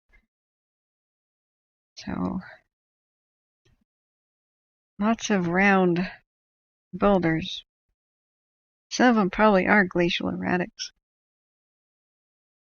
in this area, but many of these could be tertiary. If gold miners of California and other places get very excited to hear words like tertiary rivers and tertiary gravels, and there's some nice literature about it. Yeah, this is like an ancient riverbed. The tertiary period of history was. Now here's an area that's been impacted by fire before. Some fire-killed trees and such. Clearings. These rocks are fascinating. Tertiary period is no longer used, but it was kind of like an intermediary period back in the distant geological past, where a lot of California's rivers ran north to south. Today they're mostly east-west. But you know how the plate tectonics move stuff around. When they flowed north to south, and because they were fed by glaciers and the landscape was different, there's a lot of extinct rivers but the gravels are still under today's topsoil, and that's where you find huge amounts of gold. Millions of years of gold erosion into those ancient streams and riverbeds, which no longer technically exist. But if you have a trained eye and you like to look at rocks like this, you'll see the characteristic round boulders where ancient riverbeds and creeks used to be, and you can investigate those to figure out if that was a tertiary river or stream. There probably are some maps about that. So you can see that there once was a fire here where you've got a bunch of dead trees kind of dotting the landscape. But that was a long time ago. And these are primed and ready to burn, all these dead snags. So let's see where Google has us on the map. At this point, this is the intersection with 180 south of Wilsonia by the Big Stump Grove. Big Stump Grove. Huh, let's look.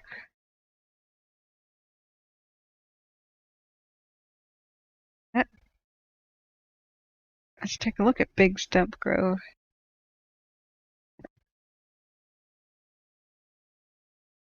That's interesting. Oh, that is a big stump. Whoa. We're on top of it. Huh. Okay. That's a cool place to take a 3D photo. Huh. Okay. And there's a ladder to get up to it. It explains that this was an ancient tree that got cut down. Is this the Mark Twain tree or something? I've heard about it. There was a giant tree called the Mark Twain. And then they decided to name it, and then they cut it down and took it to New York or something for some sort of a exhibition. And I went, what? So I always wondered if its stump was still around. Man, this was a giant, whatever it was. There's pieces of other trees around. I wonder what this is. The ultimate sacrifice.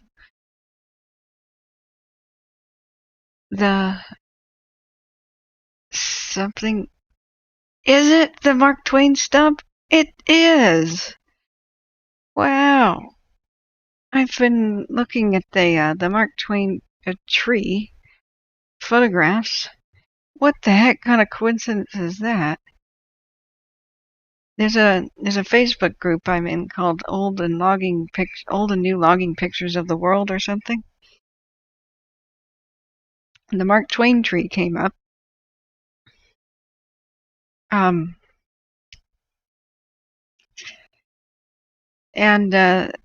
I thought it was a living tree, a living sequoia to go and see, and then they said that it was cut down, and I went, what? Oh, the poor thing.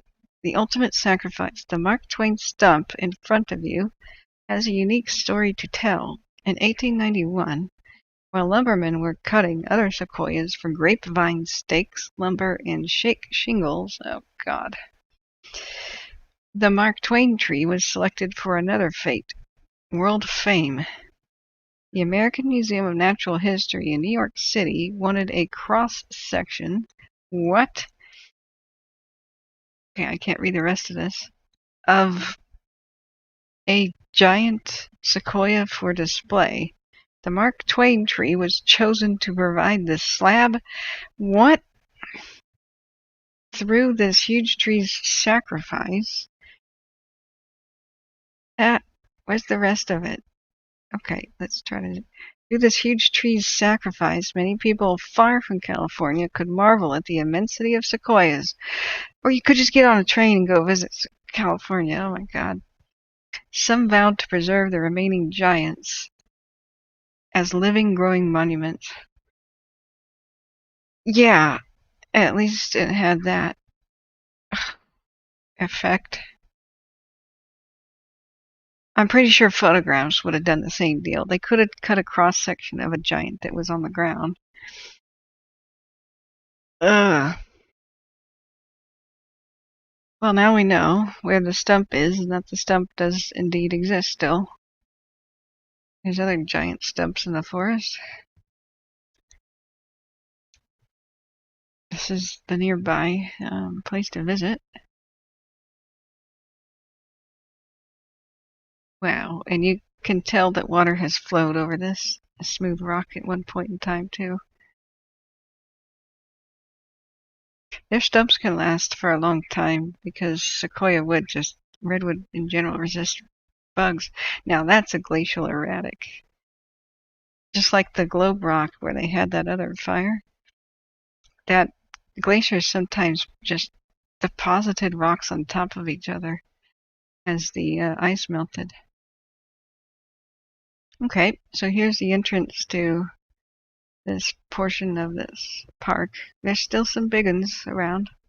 Not quite the monumental size of the Mark Twain tree. And there's some small-ish big ones, but that's the Mark Twain tree stump. Oh. Cobra Commander says, yep, thinking of the past feels so short-sighted compared to today. Well, today we make tons of mistakes. It's things I can't believe are going on today. But, wow. That's a big one. That's a big tree. Lovely in winter. Variety of people's photographs. So you may notice what these are. These are the notches. They would first cut notches for the springboards. You had to put a board to stand on. They didn't want to cut the tree off at the very base because this is all waste wood.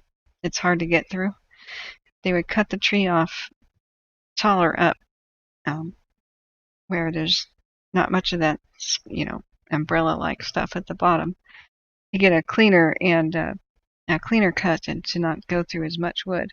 So the loggers would stand on a springboard, and this is the notch for it. This is more like a stepping stone. And then the person would stand up this tall, and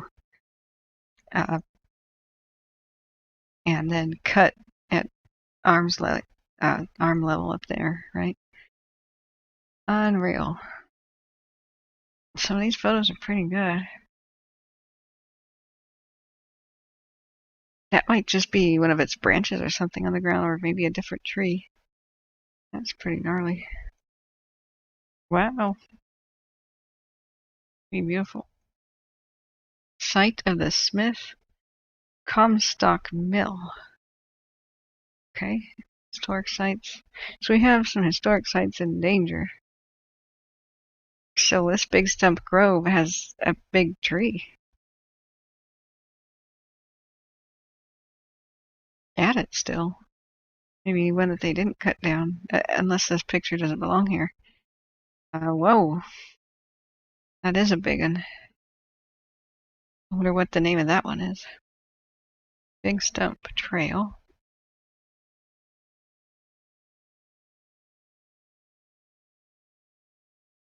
And the ultimate sacrifice. Wow.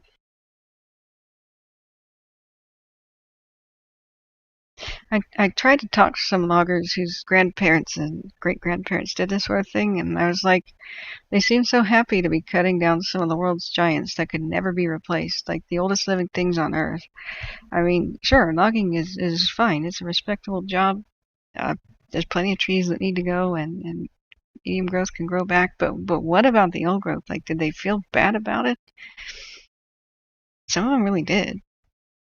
But a lot of this happened during the Depression in places where you just couldn't find work doing anything else. And then some of them, though, they're smiling because they did hard labor, and it was like mankind's accomplishment to do something that was extremely difficult and deadly. There's always just a feeling of, oh my gosh, it's done finally. And it was a testament that they were such skilled workers that they could handle any size of tree. And so there was a pride in that, but there's also the feeling that there were so many of these out here initially that the loggers only saw their only little piece of California. They only lived in their one little spot, and they didn't know. In fact, there wasn't much public awareness that too many of these were going down, and that the forest characteristic would completely change and be different. They had no idea that a lot of species also depended on them, and that the ecosystem chain would collapse. That was not a thing that was known. Just back then, it's like, oh, well, there's more sequoias growing. Eventually they'll get this big too. There you go. But nobody calculated the rate at which things were disappearing, and there wasn't a lot of awareness that they could all be gone until finally wake-up calls like this happen. So that's I kind of get it. I kind of get the psychology, but even at the time, there were a lot of people that were just aghast at the very concept. There were so many other smaller trees at the time that the big ones didn't need to go at all. But they did. So this page of photos never ends, so I'm going to get off of that. Okay. And that's what's threatened. The fire is coming that way. So Wilsonia here, up around there or here, has gone under evacuation watch, as the colony could potentially come at it from a couple of different ways. The colony part of the KMP. And there's lots to lose. There's the lesser, they're not quite ancient, but pretty dang old sequoias. Sequoias that are only a couple hundred years old, only 500 years old are over there, instead of 2,000-ish. There could be some 1,000-year-old trees over there. It's hard to say. I haven't been here, like I said, since I was 8. If we'd passed through this part, but looking at it, looks like it's heavily forested. There's lots of fuels, and this place is in danger. Whoa! Look how amazing it is. It says, Cobra Commander says, as a firefighter in the 40s, my dad with his crew cut a sequoia that had lightning strike fire in the top. It took him 4 days to cut down the tree with hand saws. Yikes. Yeah, that would have been like a week's worth of work. Christopher Bayard says, there was a tree there that you could drive through, but it fell down a few years ago. Oh, yeah. Big Al says, I think the General Grant tree is up in that direction, northwest of the fire at this present. I thought it was there next to the other generals in the General Grove. But then again, I don't remember. We could find out.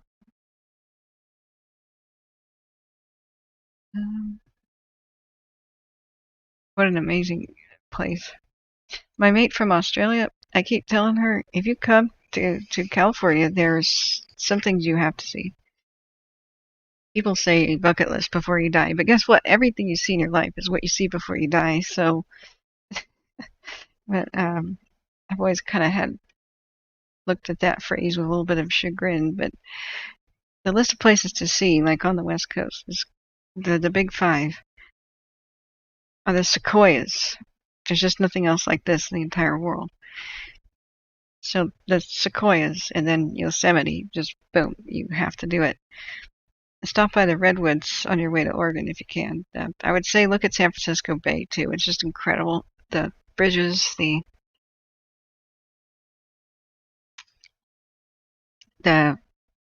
bay itself, just as an incredible natural formation, is just amazing. I would say go up the coast to drive to Oregon to see the redwoods, of course, which are their own kind of amazing. Over there in like Humboldt County and that area. And then you have to see the Columbia River at Astoria. That's just one of the great rivers and one of the great wonders of the world. Oh, and Mount Lassen, though. So the redwoods, San Francisco Bay, Mount Lassen, the Columbia River. And then, I mean, if you skipped Washington, if you only can do California and Oregon, then go east to Portland to the Columbia River Gorge. That's one of the breathtaking wonders.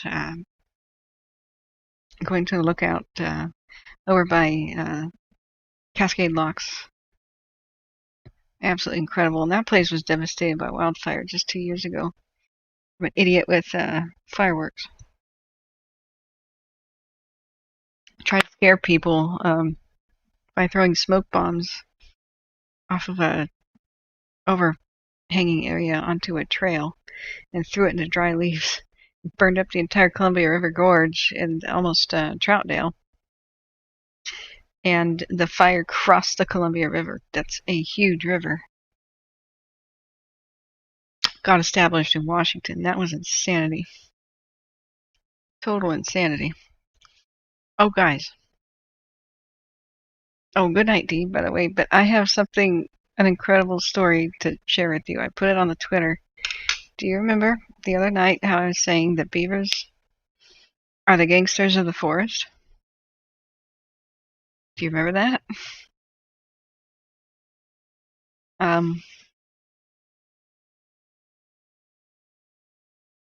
Do you remember me talking about how beavers are gangsters, kind of with a facetious sort of humor? I was talking about how territorial they are and how they fight each other to the death and such. And then we had a lot of jokes about beavers being gangsters. They marked their territory with their caster scent. That's how we got on that.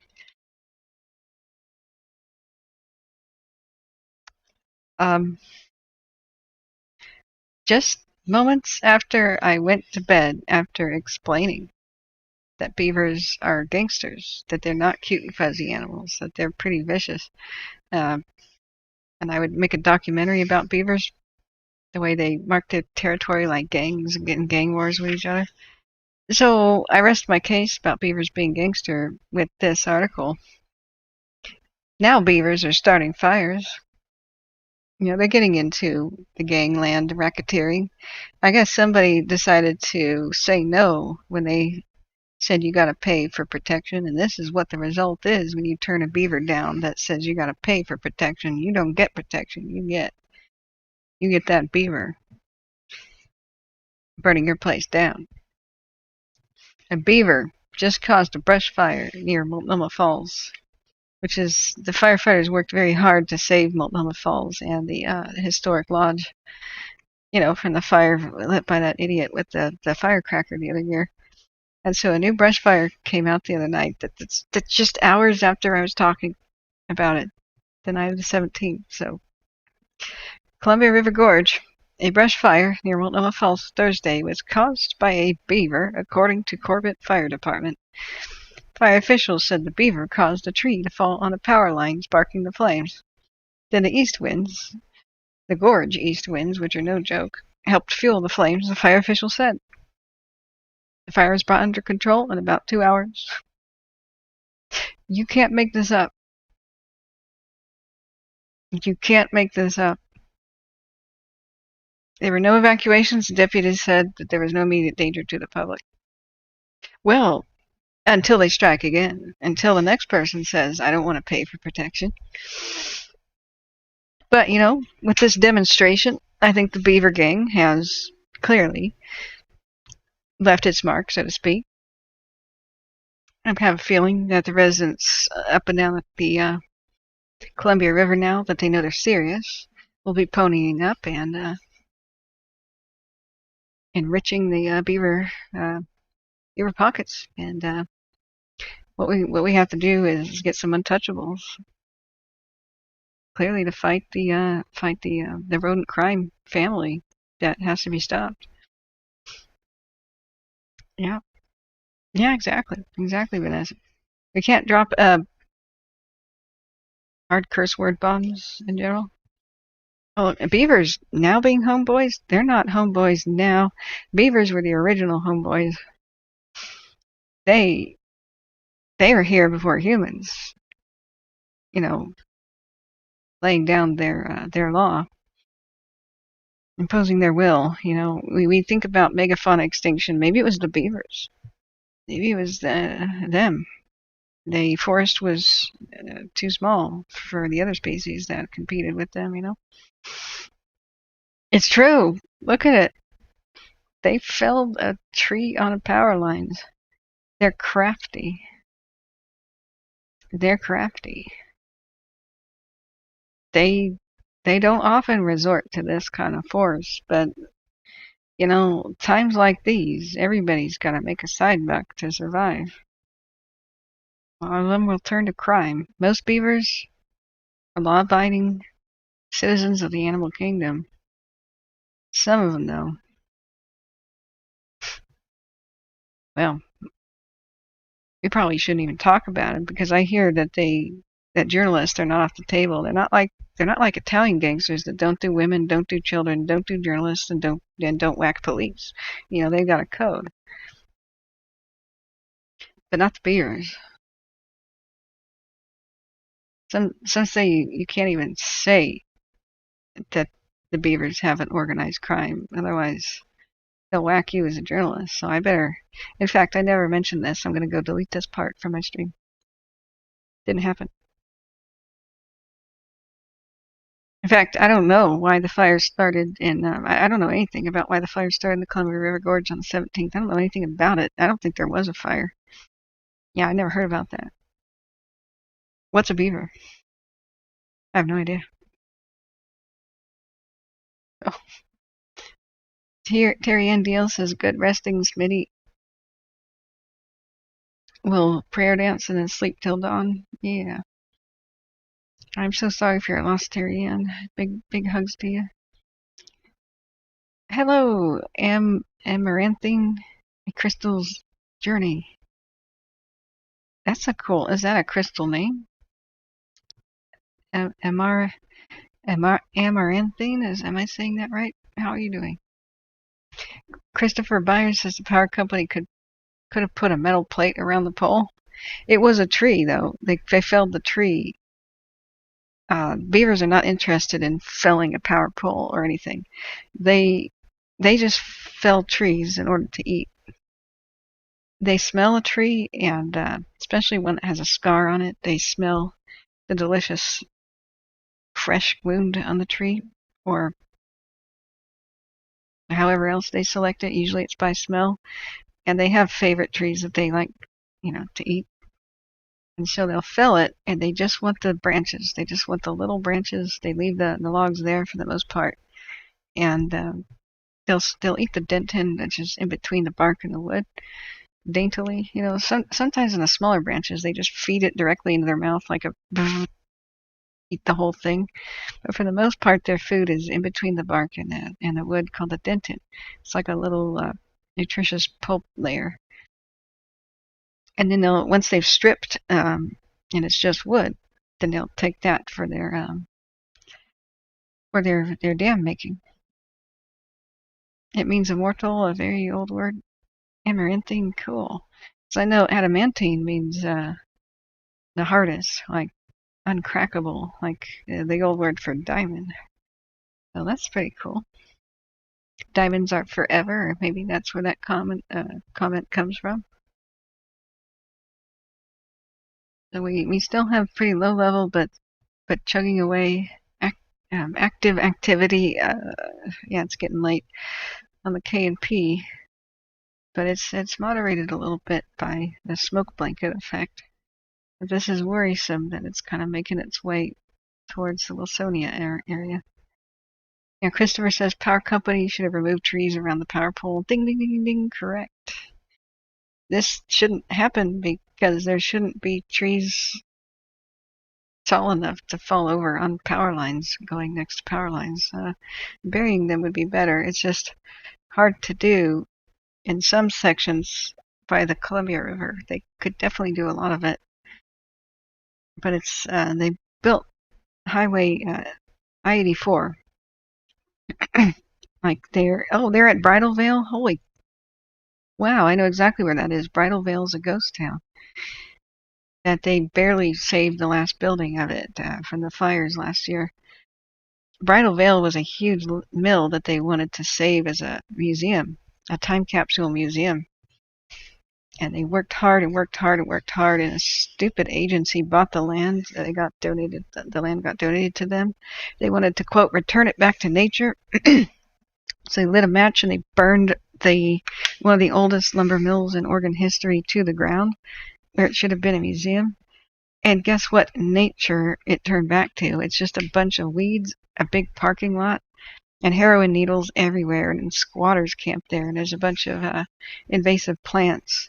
They don't take care of it. They just took the money and burned the mill, and that was it. Thanks a lot.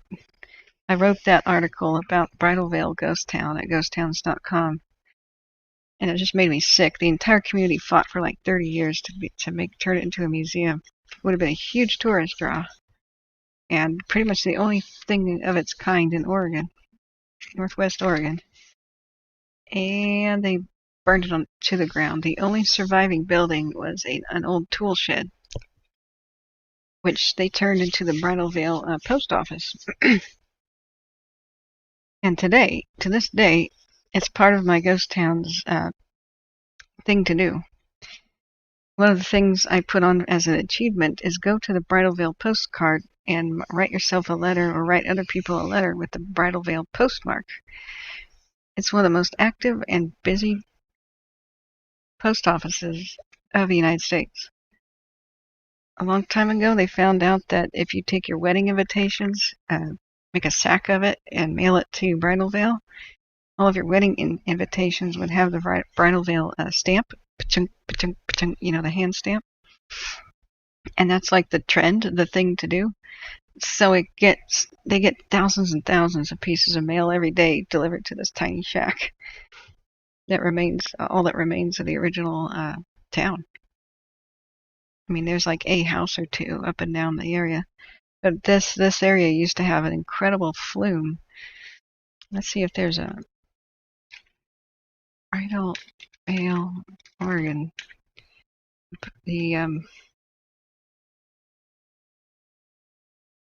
I've got my own pictures of it somewhere, but it's that big. So with the crazy wildfire of 2 years ago in the gorge, they almost lost it. The original, the Bridal Veil, Oregon lumber mill. Let's see if we can get a quick image of it. It was this incredible setup that they had, where there was an upper town called Palmer, and they sent all of the lumber to it by a flume. They did the rough cutting on the hill above, and then the flume went down past the waterfall, and the rough cut lumber stacked up right here. And then they gathered it, and they finished it and planed it at the big mill here. Some of the bigger logs came down the flume here.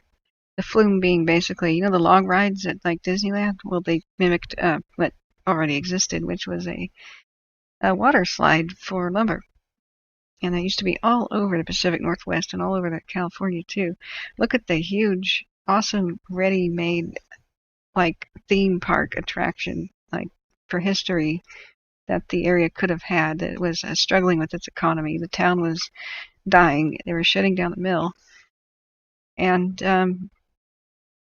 they wanted to save this for history. This is the railroad tracks used to come by and take the lumber away, the finished product. And it was called Trust for Public Land. Got a hold of the property. And they burned it to the ground on purpose. And all you find today is this big parking lot with heroin needles and trash where people do illegal dumping.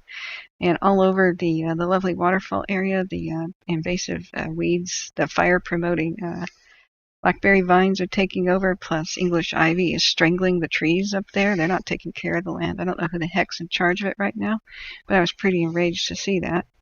There's pieces of history all over the place, like you can see concrete foundations and such. I have some of my photos somewhere, but it looks nothing like this. They did some fill in, and today's Interstate 84, they kind of filled it in, goes by like this. There's still some railroad tracks that go by. Then over here is Bridalveil Falls. In the ghost town of Palmer, there were 2 different locations up further on Larch Mountain to the east here. So I've wanted to go and film the ghost town of Palmer, and then that fire breaks out. And I was like, what? What? So I have got to film history before it's gone. Just, oh my God. This is interesting. I've never seen this person's blog before. Stories of Oregon ghost towns. Rust, rot, and ruin. That's interesting.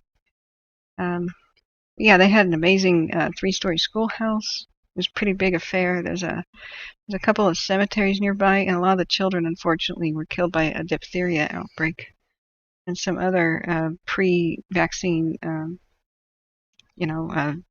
measles, mumps, rubella, the kind of thing that we take for granted today. They have a fence around it,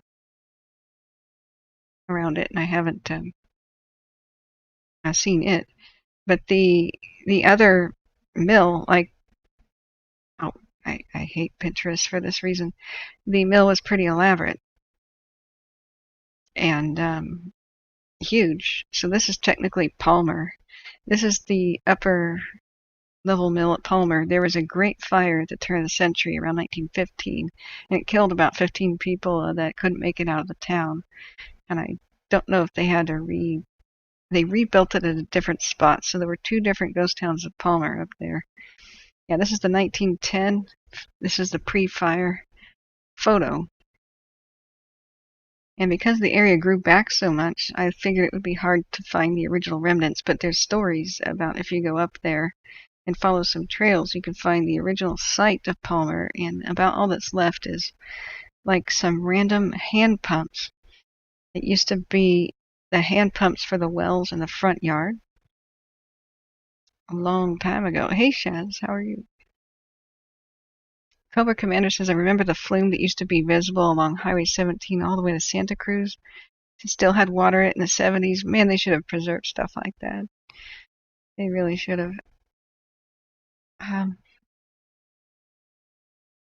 Yeah, I know. Sorry, let me look back up the chat.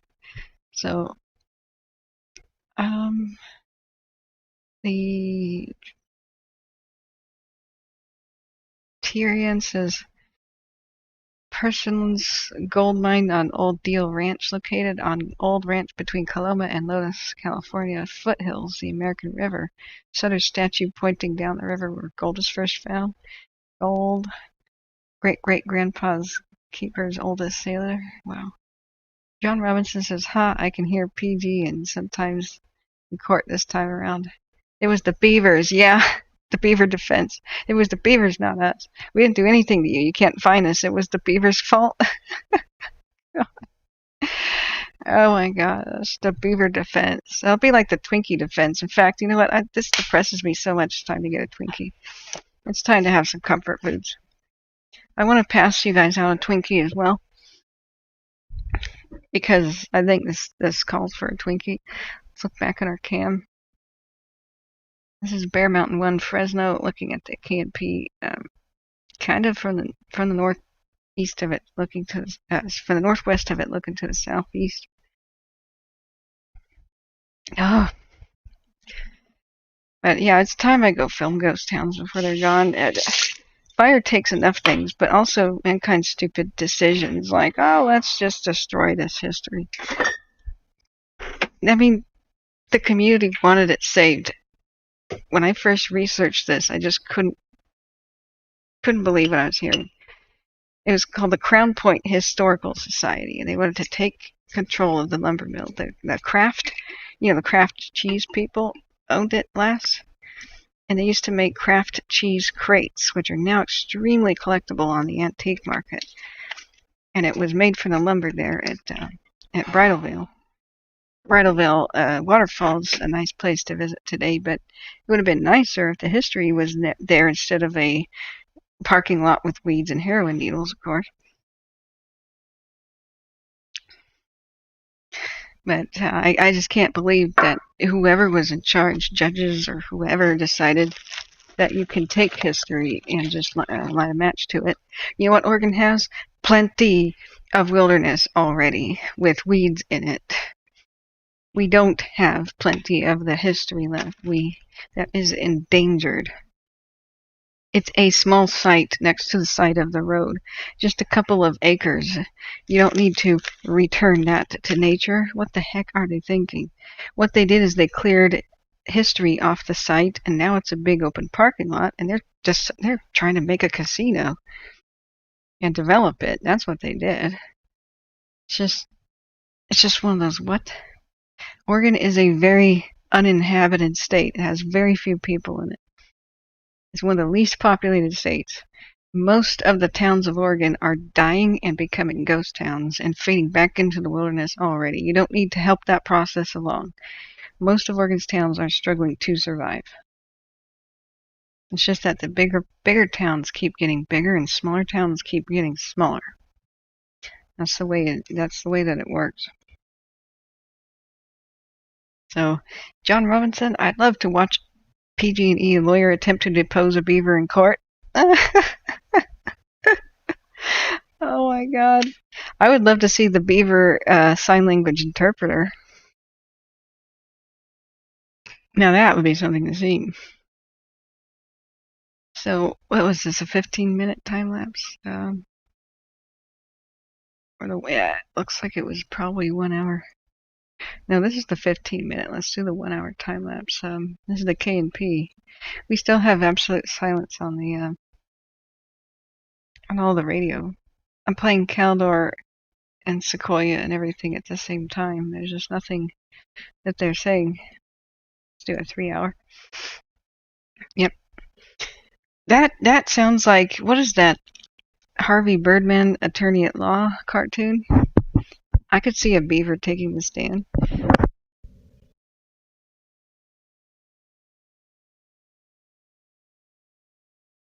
It says, you sound brighter, are you turning the corner? Well, you know what? I always sound brighter when I'm talking about a subject that interests me. I hope I am. I couldn't rise out of bed in the afternoon. I stayed up all last night trying to fix the computer problem, which still is plaguing me. I know what the problem is. Microsoft decided to update itself and kind of brick itself. I rolled back some updates, but it's just not the same. It's never really the same when you roll back, when you undo updates. And it's just, really, if you want a healthy computer, every year you should just do a fresh install of Windows. That'll fix 99% of your problems. It just gets bad over time. Just corrupts itself over time. You do that yearly hygiene. It's like yearly spring cleaning. Take all your files, put them on a hard drive, save them, wipe your C drive, get a new Windows install. It'll just run like really nice. But I can't do that. Well, it's a red flag time. I'm trying to keep it limping along for a few more days before I wipe it. Yeah, David McGonis is self-care. True. Very true. So, yeah, I'm trying. I decided when it got difficult for me to try to crawl out of bed today to just stay in it. I felt guilty, like, gosh, it's a red flag day. But I knew the stream was running and mods would help connect people to the resources they need, and I just decided that's it. I'm just gonna rest. So, but yeah, I'm doing what I can. I still overdo it sometimes. I went to the store yesterday thinking I was fresh as a daisy, and it just weakened me a bit more. But the nice thing is I got good healthy food. I did run out of supplies, and I've got them again. So it's taking it easy. So Cobra Commander says, funny how that works. Population. I spent a lot of time in South Dakota. There's a dying town there called Gaysville. Trying to convince friends from San Francisco to move there and take over. Oh, wow. Wow. I think it's a cool idea. I think revitalizing ghost towns, like taking hipsters out there to revitalize them, is an awesome idea. We're looking at a new era where many of these towns might just survive if you can get high-speed internet to them. If people can work from home, now that we've had that revolution thanks to COVID, people want to live in small towns in general. They don't want the crime, the traffic, the bustle, the hassle, the stress, the crazy sirens and stuff going on, and the city stuff. Not constantly, but people just can't live in the boonies where there's no internet, no high-speed internet. But what could change everything is a couple things. Things like what Elon Musk is trying to do. It seems to be at least a step in the right direction. He's got that new satellite internet service. What's that called? Starlink or something? Well, except for the other day when one of those satellites fell out of the sky randomly and burned up in the atmosphere. But other than that, it seems to be like a good new service alternative for people in rural areas. And then 5G. 5G repeater network stations put on telephone poles and trees up and down highways could bring that to communities, and revolutionize firefighting where they could share maps with each other. Can you imagine that it goes like this? Right now it's not possible, but every firefighter has an iPad. Well, the group leaders. And then this person says, look, the alert wildfire can shows a flare up right here. So what I want you to do, Charlie, is take road X, which is over here, and I want you to station yourself right here at this ridge. See how I just drew on that? Imagine all firefighters could see those instructions at the same time. And he goes, hey, can you send me a screenshot of that real quick? Yeah, screenshot button. Boom. Okay, I just sent it to you. In fact, I'll send you a movie.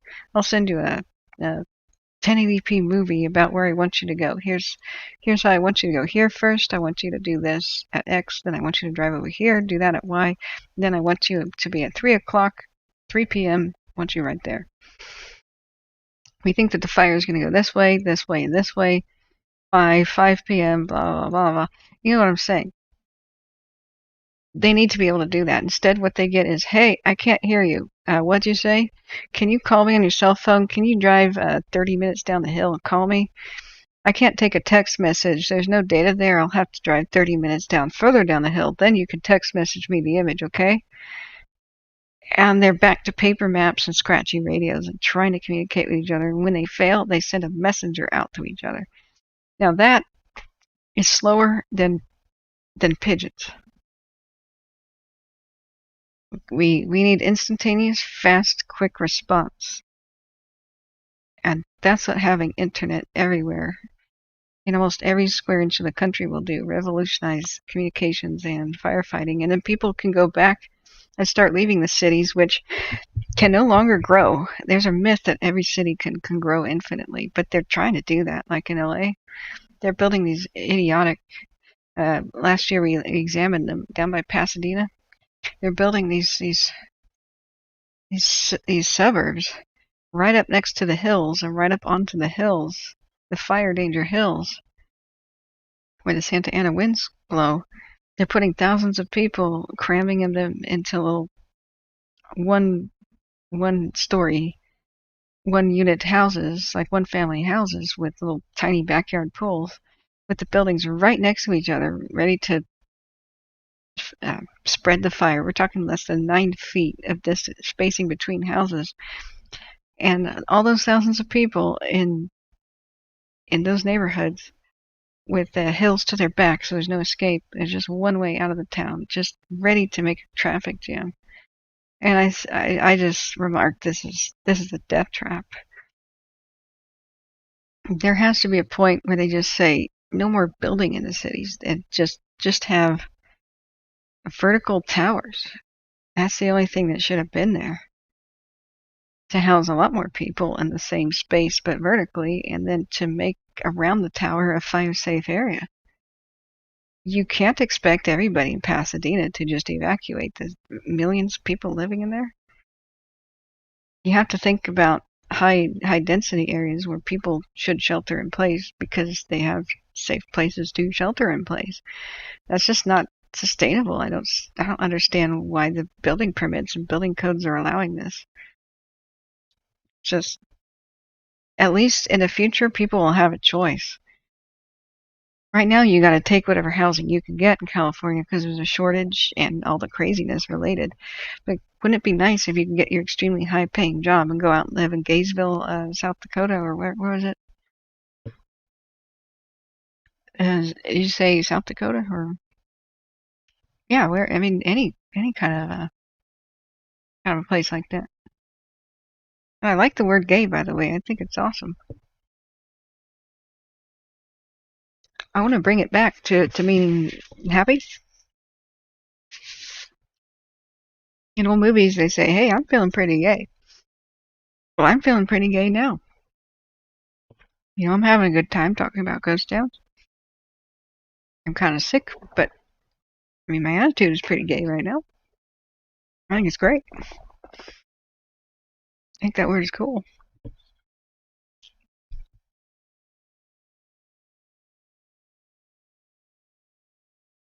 I think that's an awesome little town name. And thanks for telling me about it. I think I want to put it on the list of things to go. Things to go when we'll film now.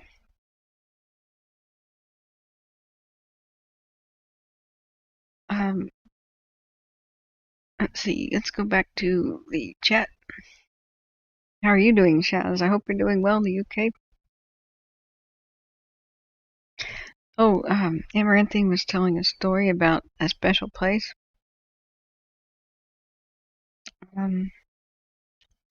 Amaranthine says, my dad took us into the back country in the 60s in the series. He was a fire chief. He had back access, so that's cool. What kind of special thing did you find? Yeah, John Robinson says it's not just our gold country history being obliterated. Officialdom has waged war on historic sites for decades. I know. Like, I hear that the Caribou ghost town was just sort of like bulldozed. Because they didn't want any liability issues. Same thing with Oregon, too. And you know what, Mount Lassen, when it became a park, there was somebody that already owned the land that was now in today's visitor center. I get chills reading about the really bad things that sometimes they do to pressure landowners that don't want to sell to make a park. I don't want to get into the topic too bad right now, but they have a way of driving you out. And so this guy had a resort spa at Mount Lassen. He was using the sulfur mud for healing type stuff for like skincare. And there was like a hot springs bathing. He had multiple cabins for people to rent and experience it, kind of like at Drake's Bad. And they said, we want to make a national park. And he's like, that's nice.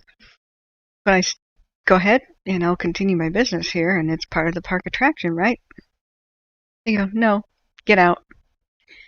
And he fought them for a long time. He had the 1800s and turn of the century structures there. And he loses because when you go up against the government, you're probably going to lose. And they eventually won, took everything he had, and burned all of those cabins to the ground to make their park. There was also a 1960s-ish kind of a ski house, because there used to be like a little ski area, and they turned that into the visitor center with a gift shop. So I have good memories of that from childhood. And I thought, well, at least the oldest structure now is there from the 60s, and I could show grandchildren that, or the next generation could experience that at least. That's part of the history. Well, I hear they just bulldozed that and built a new structure for their new gift shop. And so I know what you mean, the war on history. It's like, what the hell are you doing? Somewhere in Oregon right now, there's a bunch of historic cabins that are log cabins that a famous ranger was involved in, and they want to restore them. There's volunteer groups ready to pick up hammers and saws and fix the leaky roof, and put a new roof on it, and put new doors on it, and new new windows, and they're being blocked. They're being barred from the site, and the building's melting and falling apart now. Because, liability and just BS rules. There's some extremely old rules about not allowing private citizens to help renovate or something.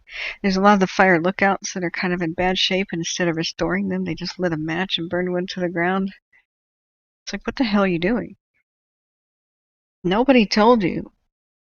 The park services are for the people. Nobody told you it was okay to destroy our history, and if you're not good stewards of it, then you should be removed. That's just my frank feeling on that. I would push for laws like that government agencies are not allowed to destroy our history anymore on purpose. Boom. Rubber stamp that. Get that to the president. What is their job supposed to be? What is the park supposed to be for? Us and our heritage. Our natural and our historic heritage. That's the point. Wow, John Robinson, do you remember which one that is? The U.S. Forest Service burned down a ghost town in Michigan in the 60s, and in the 90s sent archaeologists to study it. Exactly. Ah. Terry Ann Deal says, Kathryn.Davidson is in Joyful Gate, and you're the cat's meow. Yeah. I like the awesome original meaning of the word, and it's cool.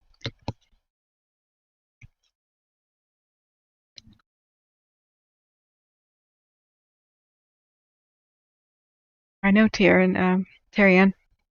So many historic places being lost and so much truth. Yeah. The past doesn't seem real unless you can go and look at it and touch it.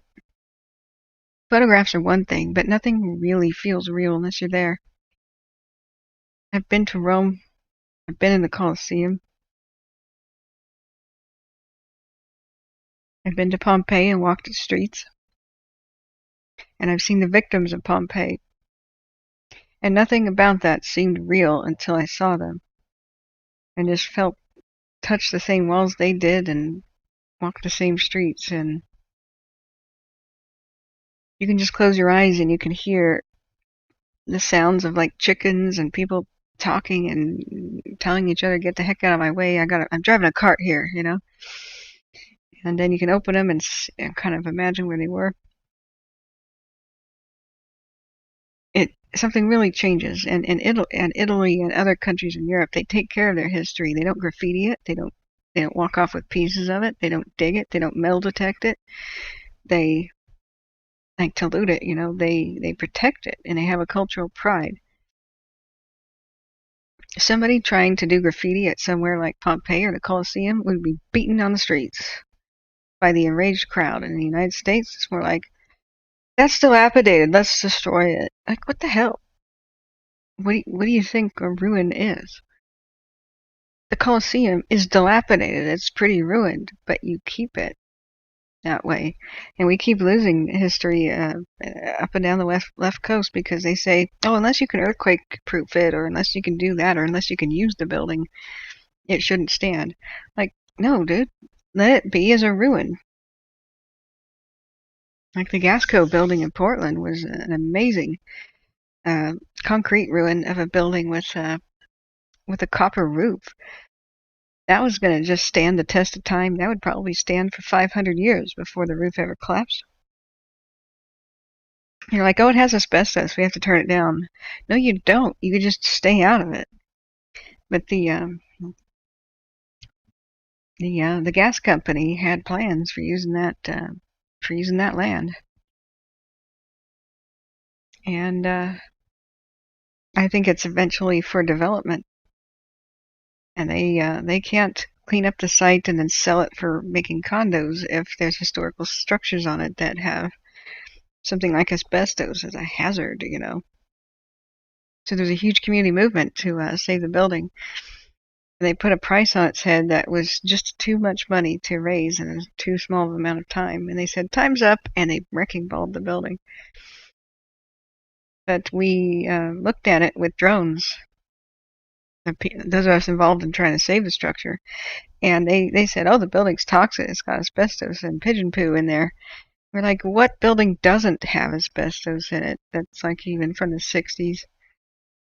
And they sent the workers in there to rip out the walls and stuff without any protection, without any protective gear or masks. We're like, toxic, whatever. Either they were exposed to toxins and that harmed their health and they did that illegally, or they were lying the whole time. And Cobra Commander says they'll do that with Centralia too. I think they've mostly done it with Centralia. But when people in Europe say, oh, maybe you should go metal detect a ghost town, I'm like, no, that's looting. We don't have the lovely setup that they have in Europe where metal detectors team up with archaeologists to find Viking treasure hoards. They find them and then they report things before they dig much. And then the archaeologists take over. We don't have any system like that. We have a looting culture where people think if it's abandoned, I could take that doorknob, I can take this or that. I can dig and I can loot this. And so every ghost town, one by one, is being stripped of everything until there's almost nothing left. Even the nails and horseshoes in the ground that could tell archaeologists the story of the place, people decide to walk off with them like they're treasure. It's like, no, it's a rusty nail, dude. Just leave it in the ground. You can tell where a building was, even though it burned, because you'll find all the nails from each of the boards will fall down in a square pattern. It'll be in a neat line where the building collapsed and where the wood rotted away or burned. And you'll find stuff like the doorknob in the front where the stairs used to be, deep in the soil, and then you'll find the other little artifacts like kitchen spoons and whatever. And you'll realize, oh, over here was the kitchen. And the bed coil springs of the bed, over there was a bed. But not if people walk off with that stuff. People are like, but it's not that old yet. What do you think it's going to be in the future? There's only one Wild West, and the traces of it are disappearing fast. You will either be part of the destroyer or part of the preserving crowd. It's disappearing little by little. And there are no laws that protect a structure. It could be 300 years old, and in Oregon and such right now, they have a 24-hour demolition permit for even 1860s buildings, not many of which are left. You want to tear down an 1860s building? You just apply for a city permit, you get rubber stamped, and it's a death fence goes up 24 hours later and it's destroyed. Like old, perfectly restored Victorian homes and such. It's just absolutely nuts. I would change so many laws right now.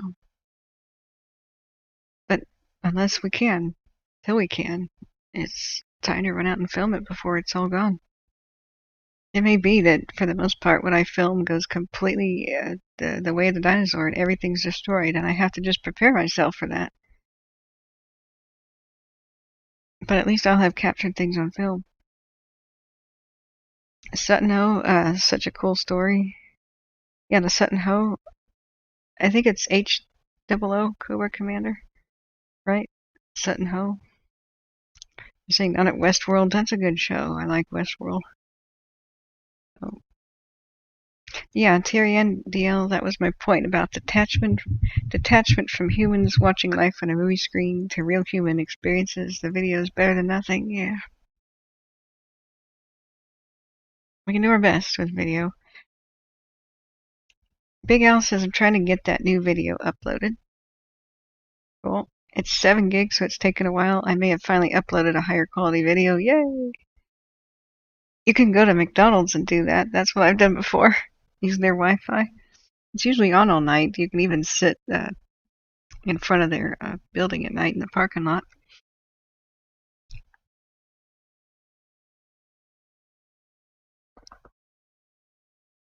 I filmed things like around Reading.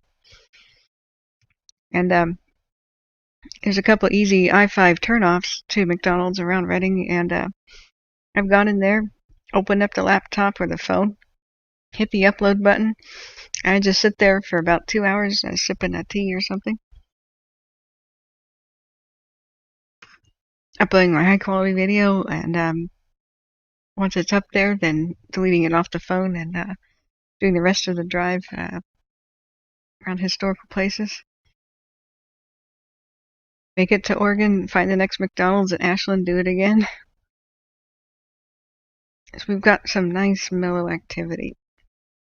We've been watching this for a while now. Yeah, what was it, Gaysville, North Dakota, or South Dakota? Let me look that up.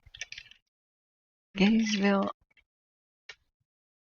is in North Carolina.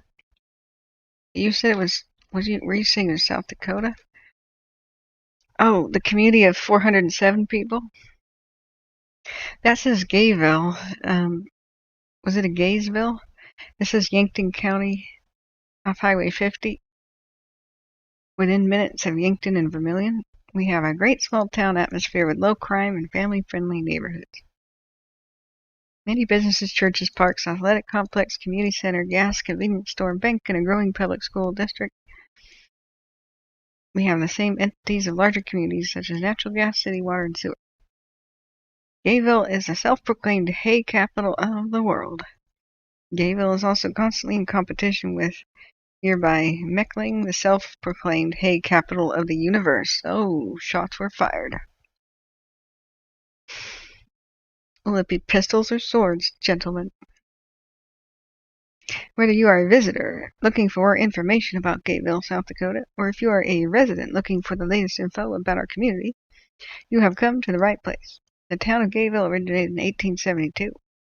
We're a small hometown community with a population of 407 based on the 2010 census. Cool. They've got a cute little website. Is this the one?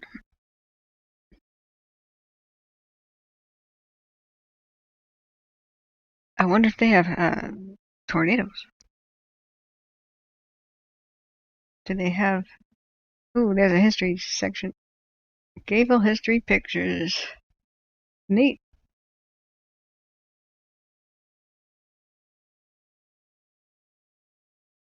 I wonder how much the original... There's a train station. How much the original town's still there.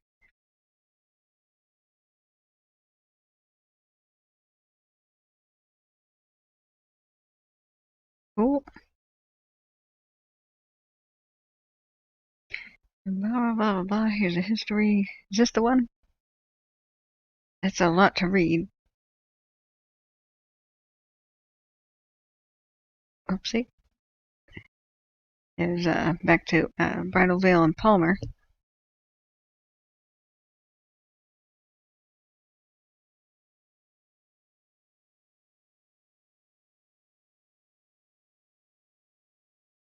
Okay. Gayville, how can you not love it? I think it's awesome.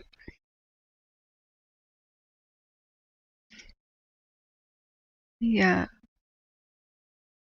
Oh yeah, there's one of the old buildings still remaining in Bridalville. This is an old postcard of it. That was the subject we were on. Oh, this must be the Lynn Topeka website. I think this is Palmer. It's the logging camp above Bridalveil Falls. This was, they dammed the part of the river that made the falls, and they had a flume right up in front of it. But this would have been behind it, so this is the hotel that used to exist. Used to be quite a little place before the massive fire.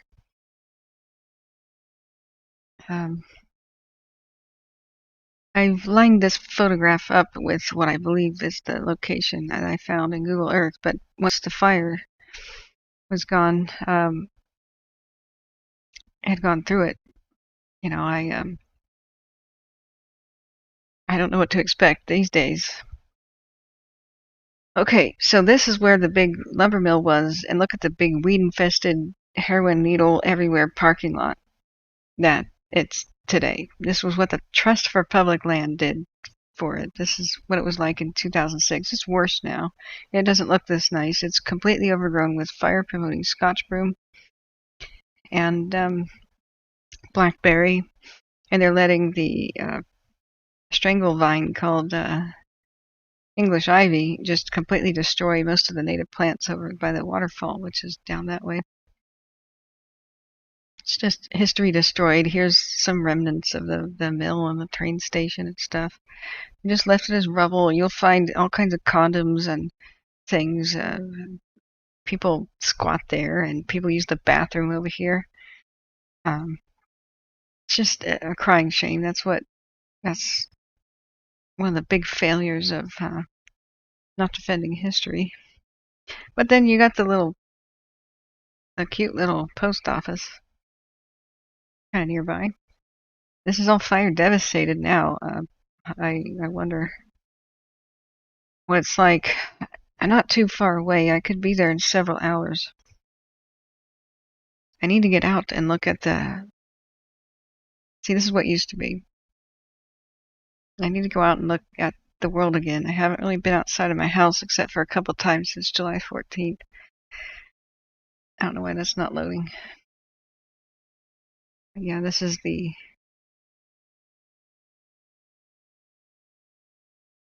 it was before.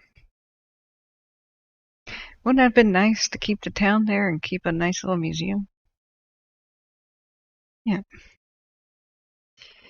Yeah, thanks Terry Ann for being here too. You guys are really awesome. John Robinson says, good luck stopping so-called progress. I tried to save a stamp mill from 1876 and got stonewalled.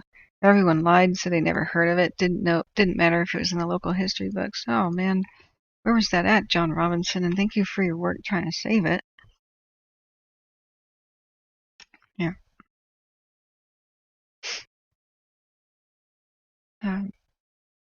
Yeah, Mark Scheinfeld says that's what they call, quote, progress. When I grew up in Southern California, it was orange groves and ranches. Took my grandparents' 3-story mansions or 91 freeway. Oh, yeah. Oh man, John Stoker. I dumped asbestos, 100-pound sacks for 4 years for John's Mansville in the early 1980s. Oh my God.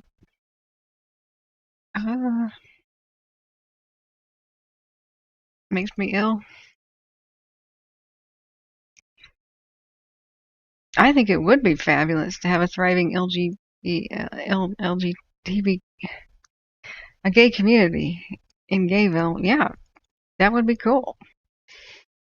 The people think that like rural folk like hate gays or don't want them around or something, but there's some awesome stories. My mom tells the story of like Moultrie, Georgia, when she worked for a telephone company down there. Now, Mom being from California, she didn't know what to expect of the South, and she was a little wary of the whole thing, but it was a cute little town. And there was a lesbian couple that owned the florist shop. And she looked around, and people went in and out of the shop, and they shopped there. And so she kind of delicately inquired about it, best way she could. Like, what do you think of the florists, to the old ladies of the town, the old nobility, the old Southern nobility. And they just sipped their mint juleps and such, and they said, well, now, it wasn't always that the town had a couple like that. And the others kind of sipped their tea and looked over it, and they kind of nodded a little bit. Says, but we find them to be quite wonderful and respectable.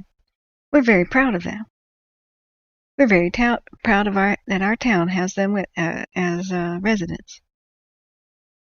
And they were so proud of them and couldn't wait to explain just how accommodating they were and how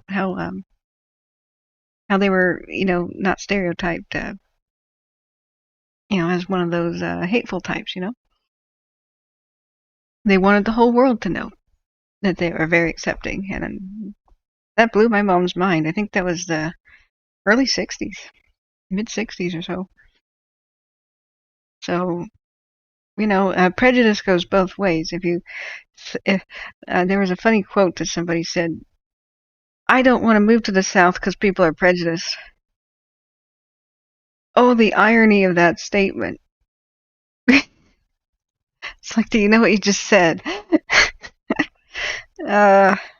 Okay. You know, you gotta try to not, stereotype things like that. As bad as a lot of places are, hateful, and it's a real thing. I mean, and unfair discrimination, of course, we know is a real and horrible thing. It's not everywhere.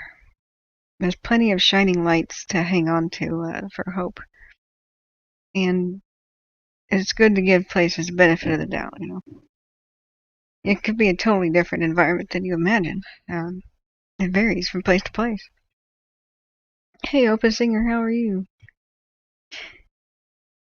Big Al says, I live in Annapolis, MD. As a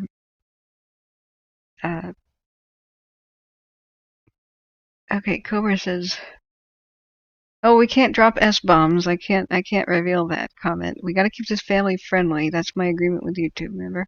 Otherwise, they turn off the ability for me to have donations. And I live through donations right now. Remember, I stopped working July 14th to start covering fires. This is like 67 days without working. So, it's okay. It's okay. Signing up for the thing that my viewers told me to do, the super chat donation button. There's a bunch of things I had to agree to. One of which is keep it family friendly, unless I explicitly make signs that say this is adult oriented. You know what I mean? It's okay. So no hard curse bombs. And in general, keep it the kind of environment where somebody can watch who's 101 years old, because that's the oldest person that I know of who sometimes tunes in, and that's pretty cool. And then sometimes we have 8-year-olds. That's the youngest people in here that I know of. And a lot of times families will put on Fire Stream wanting to know about fire info. Just, throughout the day, we gotta keep it welcoming. But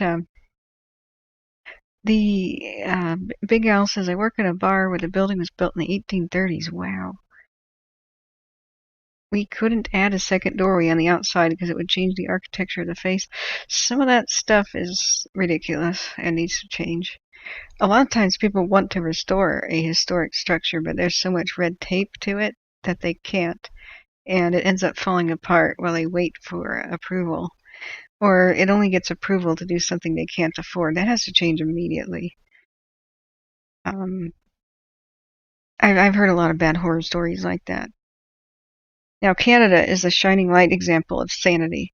When I went to Vancouver Island around Victoria, they had these marvelous, restored, pristine, Victorian homes, neighborhoods that you could tour. You could get in a coach and take a horse ride around, which I did, and it was absolutely pouring down rain, but we had fun anyway. And I said, dang, this is about the most spiff-spoff, well-kept historic district I've ever seen. I mean, this rivals a lot of the really rich, wealthy properties in San Francisco. What's the secret? How is so much history preserved in Victoria? And they had a common sense town hall kind of meeting and policy where if you have a historic building, the government helps you restore it with extreme tax breaks. Because what it does is this tourist draw. It makes the whole community money, so the whole community gives back to you in these incredible tax breaks. The more you do to enhance the historical look and feel of the neighborhood, the more help you get. And so buying a dilapidated, falling down structure that normally would be too expensive to renovate could be very, very lucrative. So people enthusiastically buy that kind of property in order to renovate. I have no idea why we don't do that here. In America, it's kind of backwards, where it's a money pit to buy an old home. And the historic regulations regarding it can be a burden more than anything. We need to be like Canada and just copy the places of the world where that works perfectly already. Big Al says it's a silly thing. We freeze during the winter when someone opens the door. We've had to stop arguments between people about how long they've held the door open again. Yeah. Thing is a lot of those old buildings need to have more doors, more exits for fire safety reasons. Some of the worst fire disasters were where they didn't have enough exits and adequate exits or wide enough doors. Sometimes you just gotta say you have to have wider doors, just period, to have a fire safe building. Just whatever the excuse, get rid of it. Just change. So let's look at it's the current activity. Let's just do a 15-minute. Nice and calm, guys. It's nice and calm. So, like Eureka. I'm not getting that joke. Don't get that one. Hey, welcome back. Amaranthine, welcome back. There's still dead silence on the radio. They are playing. They have been playing the whole time. Since day shift said goodbye to the night shift, there hasn't been anything going. I'm going to look at Tulare County Sheriff's Office. We still have evacuation warnings of the this area in question that we should look at again, of the Wilsonia area. Even though it's somewhat far away, we know how fast these can travel with the weather concerns here. So it's the Mark Twain stump that's under threat, the community of Wilsonia, and so many other big trees and historic treasures.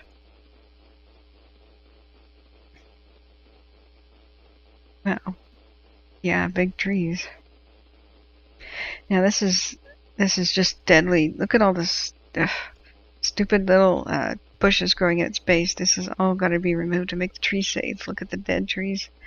Now these are just ladder fuels. There's very few things that'll catch a sequoia on fire, but tons and tons of kindling stacked up against the base will definitely do it. This is bad.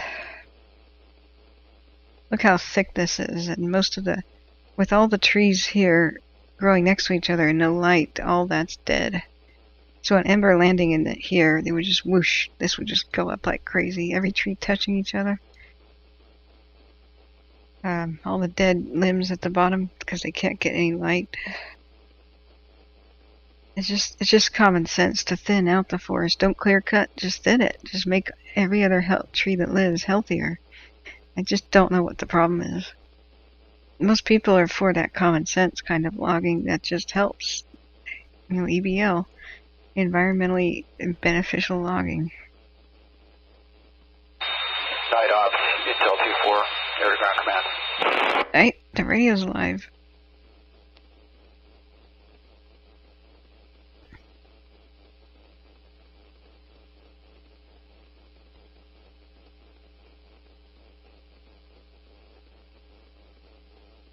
Maybe.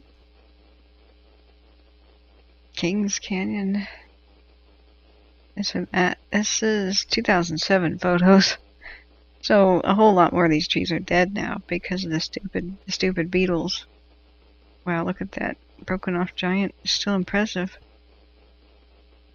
It's gotta be the entrance to the park. But look at the heavy dead and down fuels. Oh my god. It doesn't do the landscape any good. That is just priming for an inferno. Each one of these logs could burn for like 6,000 hours. Low intensity, and then in those days and weeks, if a wind picks up, boom, starts the fires all over again. So this area is now under evacuation warning as of earlier tonight, around 10 p.m. tonight, because Okay. Now that's an interesting photo stitch. What is wrong with this vehicle?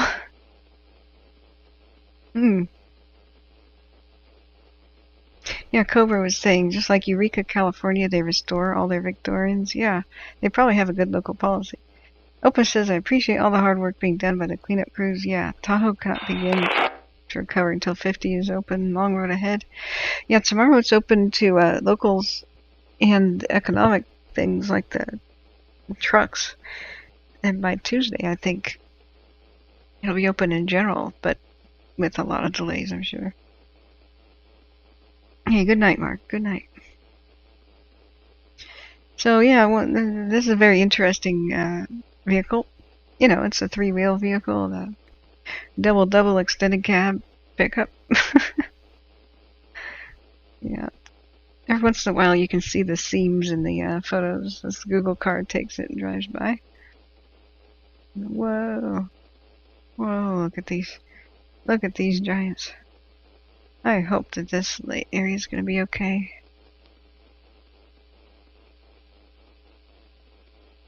Really hope so.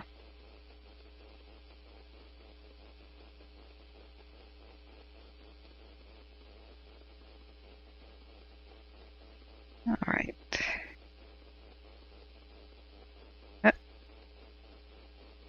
Okay, we suddenly teleported to a ranger station area. What is this? The Big Stump Picnic Area. Wonder if that's the Mark Twain tree thing. Caldor, not Trinity until 2-4. Let's look at the airplanes. Maybe that's an airplane. Okay, we're looking up in Division, India.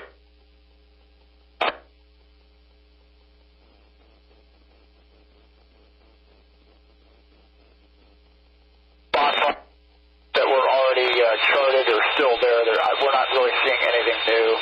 Just a little bit of creeping growth in that area that's got no line around it. Other than that, nothing major that we're seeing at this point. Oh, that's going to be the night flying over the Caldor in their report. Yep, I found the plane. Here it is. Okay, we're going to make a quick video here and then we'll get out of your hair.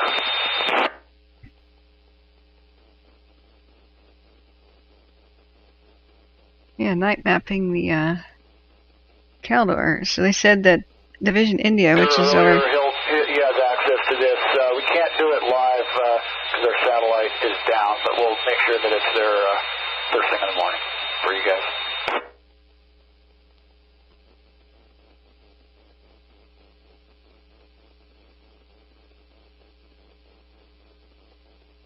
That's easier on my eyes, but there's Lake Tahoe.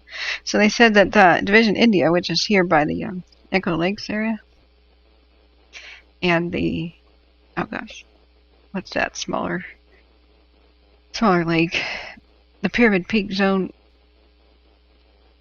and Wrights Lake, they said that there's active fire, but it's the same stuff already, nothing new, which sounds great.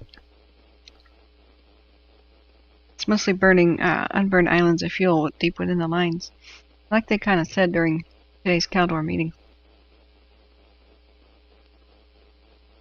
They might talk about other places in a minute.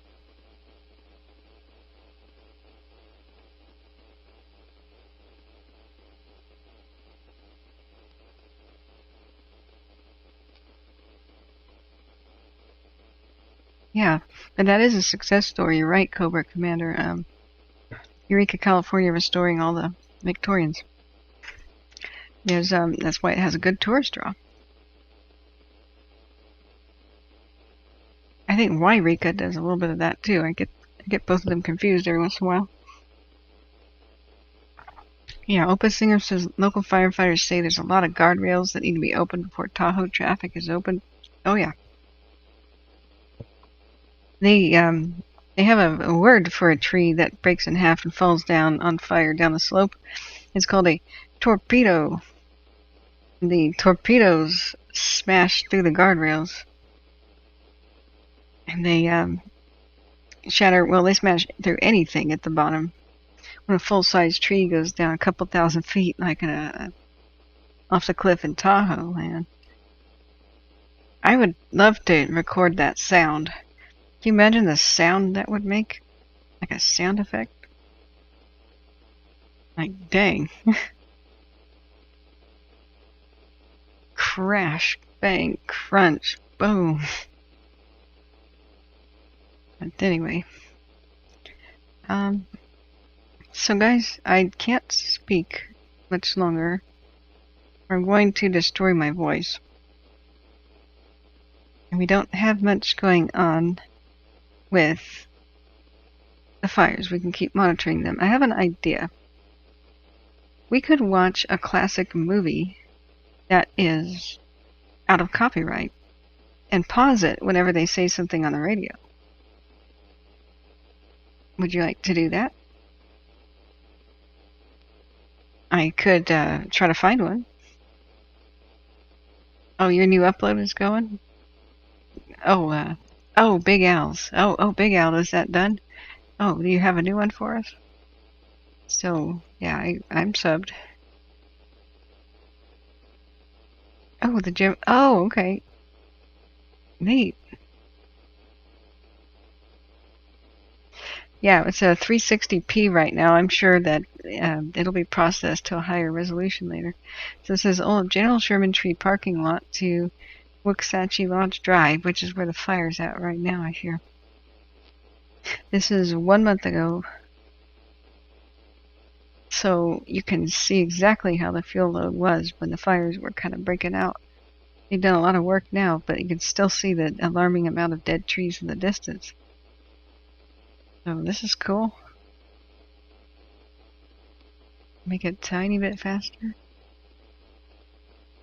Thanks, Big Al. This is good. We can watch this first. Lori says goodbye all. Time to feed the ready mix plant. Okay. Come back and see us, Lori. Yeah, you want to watch a movie too, Shaz? What should we do? We know that almost all silent films are out of copyright. There's a couple cool ones. I'm a big fan of Buster Keaton. I think that stuff's rad. I kind of feel like I'm Buster Keaton's incarnation. I was doing that style of comedy, and I look at him and his like deadpan facial expressions and silent film type stuff. When I was in taking acting classes, I never did anything like that very seriously. I excelled at silent physical comedy stuff. And I was just mimicking some others that were actually, I found out later, were mimicking him. You know, like Dick Van Dyke show was on it late at night, and you know, Dick Van Dyke's physical comedy was pretty dang amazing in the Dick Van Dyke show and other things. You know, the tripping over the ottoman type thing.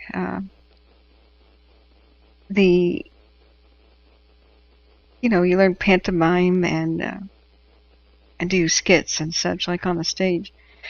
And then I saw actual Buster Keaton work, and I realized that the contemporaries, you know, that I was mimicking, they got it from him. He was the original gangster, him and Charlie Chaplin. And I like a lot about Charlie Chaplin. He's low-key and funny.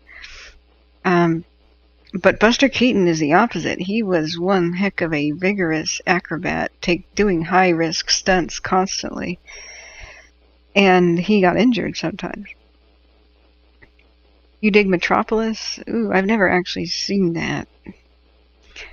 I'm a little uncomfortable with the Germanic thing of the era. I don't know how if it has a racist component to it or not. I've never looked into much of it. I don't know. I know it's German Impressionism, sort of, which can oftentimes have nothing to do with that, but it is 1920s Germany type thing. So, but yeah, this is an awesome drive. Look at all the dead trees, though. Yikes.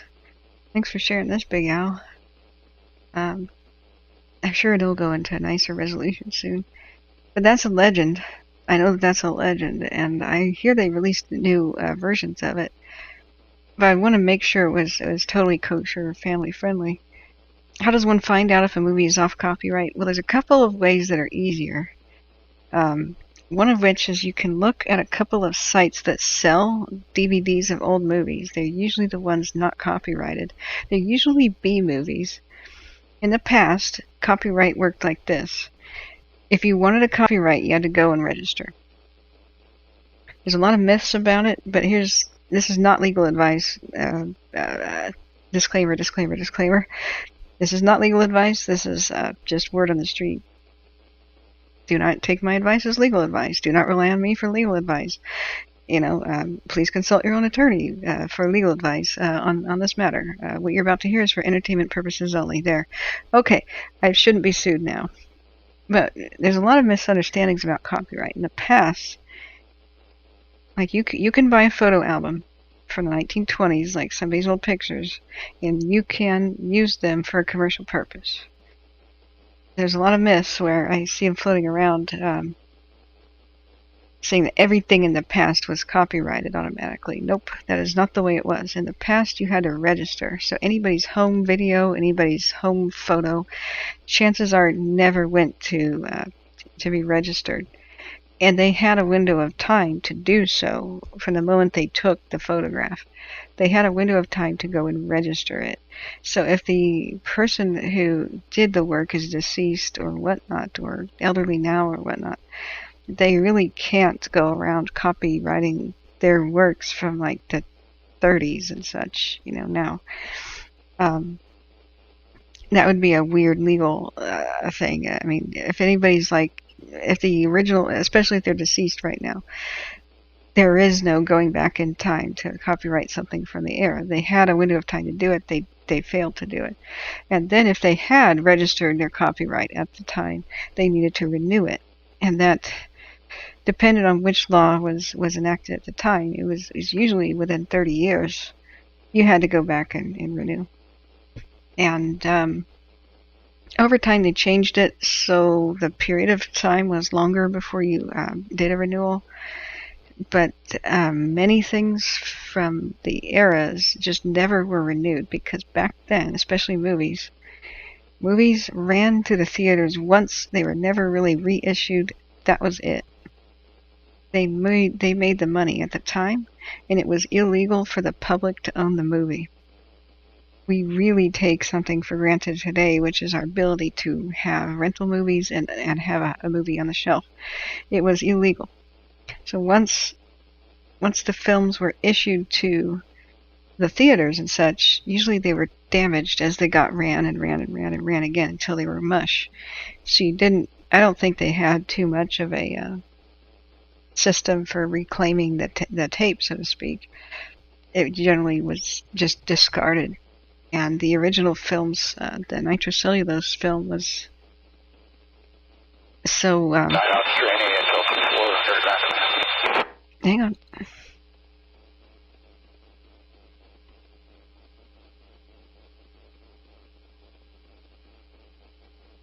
We might want to go look at where the pilot's flying right now over to Caldor.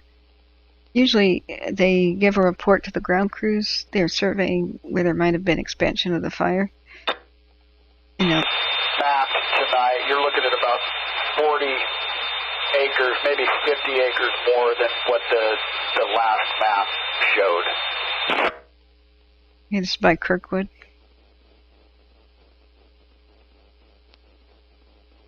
And that's both in total. So the India might break and into Quebec there. Most of it up in the India might break. There's some, just a little bit creeping out from what the last map was.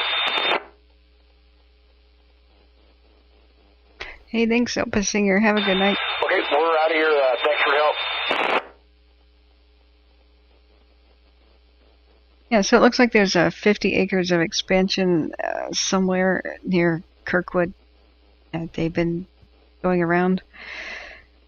A change from last night's map to this night's map, but it's probably within the lines. He didn't say it was outside of them, so we'll keep looking at that. I want to keep watching Big Al's movie of the drive around the redwoods. So what I was trying to explain though is they didn't usually. I don't hear too much of them trying to retrieve the films they issued to movie houses because they got torn up anyway and kind of discarded. once the movie was out of the theaters, that was considered done. It made all the money it was ever going to make, kind of like a theater that did its run. And the films got discarded, and even the earlier ones caught fire very frequently, so they threw them out pretty quickly. Nitrocellulose film was basically made out of stuff that goes into explosives, like fertilizer bombs, you know. So oftentimes they got overheated and lit the movie house on fire, the theater on fire. That's why projection booths had all these fire regulations. They were like a big steel box to die in that was fireproofed for the rest of the theater. But if you got trapped in there with it or fainted, nobody would open the door to save you, because nitrocellulose film in the projector could not be put out with water, and it did a thermal runaway pattern where the chemical reaction just kept going. If you put water on it, it got worse, and the toxic fumes in there would overwhelm somebody. So if firefighters arrived to a theater fire back in the day with nitrocellulose film in the box, they just mostly were like, rest in peace, buddy. My dad was in a theater fire in the early 40s, and they had to lower him as a child out of the bathroom window to the crowd below who caught him. And then they made safety film. And then Kodak safety film, I think, was a huge leap forward in well safety. And that meant that film could be stored long term and it could exist. Now, unfortunately, we lost most of the silent films. Most of them that have ever been made are gone. Most of the film record of the 1800s is gone. Even though they filmed a lot of things, wondrous places today that no longer exist. Places like our national parks were filmed in the 1800s, turn of the century, and were lost. But more and more we're trying to rediscover lost films. The main problem was there were no archives that really existed to preserve film. Just one by one, the copies disappeared around the world and just got thrown away eventually, or just degraded, because time attacks films and it degrades it. Same thing with VHS tape. Every year it's going to look worse and sound worse until it breaks apart in your hands. And so nobody in the past thought to copyright the films at the very, very distant past. And then when they did, they certainly weren't renewed. But then everything changes with safety film. In the early 30s, I believe, is when it came out and became widespread. Now film could last for a long time, maybe 100 years or so. And they started thinking about changing copyright. So they started changing it so that you had X amount of years. So maybe 25 or 30. But then you had to re-register it if you wanted it to keep going. So enter the 1960s, the early 60s. Many of the films earlier than that were just not renewed. Same thing about some of the films from the 50s. Once they reached the 70s, a lot of them weren't renewed. So you have a lot of 1950s eras and stuff. But after the 60s, everything changes. Most of the films in the 70s, the copyrights were changed to protect Disney and such. Disney has like this crazy eternal copyright.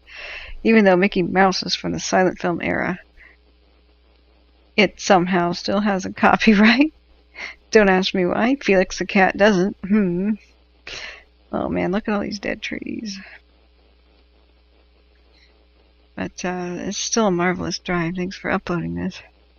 But the point is, there's a couple, I used to get a couple magazines that had exciting, where you could buy movies, and basically those companies have mostly done the research for us, and they usually offer literal homemade, versions of these films, for $20 or something. And these DVDs of these obscure movies that have never been on DVD before, they're basically just kind of taking an old film, or either that or they record it straight off the television. Sometimes it has an HBO logo or Cinemax or something. pop up. But the thing is, no matter how old a movie is, if it doesn't have copyright, you could record it right off the television legally. We take for granted the fact that there was this huge early 1980s lawsuit, or late 70s, when they invented Betamax and VHS.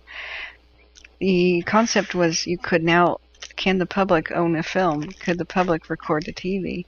And Ted Turner and others screamed on the witness stand saying, no, that'll put Hollywood out of business if people can own movies.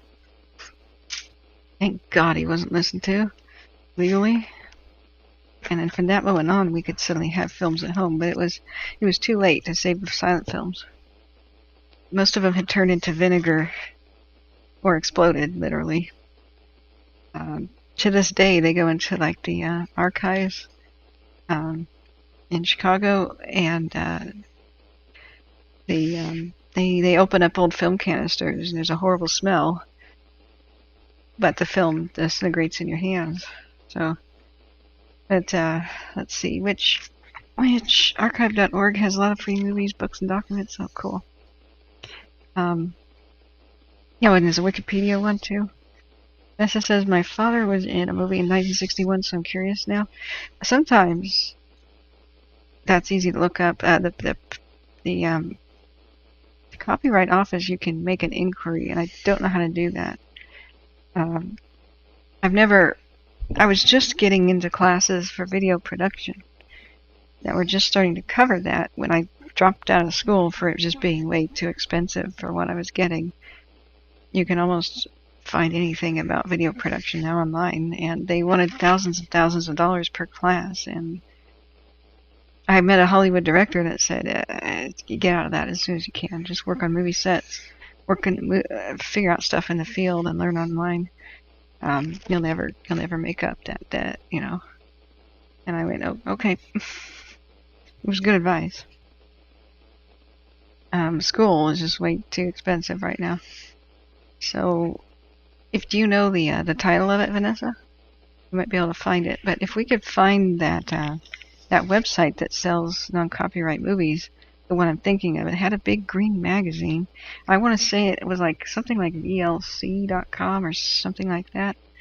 I'm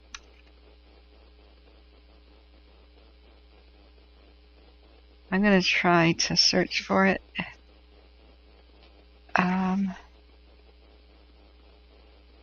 There's one site called ZeusDVDs.com, which might have a good collection of films for us. DVDlady.com might be one. I did order a couple of older movies for my video production homework years ago when I was at school. But we shall find one. Maybe it was TCM.com. Something, it had a very short 3-letter word. No, that's Turner Classic Movies. Never mind. That stuff's gonna be, Wow, this one movie I was thinking about was filmed in Lake Tahoe. Really? Really?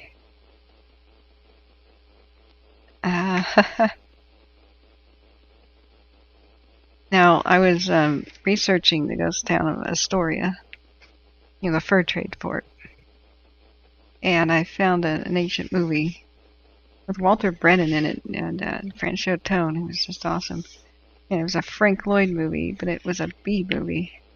And it's supposed to take place at Astoria, and they filmed it on Lake Tahoe. That's hilarious. I had no idea. But it's really kind of racist, showing Indians as naked savages sort of thing, which is such dang pity. I don't want that to be our... it's kind of a downer as well, movie. But, you know, it's a 1941 movie. I'm still trying to find that other website.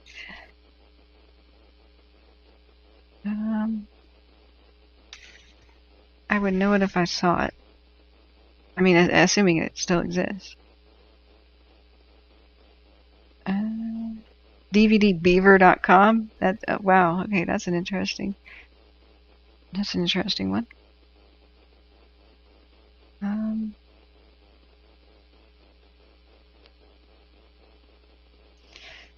Let's see. I was trying to find it by looking up the film I already bought from them, but it's just not coming up. So,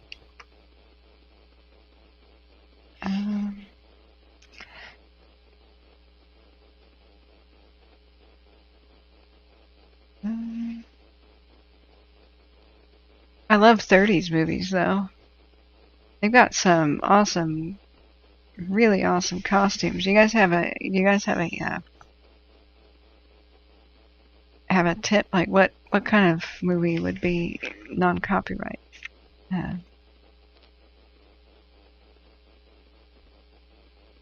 It's a Wonderful Life. They had an error, and that's the funny example everybody says. It's a Wonderful Life. They went to renew the copyright and did it a day late or something, and they said sorry, and so that's what plays at Christmas now, all the time.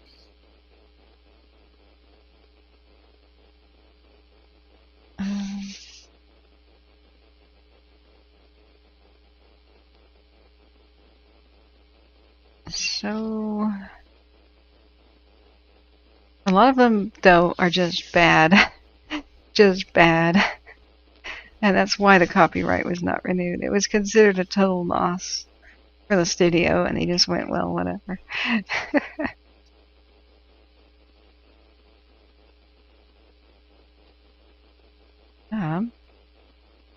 Oh, I checked out. Remember how we were going to see if San Francisco, the 1936 version with oh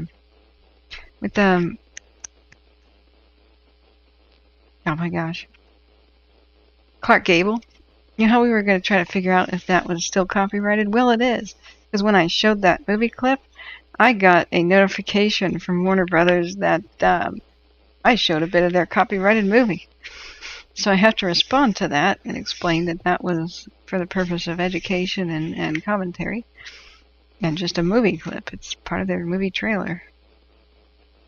So that shouldn't be a problem, but they put a copyright claim on my movie, on my stream, I mean. Oh. And let's see. Yeah, do we have a Shasta says, look at this list. Okay, cool. Let's look at that list. I'm still enjoying this drive. This is really cool. Big Al, you should just find some really cool classical music to set this to, and that'll be pretty awesome. You do good work with your driving videos. This is really cool. John Stoker says, check out a Navy's 1960s recruiting film. We got to be careful with a lot of that. Archive.org. Okay. Some of that has racial slurs, like for people of certain Asian countries that we don't want to be showing. It's just horrible.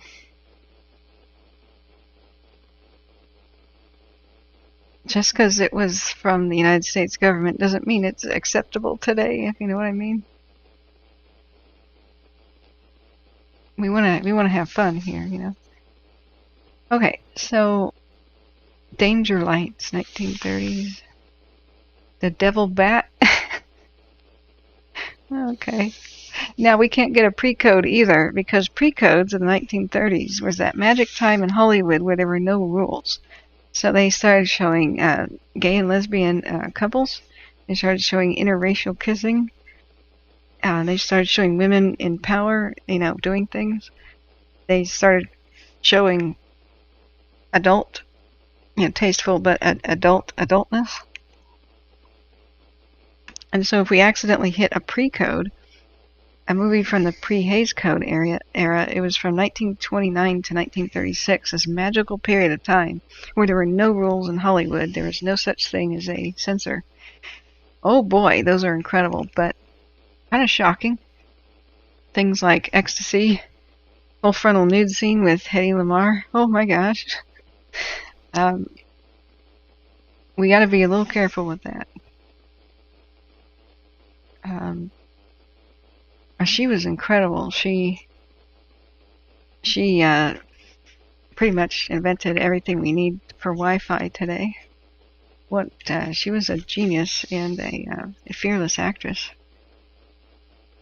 To do a full frontal nude scene is considered to be very brave as an actor, in the acting world, because some people will never understand and they'll always, what is this that YouTube thinks I want to watch here? But, yeah, thank you for that video. Big Al. Let's look back at the fire. Bear Mountain, Fresno. I was hoping somebody had already seen one of these movies and could vouch for it, that it's okay. We also don't want it to be totally boring. I'm looking at the list here. I really love Fred Astaire. That the only one that I know that of his that isn't copyrighted is Royal Wedding, and that's just not one of the good ones.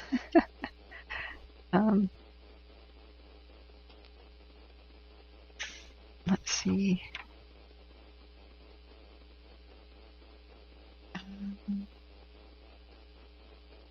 White Zombie, that must be where the band name comes from. 1932's White Zombie. Sounds like a pre-code, though. The Wasp Woman. Man, these are winners. Swing High. What about a Western? Yeah.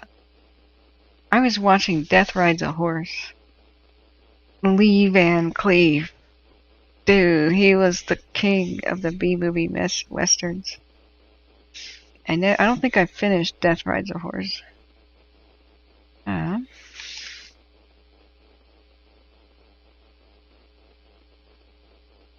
Let's see here.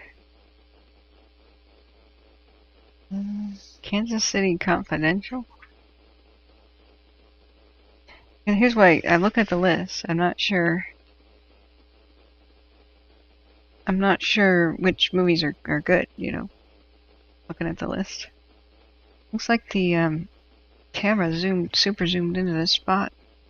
It might be the western flank of Yucca Mountain. I love Cary Grant was brought up on old westerns and war films. John Wayne, his last film with the shooting was his Goodbye. Oh yeah. Haunted House, Keaton with special music arrangement. Is that Buster Keaton? Dude, yeah, let's find best Buster Keaton, and that might be straight up on YouTube. We could watch The General. Is that a safe movie? Is that controversial in any way? That's where he wrecks the train for real.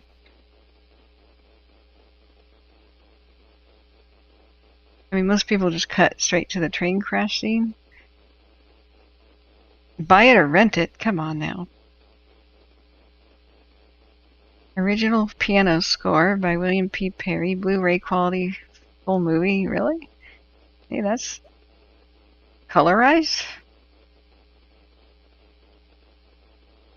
Well, I wonder if it has sound, though. Colorized would be incredible.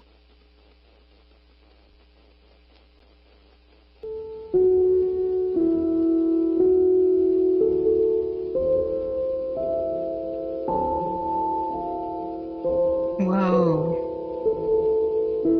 1926, The General.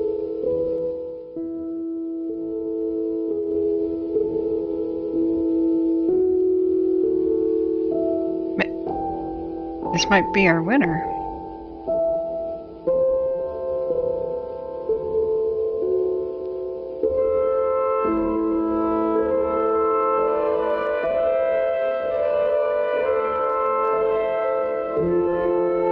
Okay, sorry, we want to make sure it looks good, though. I mean, it looks... Wow, it's got decent resolution for a 480p upload. Wow. Dude, that's our winner. Let's do it, guys. So the point is, what we're doing now is we're going to watch a non-copyrighted film, so I don't get a copyright strike.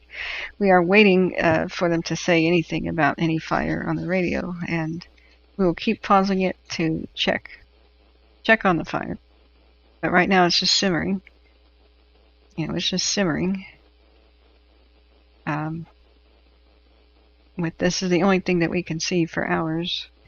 on Yucca Mountain, so we'll occasionally interrupt the broadcast, but it's just to save my voice. I cannot talk all night. So I can either stop the stream and go off and do something on my own, or we could watch some non-copyright film together. So this is considered an excellent silent film where this steam train is wrecked off of a trestle on purpose for this crazy finale to this story. I have no idea what it's about. I'm sorry if it's historically racist or anything offensive. I've never seen it. All I know is that it's a classic movie with Buster Keaton, the comedian, and the general is about the train. That's all I know about it. But we'll stop it if it's offensive or anything. But this is somebody who colorized it, so let's check it out.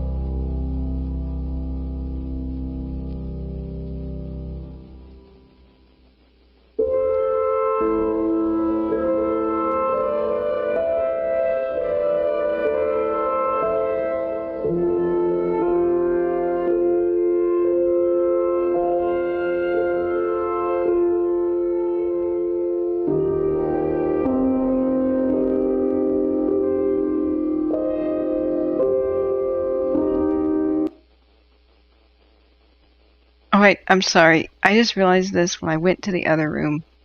It occurred to me I never set the playback speed. It was on half speed. I thought, man, this is really sluggish music. What's wrong with it? Very sorry. Oh, it just occurred to me. Okay, here we go. That's more like it.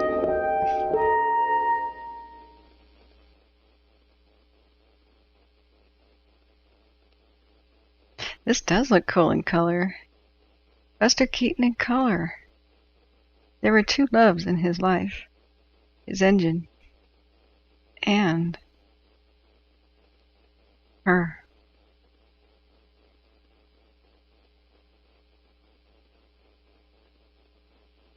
Now it is a silent film. Nobody put any effects in the movie, I guess.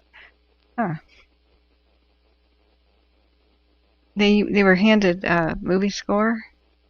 to make. They were supposed to play instruments live in front of the audience, and you went in there and there was a live orchestra and a piano player.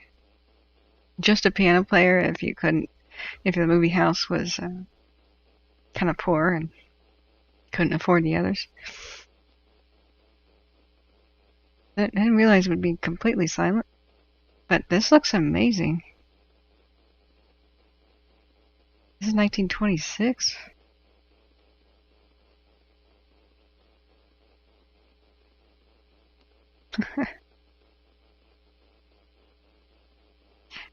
So there's other versions that we could watch that has the original movie, the score.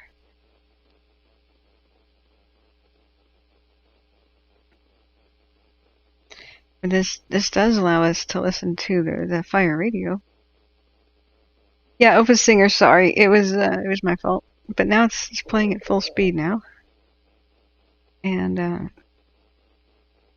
they say before popcorn was a treat in theaters that it was all hemp seeds, roasted hemp seeds, before they banned hemp sales.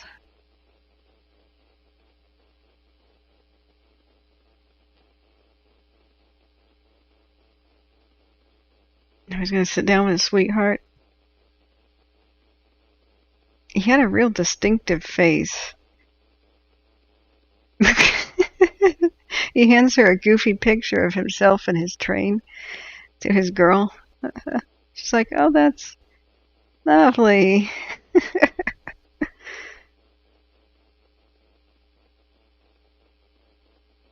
Oh, a gentleman burst through the door. Fort Sumter has been fired upon. Oh, it's a period piece. It's supposed to be the 1800s. So then the war is here. So the Civil War has just broken out in 1861. Yes, Dad, and I'm going to be one of the first to enlist. Uh-oh. Hold it. He grabs the sleeve of his son. The lady is fretting already. He puts on his hat, shakes his son's hand, and they're going together.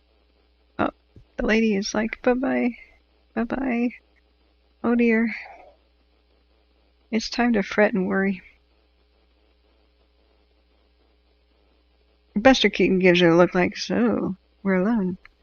She says, aren't you going to enlist?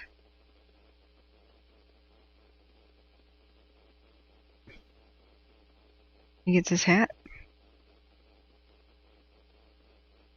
Well, he goes to shake her. Oh, she kisses him. She smacks one on him, right? Plants one right on his kisser. He buttons up and falls down the porch. He does all of his own stunts too, which is pretty dang amazing. But the whole no sound thing is at all is a little bit weird.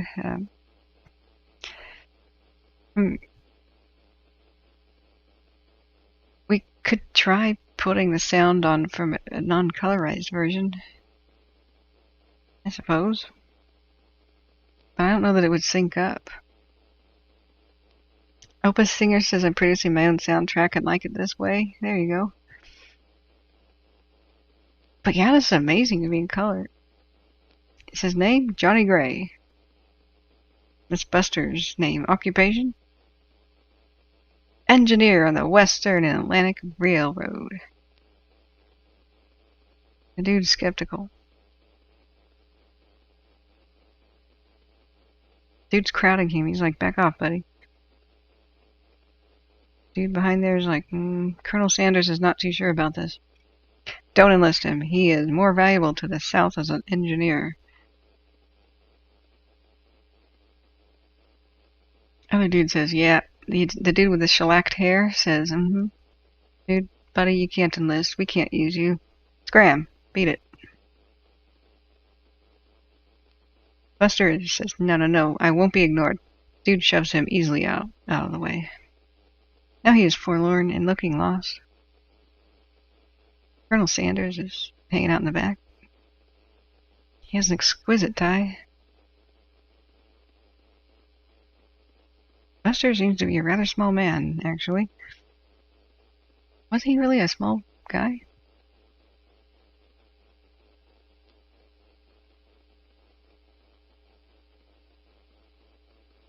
He leans against the counter. Gets the attention of somebody else who has a piece of paper. He's feeling the dude's biceps. They're the same stature. He's like, hey, we're the same size and they accepted you. Come on now. What's the meaning of all this? Dude paces around skulking, gets back in line. Hides his face. My name's William Brown. Dude's like, occupation? Bartender. Dude taps his shoulder. It's the same dude. Dude, hey, I've seen you here before. What's it mean? Just beat it. Scram. And some other unintelligible threats. Colonel Sanders comes back out.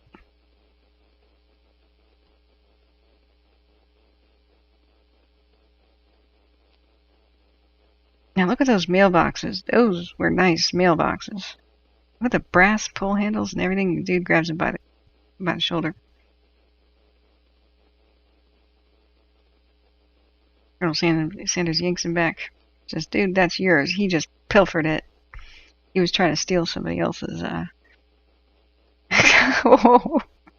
He just got kicked literally out of the door. He goes, well, if you lose this war, then don't blame me. Oh. Wow. He's skulking off. The townsfolk are huddled around. Now they sneer at him. No, I can't get in line. And he's rubbing his sore bum because the guy literally kicked his butt out of the door.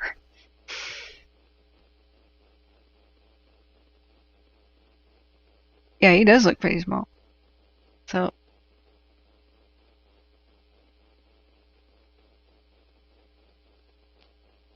Alright, I'm looking back at the chat.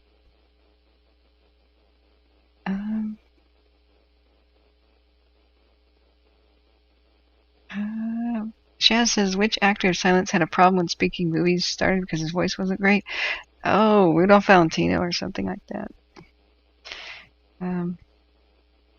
He didn't even get in line, was the report. Oh, that was the dude that knew her, so she thinks that he didn't try to enlist. He's a disgrace to the South, says her pappy. And she's like, oh, I can't date him.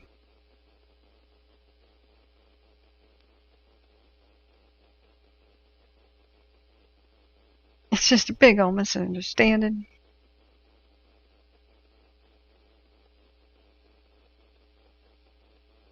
He's sitting on his train. She walks over. She's glaring at him. Why didn't you enlist? They wouldn't take me.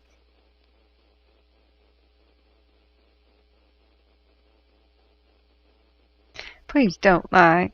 I don't want to you to speak to me again until you are in uniform. Oh, she don't buy it. She skulks off. He has a dilemma. He sits back down on the gigantic locomotive gear. That piston thing. Oh, and the train's moving and he's riding along with it. With that characteristic forlorn look, like, I don't care what's happening to me. Then he suddenly becomes aware, like, oh dear. A year later, in a Union encampment just north of Chattanooga.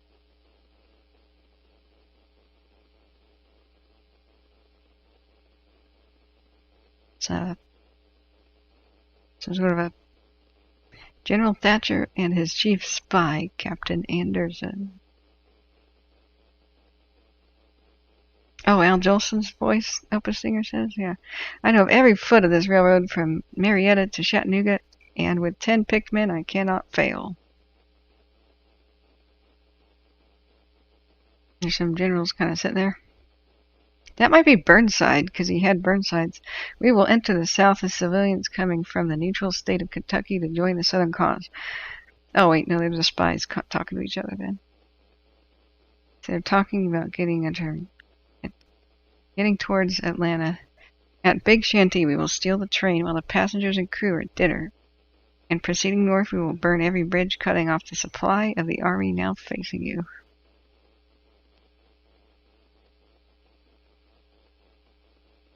Sabotage.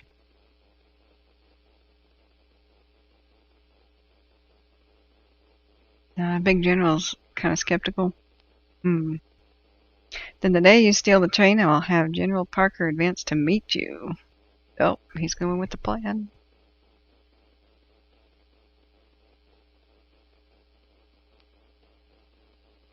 Puts on his hat, he's gonna go. They're shaking on it. They have sealed the deal. Here's Marietta, which is by Atlanta. And the rail runs north.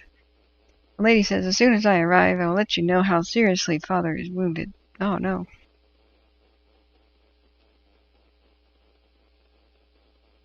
So I guess she's talking to her brother. Meanwhile, Buster is oiling up his train. And they don't have the time of day for him. Her bro has a little metal and she's playing with it. He's been injured in the hand. She gets aboard.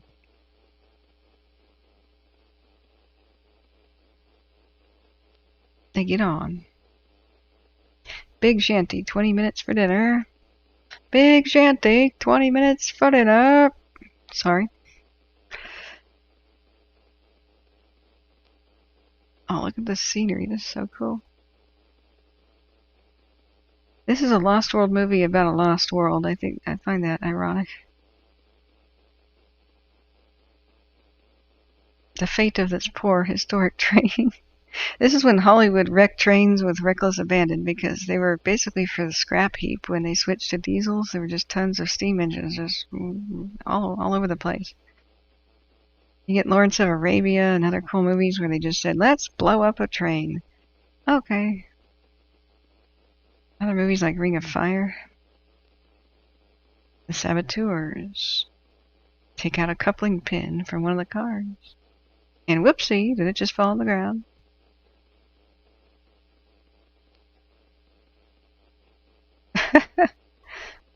This guy just gave a signal, and they just jumped on board. And they're grabbing the little lady.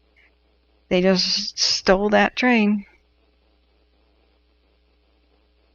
And it's going off with just 2 cars behind it. The engine is leaving the station, and Buster's like, hey, that's my train.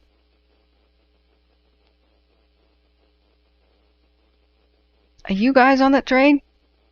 Well, if you're not on the train, then who is on that train? They're running off to that train. Come on, guys, we gotta get that train. If it reaches 88 miles an hour, it's going to go into the future.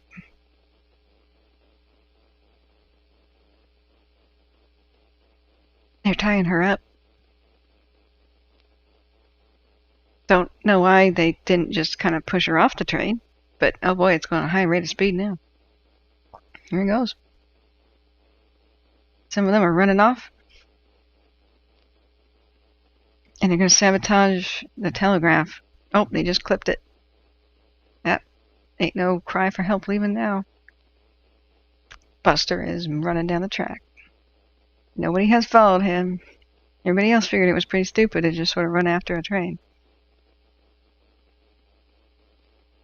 Oh, he's got one of them little carts. He's going to catch up to him with that push wagon. But meanwhile, they're hacking apart the tracks. That's not going to be fun. It's ironic. There's a wildfire that has ripped through the area. You can see the standing dead trees wherever they filmed this.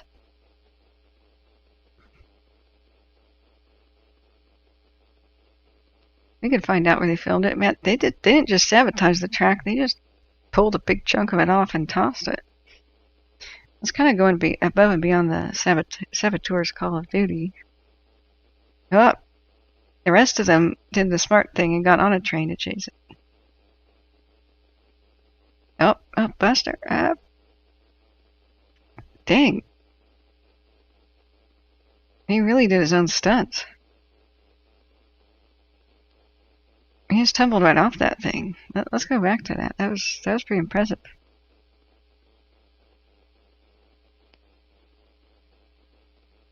didn't have a helmet or anything. He just, bam.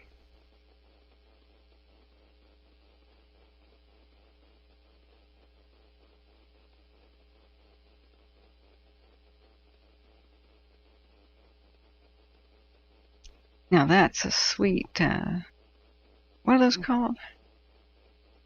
Giant bicycle wheels. It's not a unicycle because it's got two wheels, but it's similar. Got the really big wheel in the front. Dude, now that's a car chase right there. Dang, he fell off that too. Meanwhile, they're changing into their costumes and disguises. This is the Kingston train station, where his train is loaded with stuff. Buster is now hollering at him, saying, "Guys, 3 men stole my general. I think they are deserters."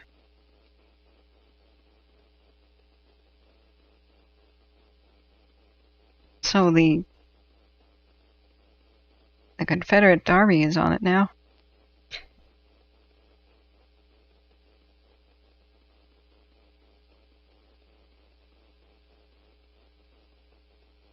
They're gonna sort of jump on the.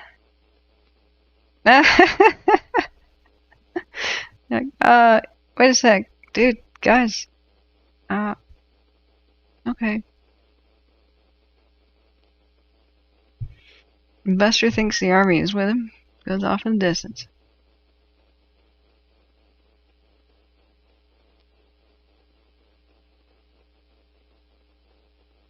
And about now he figures out he's alone. That is a steam donkey. No, it's a cannon. Oh, it's a mortar. Holy.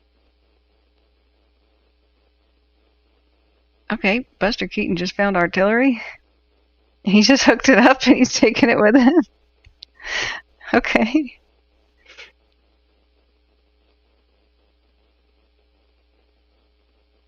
Meanwhile, they're like, dudes, there's a train coming behind us.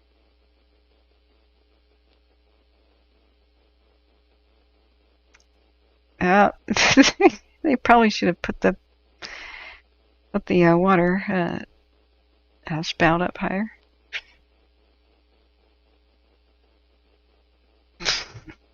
Whoops.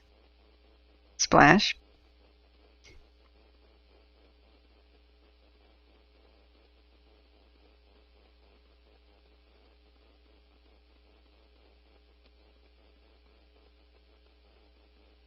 Why not stop and fight them? He's got a pistola. I'm afraid they'd have us greatly outnumbered, says the saboteur. I'm going to try to outrun him.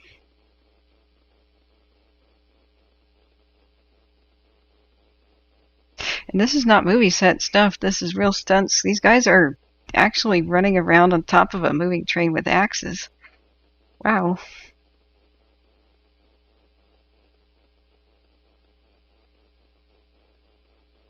Better not slip is all I gotta say. Buster Keaton is loading his mortar. Oh my god, he's opening the gunpowder keg. He's like, how much do you put in here? He put a little bit back. Oh, never mind. Oh, he put the whole thing in. He just put the entire powder keg in the barrel. Okay. And one of the balls. Okay, there we go. Shit-thunk. I was gonna go light the fuse. Oh. Oh, wow. Buster is not playing around. And he just bombed himself. Oh dear.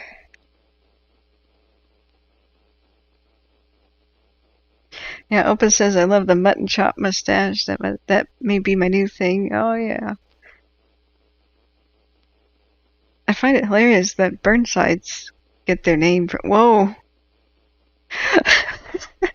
So he threw the cannonball off of the train that landed next to him, and it just detonated behind him. Now he's throwing another huge ball and an entire keg of powder in the thing. Oh, and a second ball? He's gonna go for a double shot. Oh dear. General Burnside is where we get the whole concept of Burnsides from. Oh, dude, you're gonna lose your rocket. No. Oh no. He lost his mortar. Oh, and it's aiming down at him now. Oh dear. With the fuse lit. Abandoned ship, Buster. Abandoned ship. Oh.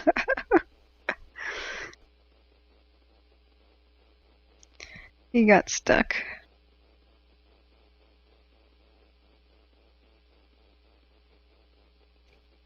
Oh dear.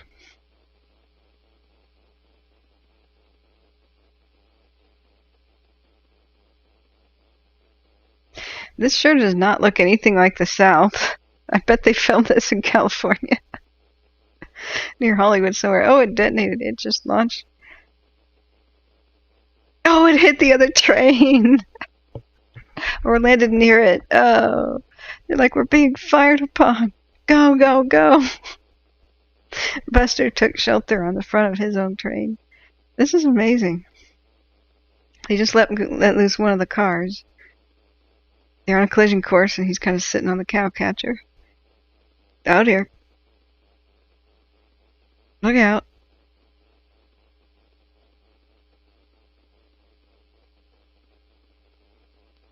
Uh-oh.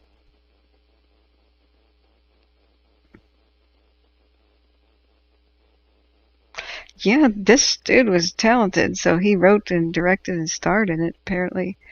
Or at least co-wrote it. This cannot be the East Coast. That's just not... I mean, it looks almost like the Pacific Northwest in a lot of places. He gets out and he turns the switch. Okay, so he's rerouted that car off to a siding. I have to figure out where this is filmed. This is incredible. Where was Buster Keaton the General filmed?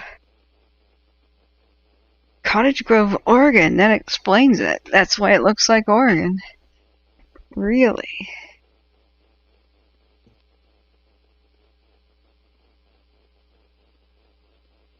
silentfilmlocations.com or something. silentlocations.com. So they're now chucking out chunks of wood, trying to derail his train, putting on the tracks.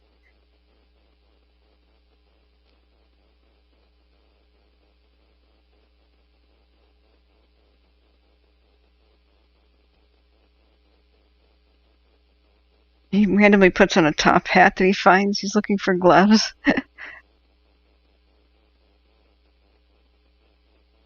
If this is 1926, there's obviously... Whoa, that car fell right off the tracks. If this is 1926, we could probably find out what wildfire this was that he's driving past.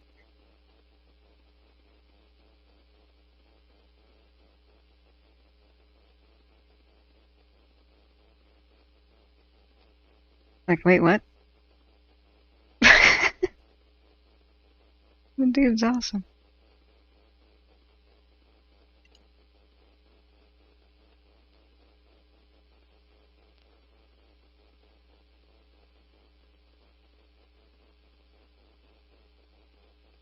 So he's running ahead of a train that's actually moving, picking up. That's probably light as a feather, like fake wood. Oh my god, this is dangerous. Oh. Can you imagine if his ankles slipped under there?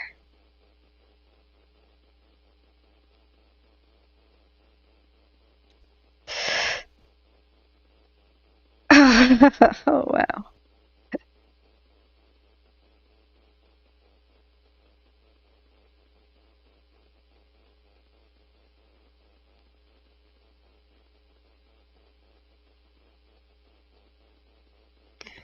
They're carrying around his girl who's tied up. Oh wait, that's a doll, isn't it? Was that a doll?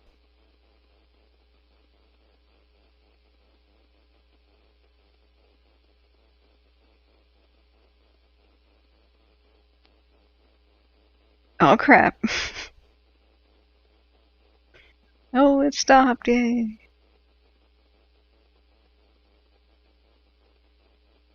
I think they're going to try to light that car on fire. He backed up, jumped off, threw the switch, getting back on like a boss. Oh crap. He's stuck in neutral. He's throwing dirt on it so they get some traction. That's genius.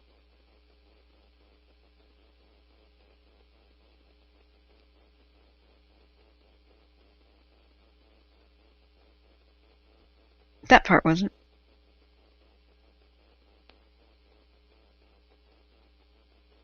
Yeah, so they have a fire in that rear car now. It's going through a covered bridge.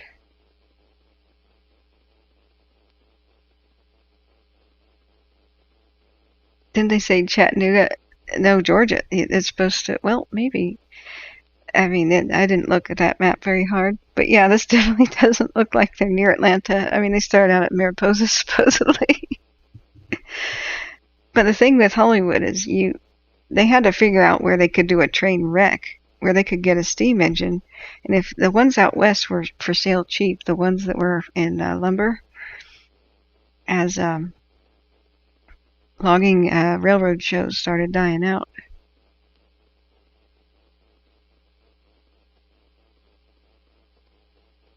Oh, yeah, so he's inhaling the fire from the other train. All that smoke.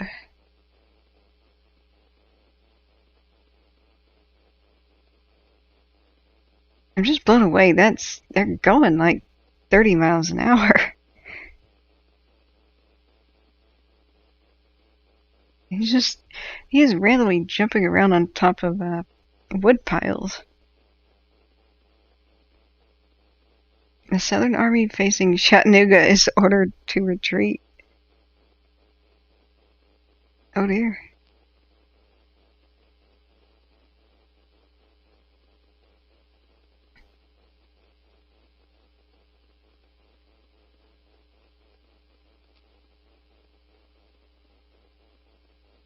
Here comes cavalry, and, well, the Army's going the other way.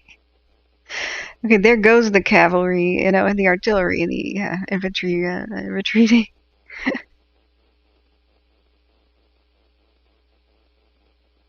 He just kind of doesn't notice.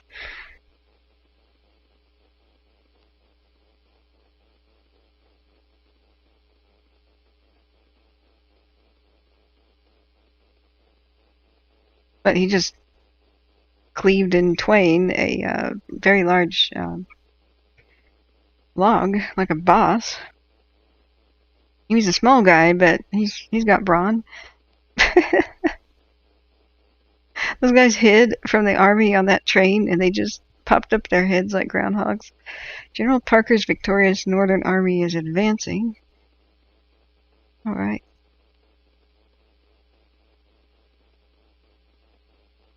He's still chopping along, oblivious.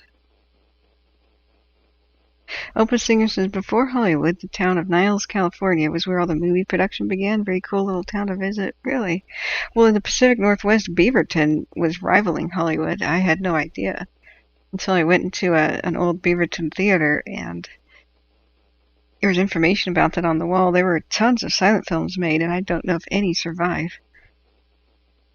That'd be incredible to see the Pacific Northwest with all of its old-growth majesty before things like the Tillamook burn and development.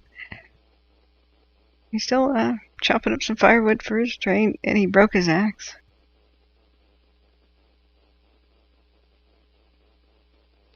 He's like, what? What? Wait, what?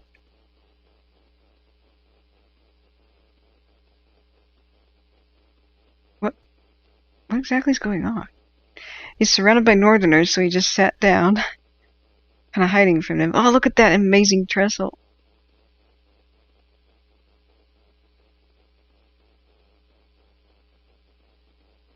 His girl is still tied up on the other train, and it's crossing that trestle. It stopped right there. Well, it's coming to a stop.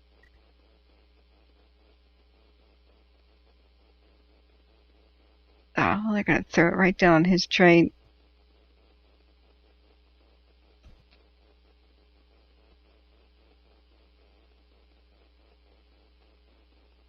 There was only one man on that engine, they finally realized. Hey, let's just get out and fight him.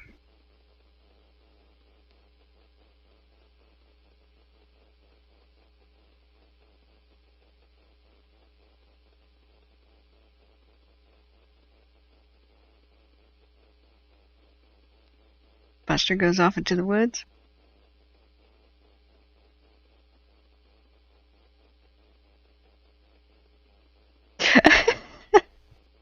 He ran off into the bushes, and the hat was hung up on the bush.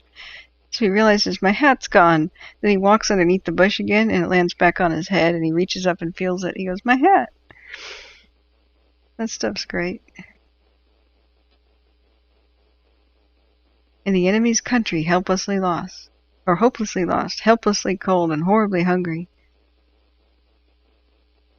Buster's just chilling, in the woods. And it's pouring down rain on him. He's now in some sort of he's looking in some buildings' windows. It's a fine dinner being prepared, and he's just going to walk in.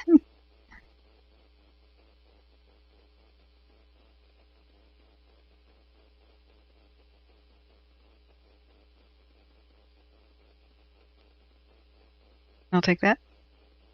He's still in the brownies.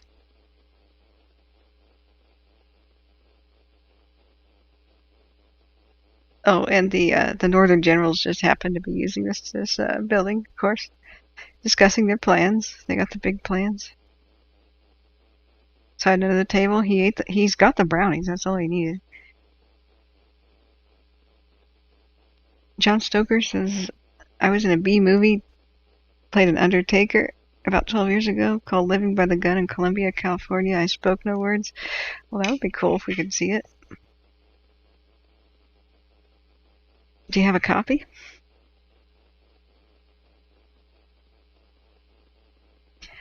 At 9 o'clock tomorrow morning, our supply trains will meet and unite with General Parker's army at the Rock River Bridge.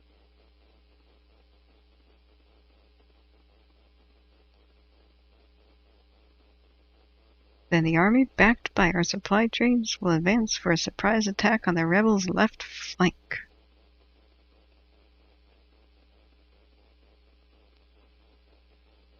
Buster Keaton hears all. Once our trains and troops cross the bridge, nothing on earth can stop us. And he slams his fist in victory. And that hit Buster on the head. Oh, and a guy just kicked him in the face. Nice.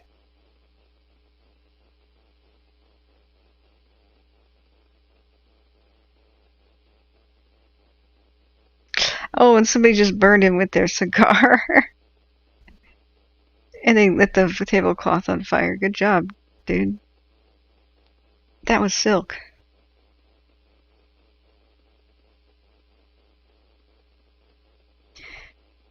So, in come the saboteurs, and they have a maiden. This girl was in the baggage car when we stole the train, so I thought it best to hold her. Sure, he did.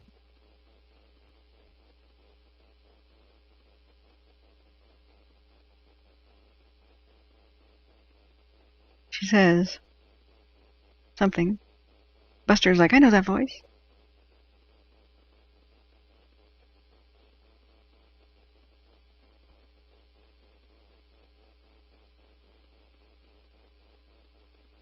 Slightly creepy. He peers through the cigar hole in the tablecloth.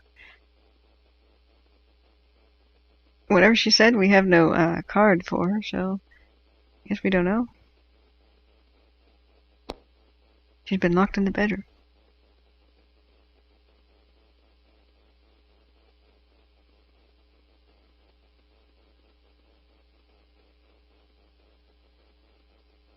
Alright. It's time to take a little pause, check on the fires. We have nothing on the radio. We've been listening to it the whole time. They just haven't said anything. The one cam that we can see the fire clearly on is still just showing pretty Pretty mild behavior. Over on what I think is Yucca Mountain, the Buckrock 2 cam has some clarity. Let's do a 6-hour time lapse of the K&P fire from Buckrock 2. This is one of the fire lookouts. It's been a little bit unnerving that day after day the fire is approaching the Buckrock lookout. Mostly it's gone veering off towards the east, but sometimes the smoke goes directly to the lookout, which means that would be the direction of the fire too, following the wind. That is eerie. You see the way the smoke just curls around as the wind changes direction? That's a 6-hour time lapse. So we've seen in a couple of places the fire creeping over the ridge, and just look at it. Curling around like an ocean wave, like a tide coming in and out. That's just eerie.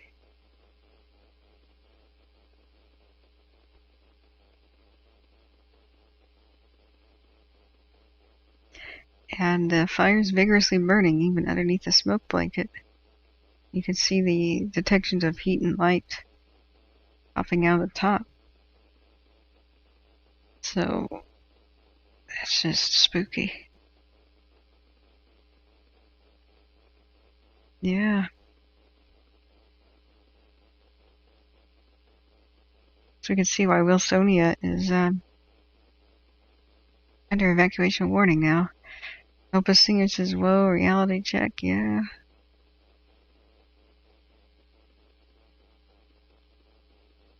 Sometimes the fire and smoke and time lapse is just super eerie. Three different plumes at 2 in the morning. Last 6 hours. So from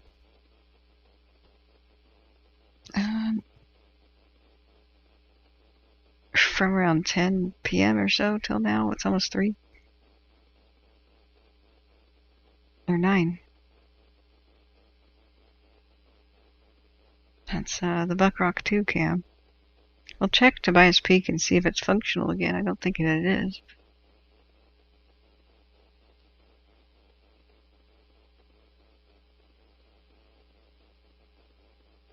But it switches around, and the wind changing directions at night means the fire doesn't grow in one particular direction, which can be good. That explains why it hasn't spread wildly out in any particular direction. The wind keeps shifting, and the fire's flames keep going back towards the direction it came from night after night. But that's a spooky one. Let's check the others. That's the K&P. Colville Mountain 2 is far away. See a bright light in the distance and some heat through the smoke, but more and more and more of it.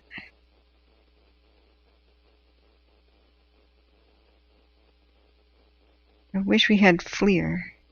We would see crystal clearly what's going on. Remember when we used to watch the FLIR at Caldor and Dixie? Man, do they need more of that on the landscape. That would be red and pink glows in the distance to anybody seeing it at any locals. Rocky Hill 2 is completely blind as smoke.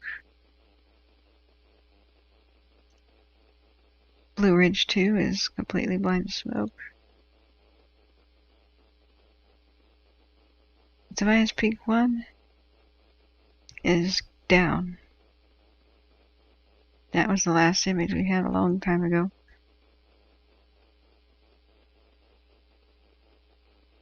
But here's our Bear Mountain Fresno. Zoomed in from quite a ways.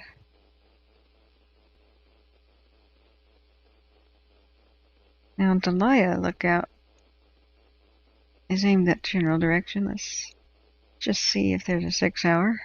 Oh god, it's a swinger. Sorry guys. Never mind that. Let's try a 15-minute, see if it swings around.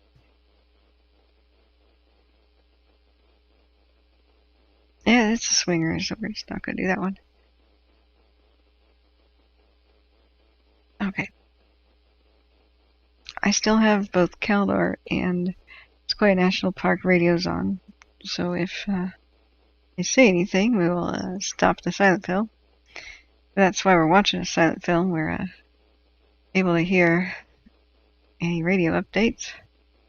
So let's go back to our program. We interrupted Buster Keaton's classic, The General, because I had no idea that it would show a fiery landscape, and we'll have to figure out which fire that was.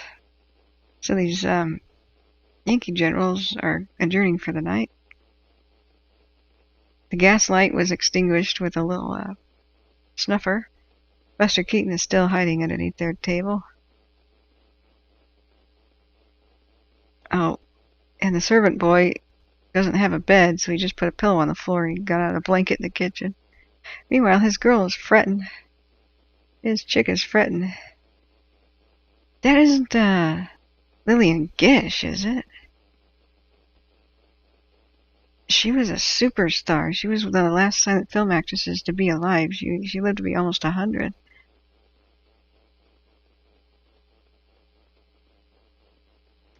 Opus says, does this weather allow you to see satellite heat signals? Yeah, we can. We can check it.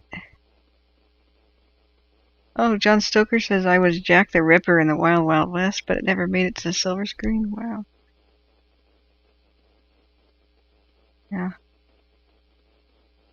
Yeah, we'll check the heat in a second. She plumb fainted.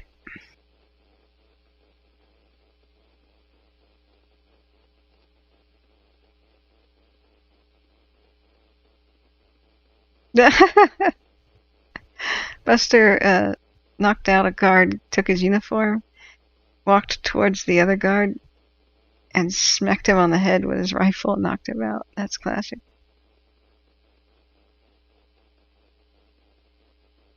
Shh. Hey.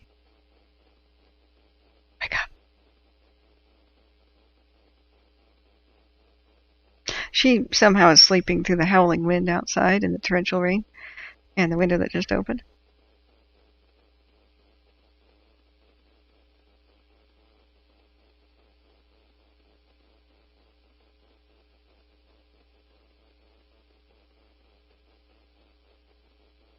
Let's go, honey. I'm in a Yankee uniform, but you know, I'm here to rescue you. He knocks over the table and tells her to be quiet. Awesome. Oh, the actress was Marion Mack? Okay. Not that I know my silent film actresses. John Stoker says, okay, good night all. I have a doctor to go to the doctor in Modesto. Oh, good luck with that one. Peace and love to you all and your loved ones.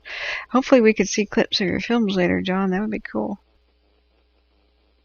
Have a good night. Oh, fake lightning. Oh, wow.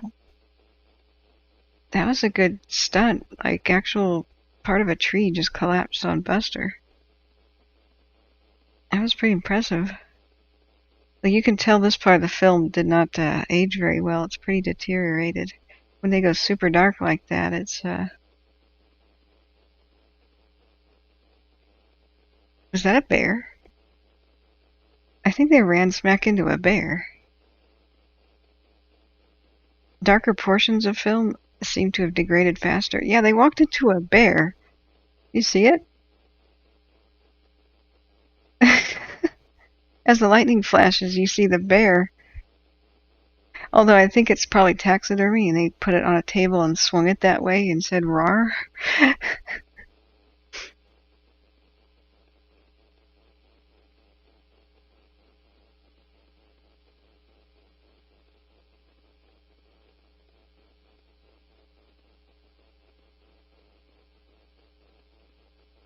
She just steps in a bear trap. Now that's awesome. Oh dear. Now he got her foot out and he trapped his own hands in it. Perfect.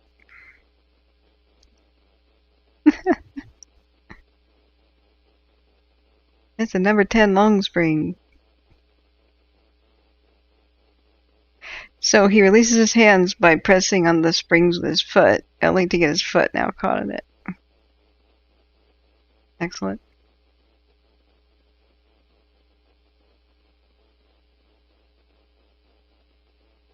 Yeah, John says, thank you. I can look up that really bad B movie on the internet called Living by the Gun. Do so. I'm a great B movie enthusiast. Open Singer says one of the Union generals is listed as Joe Keaton, Buster's brother. I wonder. Big Al says, I'm off too at 6 a.m. on the coast. I think this is almost over, you guys. Boy, it's not.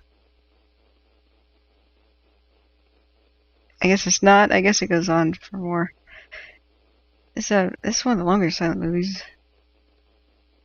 But you can always here, I'm going to give you the link of it so you guys could see the end. The end is the big, amazing part of this movie.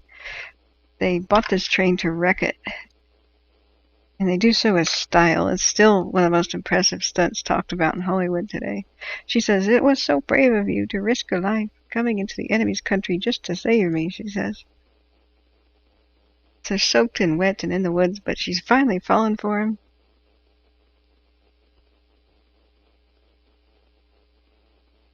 He's saying something stupid, but holding her tight. After a nice, quiet, refreshing night's rest. Yeah, good night, guys. Those who are going to sleep.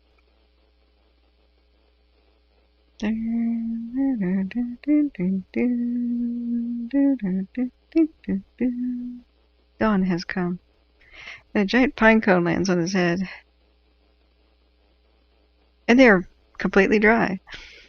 And clean.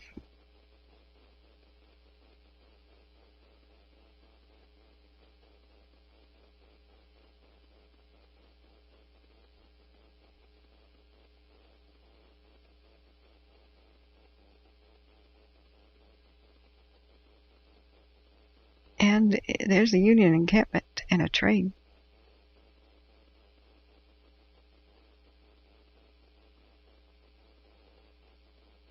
Cool, no problem, Big Al. Have a good night.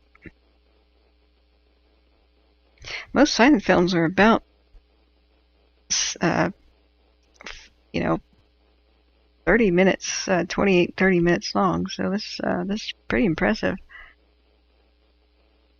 This would have been so expensive to make.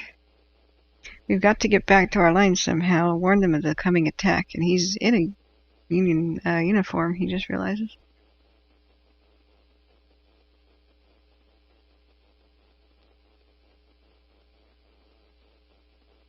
Now that was arriving in style. Did you see that? He just slides over to the he slides over to the wall. Watch this. This is swagger.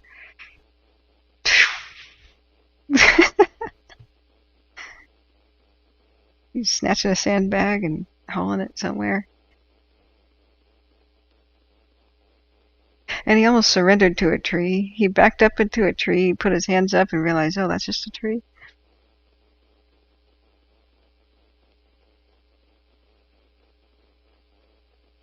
Oh, it's actually supply. I thought it was a sandbag. It's a supply sacks full of shoes and stuff.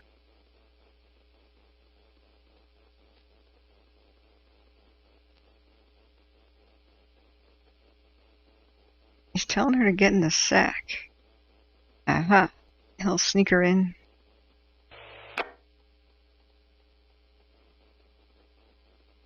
He's stuffing her in there.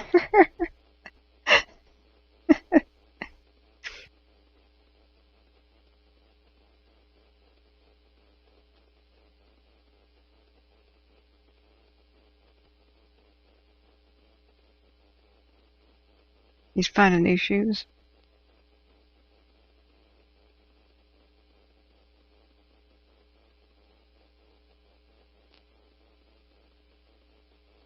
He's upgrading his sneakers. He now has the finest in footwear.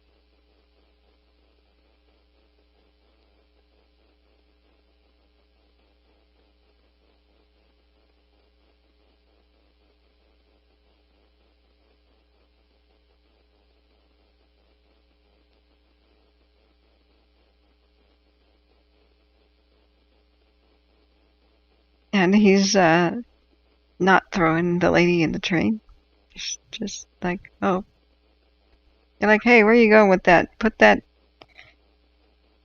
in there. And she just pulled the pin from the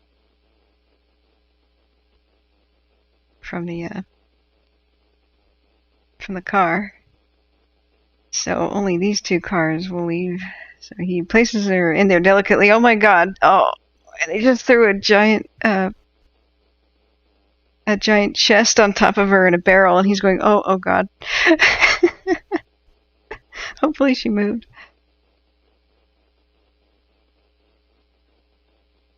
That's kind of dark humor. Oh.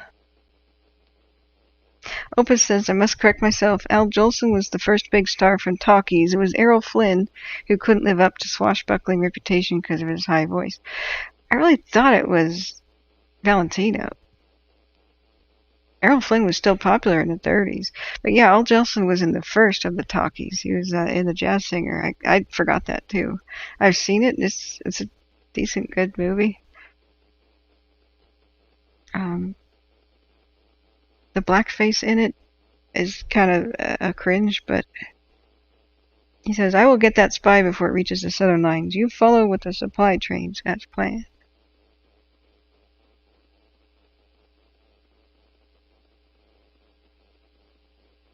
I mean, it won Academy Awards for a reason. I'm sure this did too.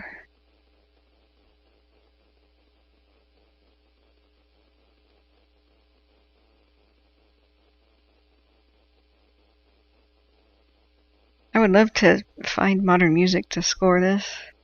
There are so many good tunes that would line up with this. You could really have fun. So he started up his train, and he's yanking down those telegraph lines. Sabotage. Wait a second, this thing just went dead, sir. I don't know what happened. We know what happened. Buster happened. Now he's jumping around on trains again.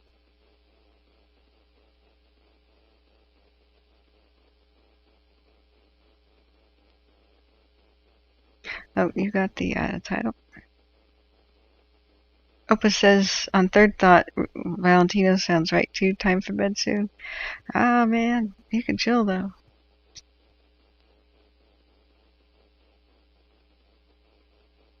Buster is hacked a hole into a train and is now climbing in, like doing incredible stunts on a real train. Now he's looking for the girl who's buried under the crates and barrels. But you could tell how light as a feather they are because they're the balsa wood, Hollywood stunts. I bet he did that on purpose. You know, as an actor, you have an idea. You could pretend something's heavy, or for even better comedy, you could show the audience that we make this crap out of balsa wood as light as a feather. All of the props. I applaud that decision to just toss them around like they weigh nothing.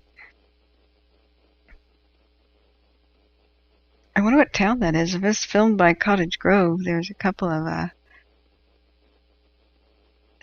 towns that have mill ponds and lakes like that, and fields. Wow. His head went straight up her skirts. How risque. There's a lot of stuff like that you could get away with in the 20s, and you couldn't get away with after the Hays Decency Code. But yeah, he just put her head up her skirts. He says, we must pick up more firewood.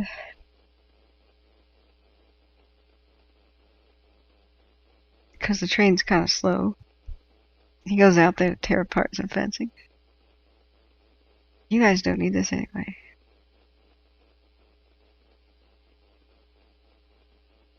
I'm pretty sure those are usually nailed together, but hey. Opus Singer says, who needs Google? I've got several brain cells left. Well, that's a pity. You should work on destroying those. That's the key to bliss.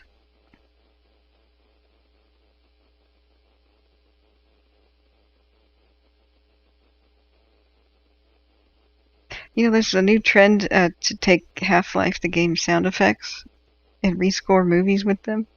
That might be a funny choice. But as a video editing student, we were encouraged to take silent films and rescore them and give them new sound effects to get used to the business, so to speak. And there's a bunch of hilarious versions of that sort of stuff on the internet now as a result.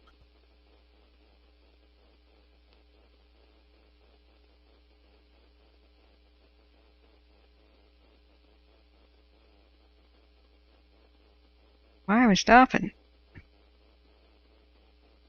Why did you tether us to a tree?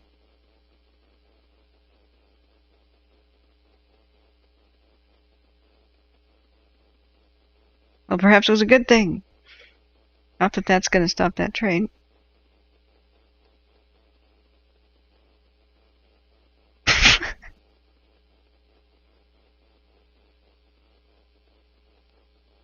This would never happen these days. Like actors just running around doing stunts on train engines. Holy mackerel. Any of them could be killed at any moment. If you fell underneath the front of that, even at low rates of speed, just, oh god, that would be gruesome. Plus, the engines are hot. If they at any time reach back and touch the engine, they'd get second-degree burns on their hands. I mean, I'm sure they're wearing super gloves and everything, but what if they fell? I mean, that's a boiler of a steam engine.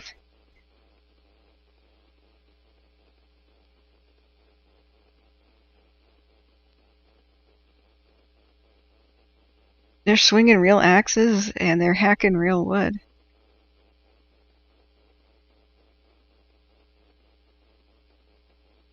Oh, well, dang. Although that looks a little blue screen right there, or green screen. But with the film quality, you can't tell 100%.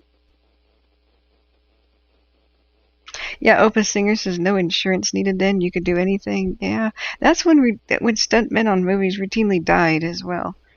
Like the 1929 Ben-Hur. Now the myth is that the horses died and they didn't. It was a stuntman who died when they were filming in Rome. And the director was really concerned for safety and did not like the lax safety of the sets in Rome. It was cheaper to film there. He moved back to Hollywood and said, that's it. I don't care how expensive it is. I'm not filming in the death trap over there. Uh-oh, the little lady's in trouble. They've been boarded.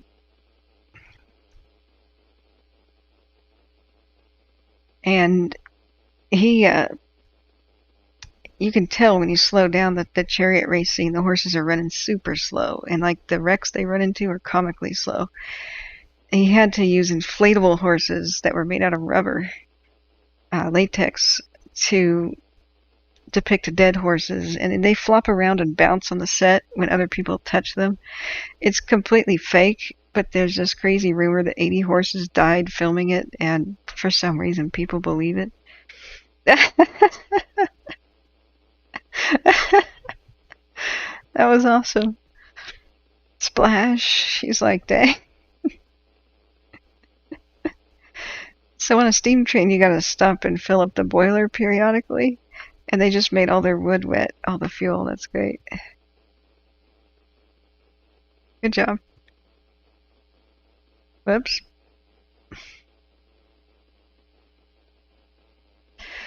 Oh yeah, this is just somebody's light treatment of homemade colorization. I want to get some of this software and try to clean up movies and do this.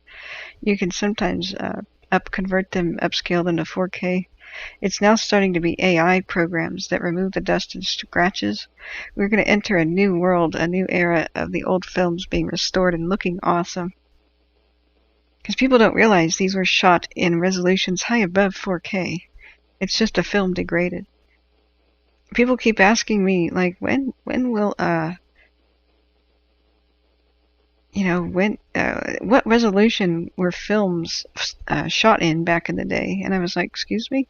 They're like, they didn't have 4K back then. What was it, 1080p or something? I'm like, dude, it was like, I don't know, 28K? It was extremely high resolution. It depends on the quality of the film and depends on the quality of the camera and the lens. But digital hasn't reached the resolution of film yet, and especially not the pre-film, the glass negatives. Oh, the resolution of the box cameras from the 1800s that had the brass lenses that were hand polished glass.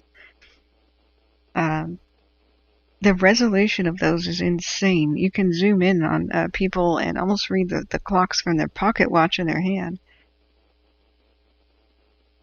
Yeah, how many takes did this take? Yeah. Look at these guys just hanging out on a train engine, just, wow. They had to film this on a parallel track. That's the only way I could figure that they did this. Because look at the smoothness on, wow, they're just jumping around on trains.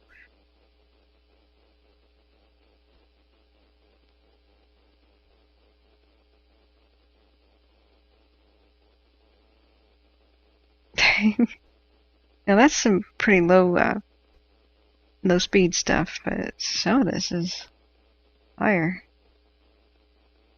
Well, instead of pixels, film had grain back in the day. So the resolution depended upon film speed, the quality of the film, the camera's lens, and how light was it. If it was bright and sunny, they used higher film speeds. And that was incredibly high resolution, if it was in film. But yeah, regular movie film.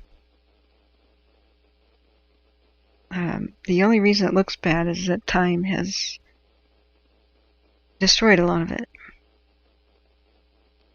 We're only seeing fragments of it. It looks kind of blurry and such. Partly because of cameras of the era, but mostly the crispness is one of the things that gets lost. So the AI film restoration program is kind of guessing at what should be sharp in the film and what isn't. There she goes.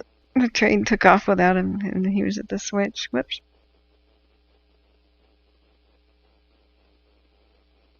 So, how do you stop this thing? Oh my god, look at him. Look at him crawling off the hillside. Wow. Meanwhile, she put it in reverse.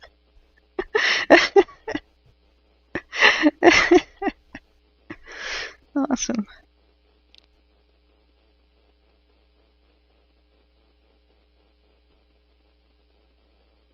Dang, he just jumps on the front.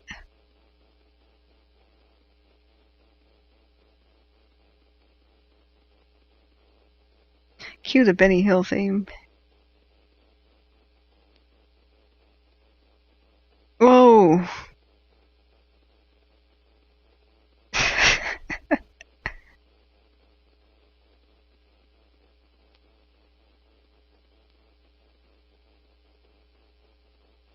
This would be one kind of epic ride at Disney World. Can you imagine if they made the General theme park ride at like Universal Studios or something? Can you imagine that, Opus?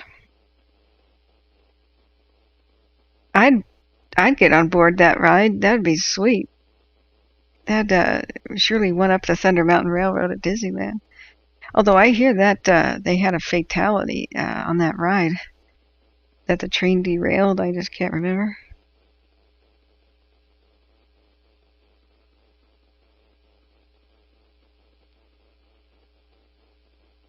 He doesn't even chop the wood. He just slams in this big chunk of a fence rail.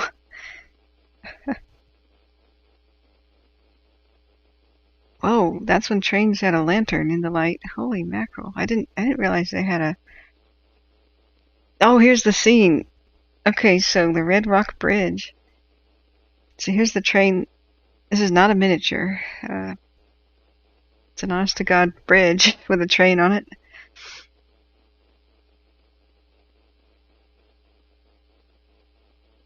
And their idea is to blow this up.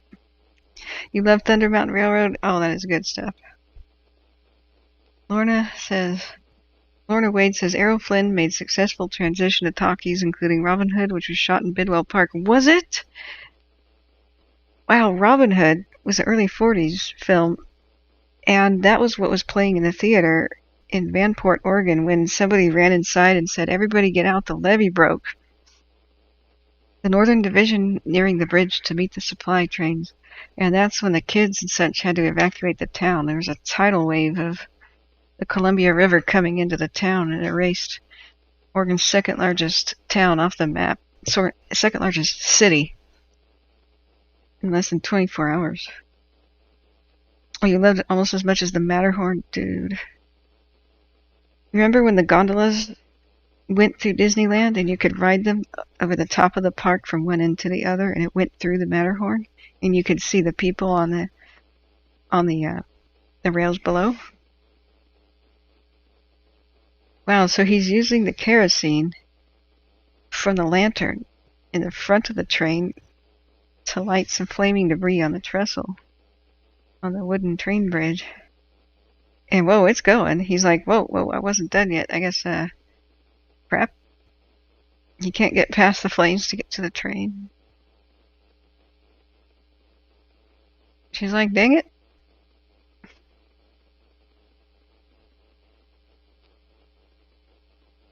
Is he gonna jump? Dang. Oh! Splash.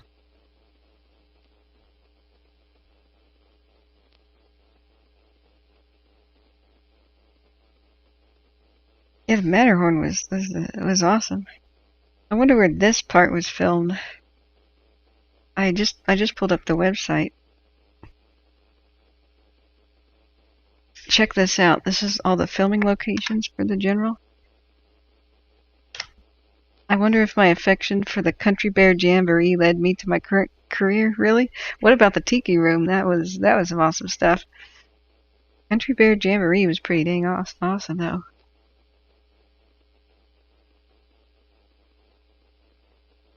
So this is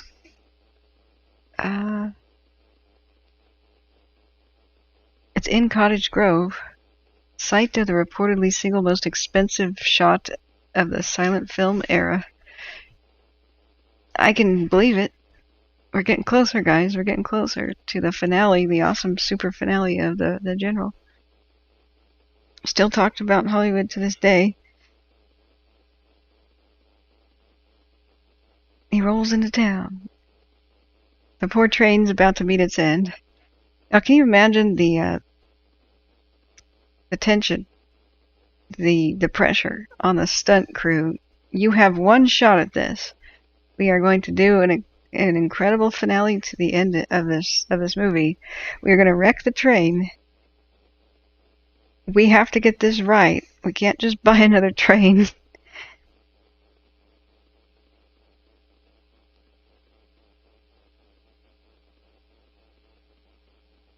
Dang, look at those fine horses.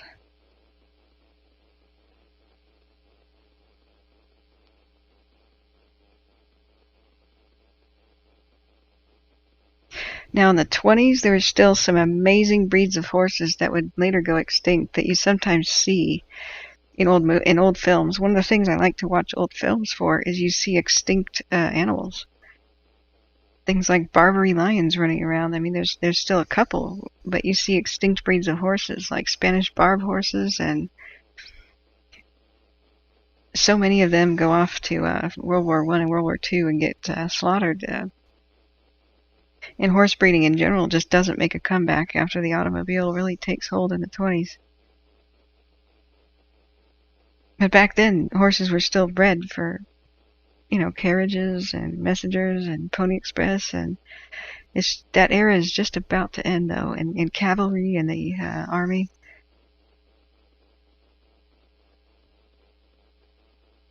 we lost in the 20th century a lot of horse breeds and a lot of animals. Sometimes you see Carolina parakeets in old movies, or not them specifically, but in some photographs. But extinct parrots, like the Cuban parrot. Dang, he almost got hit by horses. He just kind of walked in and out of them. Jeez.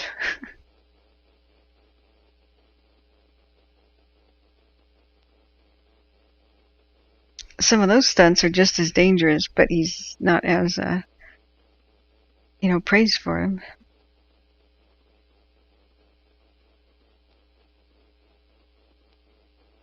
He finds a cavalry sword belt on the ground, and he's like, "Sweet, heck yeah!"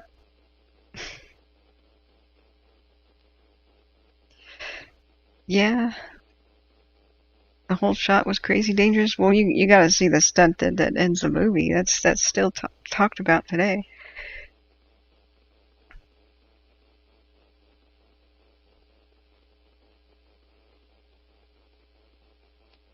What are they looking at?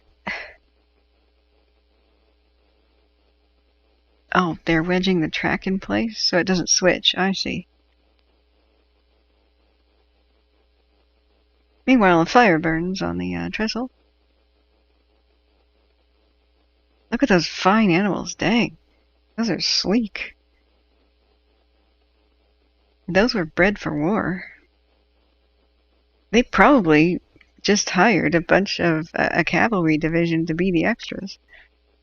You don't have to pay for their uniforms if you just hire the army to kind of do their thing. For some of the shots, they would have had to dress them up in Civil War gear, but... Okay, so the moment has arrived. The trains are stopping right in front of the... Sir, there's a fire on the bridge. That bridge is not burned enough to stop you, and my men will ford the river. I don't think that's a good idea, sir. But... Okay.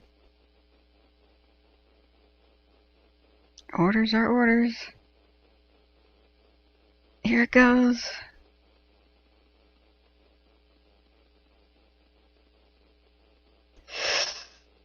Wow. Dang.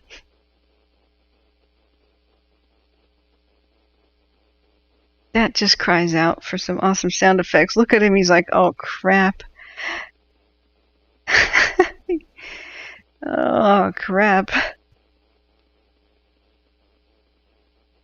He orders a charge anyway. Ford the river. Why didn't the boiler explode though? Because you would think the hot engine hitting icy water would have just exploded. But meanwhile, there's artillery on the other side. And the Confederates opened fire on their vulnerable with artillery from above. They're not so sure. Oh yeah, let's turn back. Let's go back. Screw this, I'm going home. Big budget, yeah, that whole shot was nuts. If they had had a boiler explosion, then they would have hit the extras, and I bet they decided to run it cold. They must have towed the train onto the scene where it collapsed.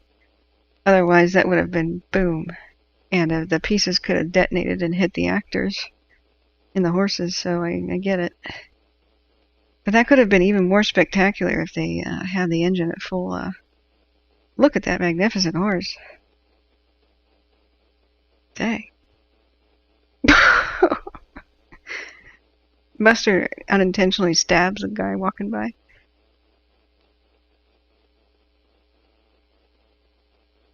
That horse is a good sport with the swords waving around. Oh wow, that tree just shattered. That is a fine horse. That is sleek.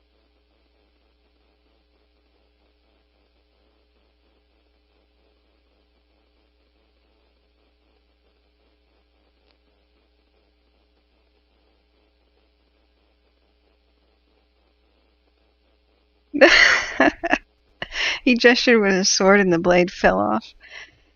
Whoa! He just walked in front of firing artillery. That's great. Buster's a legend for a reason. This stuff is still awesome. And now he's giving instructions to them like he knows how to fire artillery. But a sharpshooter is nearby. Like, dude, you just shoot that way, man. Down that way. Are you listening? Dude? Oh, he's dead. Dude, man, he's dead. Oh, that guy got sharp shot. He got sniped as well. Oh, whoopsie.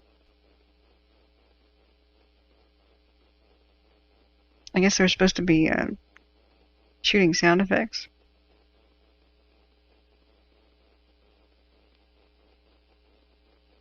The cannon, oh, his sword fell off again. It came out of the hilt and he just stabbed the sniper. Oh, dang.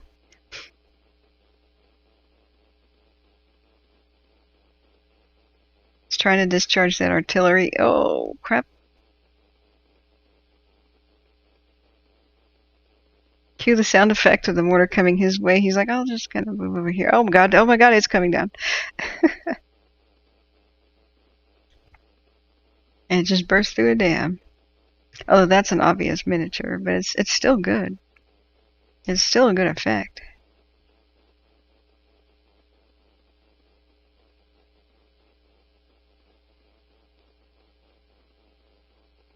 Yeah, Opus says he's truly amazing. His face is nearly expressionless, but his action is so clear. I don't. That's the thing that would be hard to do now. Now you say that. How would you keep a straight face when you're doing some of the world's most dangerous stunts in film? I bet that was part of his mystique. Like, dang. Oh, it's derailed.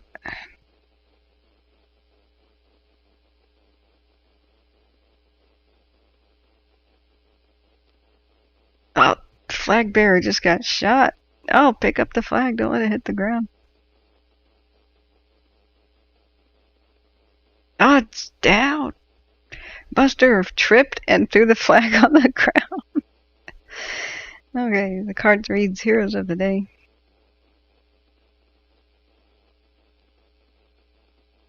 And they're all welcoming, because this is totally the South. In reality, it's Cottage Grove, Oregon, and thereabouts.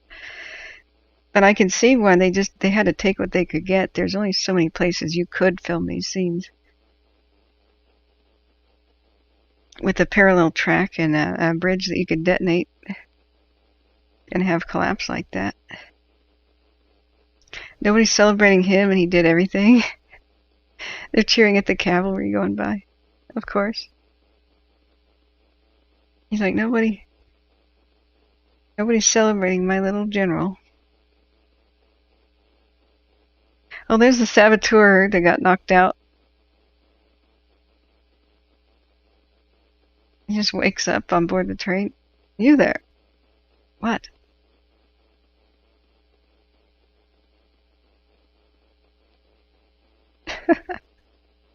Hi?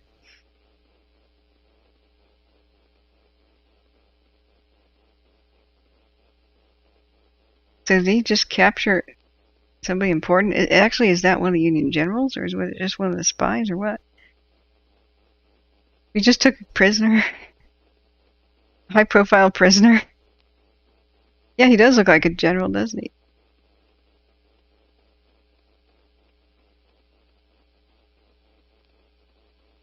He's even dusting him off.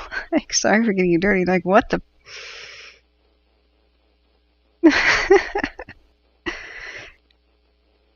What in the name of...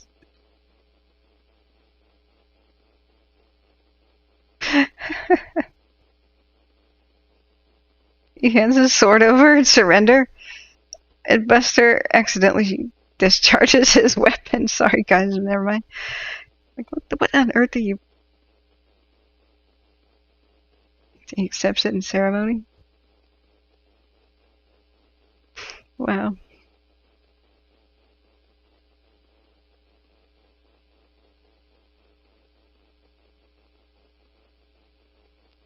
He was thinking of taking that other general's sword. He's like, it beats mine. He goes, is that your uniform? Well, no.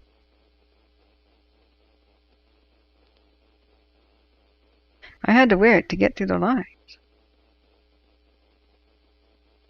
He's ashamed because he's not really a soldier. The general says, take it off, says the Confederate general. Whispers to his adjutant.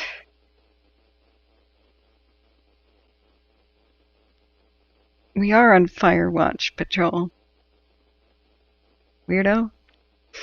Do you see, can you read the sign? Watching non-copyright films, waiting for fire news, checking the cams occasionally. Because all the cams don't show anything happening. And the radio is on, but they ain't saying nothing. You've got about 10 seconds to erase that rude comment that I don't appreciate. I don't appreciate being interrupted. My Buster Keaton watching is very important to me.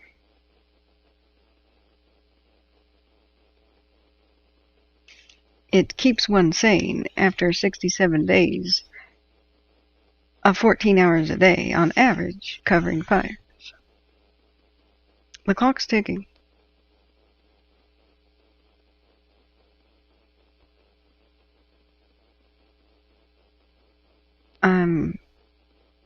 Go right ahead there. There's the delete my comment button. I would appreciate it if you took back what you said. It sounded quite hostile.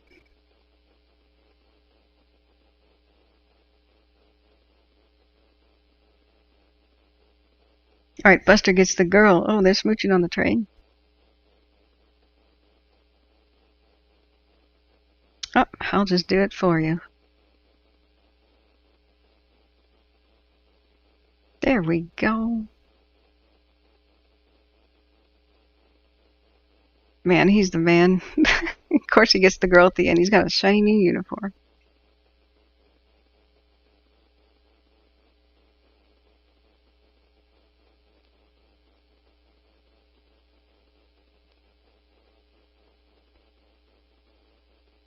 Ooh. Well. The guys are saluting him as they walk by. Now that was classic. That was a nice ending.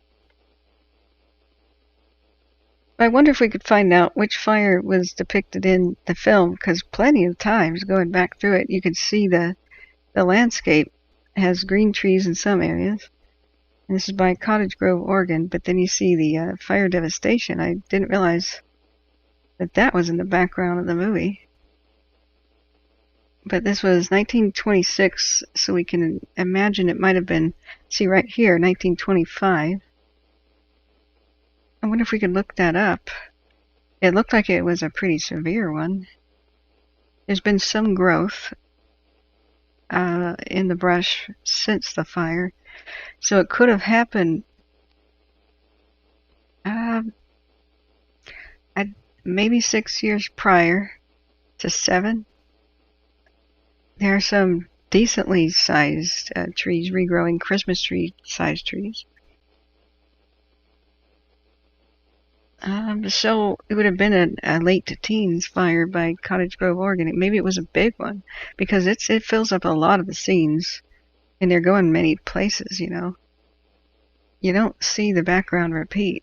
Like here you can see more of the fire devastation as well. There was quite a lot of that. Of fires out west at the turn of the century. Let's check our cams again. Okay. So we had a choice that I could go and take some time off. Since the radio has nothing about fires, I could go elsewhere, do my thing. The idea was keep me from speaking constantly. Watch some sort of a movie. I thought that was going to have a lot more sound in it. But at least I didn't have to speak constantly. There's only about 3 cams showing the K&P. Sierra Tahoe is pretty calm. Most of the others are completely enveloped in smoke. Tobias 1 is down. Here's Blue Ridge 2, just pretty much enveloped in smoke. And stuck on rotate again. Mackenzie Ridge has a distant glow. Buck Rock 2 is quite eerie.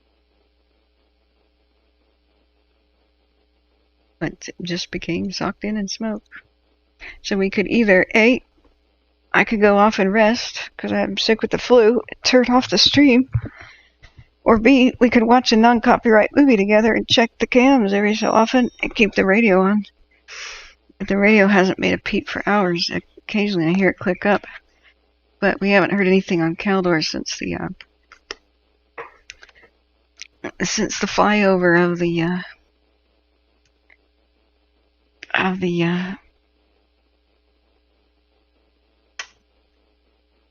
that scout plane. They reported, thank goodness, that by the Echo Lakes area, the fire was remaining within its boundaries, and over by Kirkwood, for the best we can tell, it appeared that the fire expanded by 50 acres from the map that was issued last night, considering the massive amount of wind that Tahoe experienced. Thank God it was wet rain on it too. Just an expansion of 50 acres over by Kirkwood is actually kind of a miracle. And we gotta count all of our blessings. God, can you imagine the 60, 65-ish mile-an-hour wind gusts that may have been on some of those slopes? If that had hit dry, they would have been re-evacuating Tahoe. We dodged a major bullet on that one. So, let's take a note here. Opus says, it has been a nice break. I thoroughly enjoyed it. All work and no play makes Kathryn a dull boy. I just changed her quote. But it's true. We have to have humor. That's why firefighters have such dark humor. You have to laugh at something when you're looking at something so grim all the time. So we do have silly time in the night.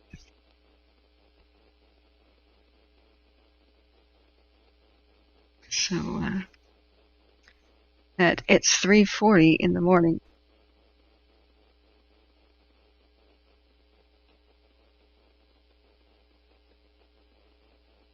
And there's not much to see. I'm glad that the fire activity is moderated quite a bit because it was eerie. Remember the super eerie 6-hour time lapse? Let's put that on again. This Buck Rock 2 cam, you can watch the smoke and the wind change directions. It's just spooky the way it flows in and out like a tide.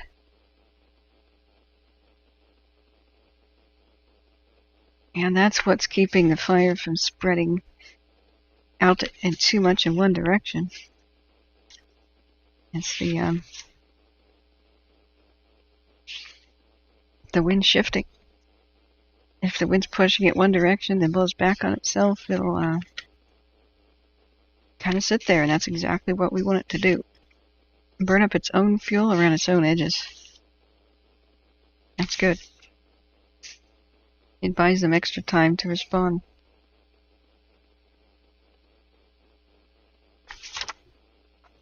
So, trying to figure out what to do next. I should take a rest. I think I'll start the stream again later. Because there's absolutely nothing to hear on the radio. There's really nothing to see. Yeah, did you see that, Shaz? Yeah. Yeah, Open Singer says, I hope you lose your primary job one day. Yeah, for the right reasons, get some rest. Thank you. I'll be back. Yep, you too. Have a good night, Open Singer. I was hoping I could go back to bed after being ill with the flu. Maybe I'll try. But, hope you guys enjoyed Buster Keaton's The General. I hope this place is saved, this Wilsonia. and Great Grove Village and the awesome stuff that we saw over there. We still see lots of active hotspots, but nothing that has moved too much. It's still over the same places that we've really been concerned about before, for the most part, on the Windy and the K&P.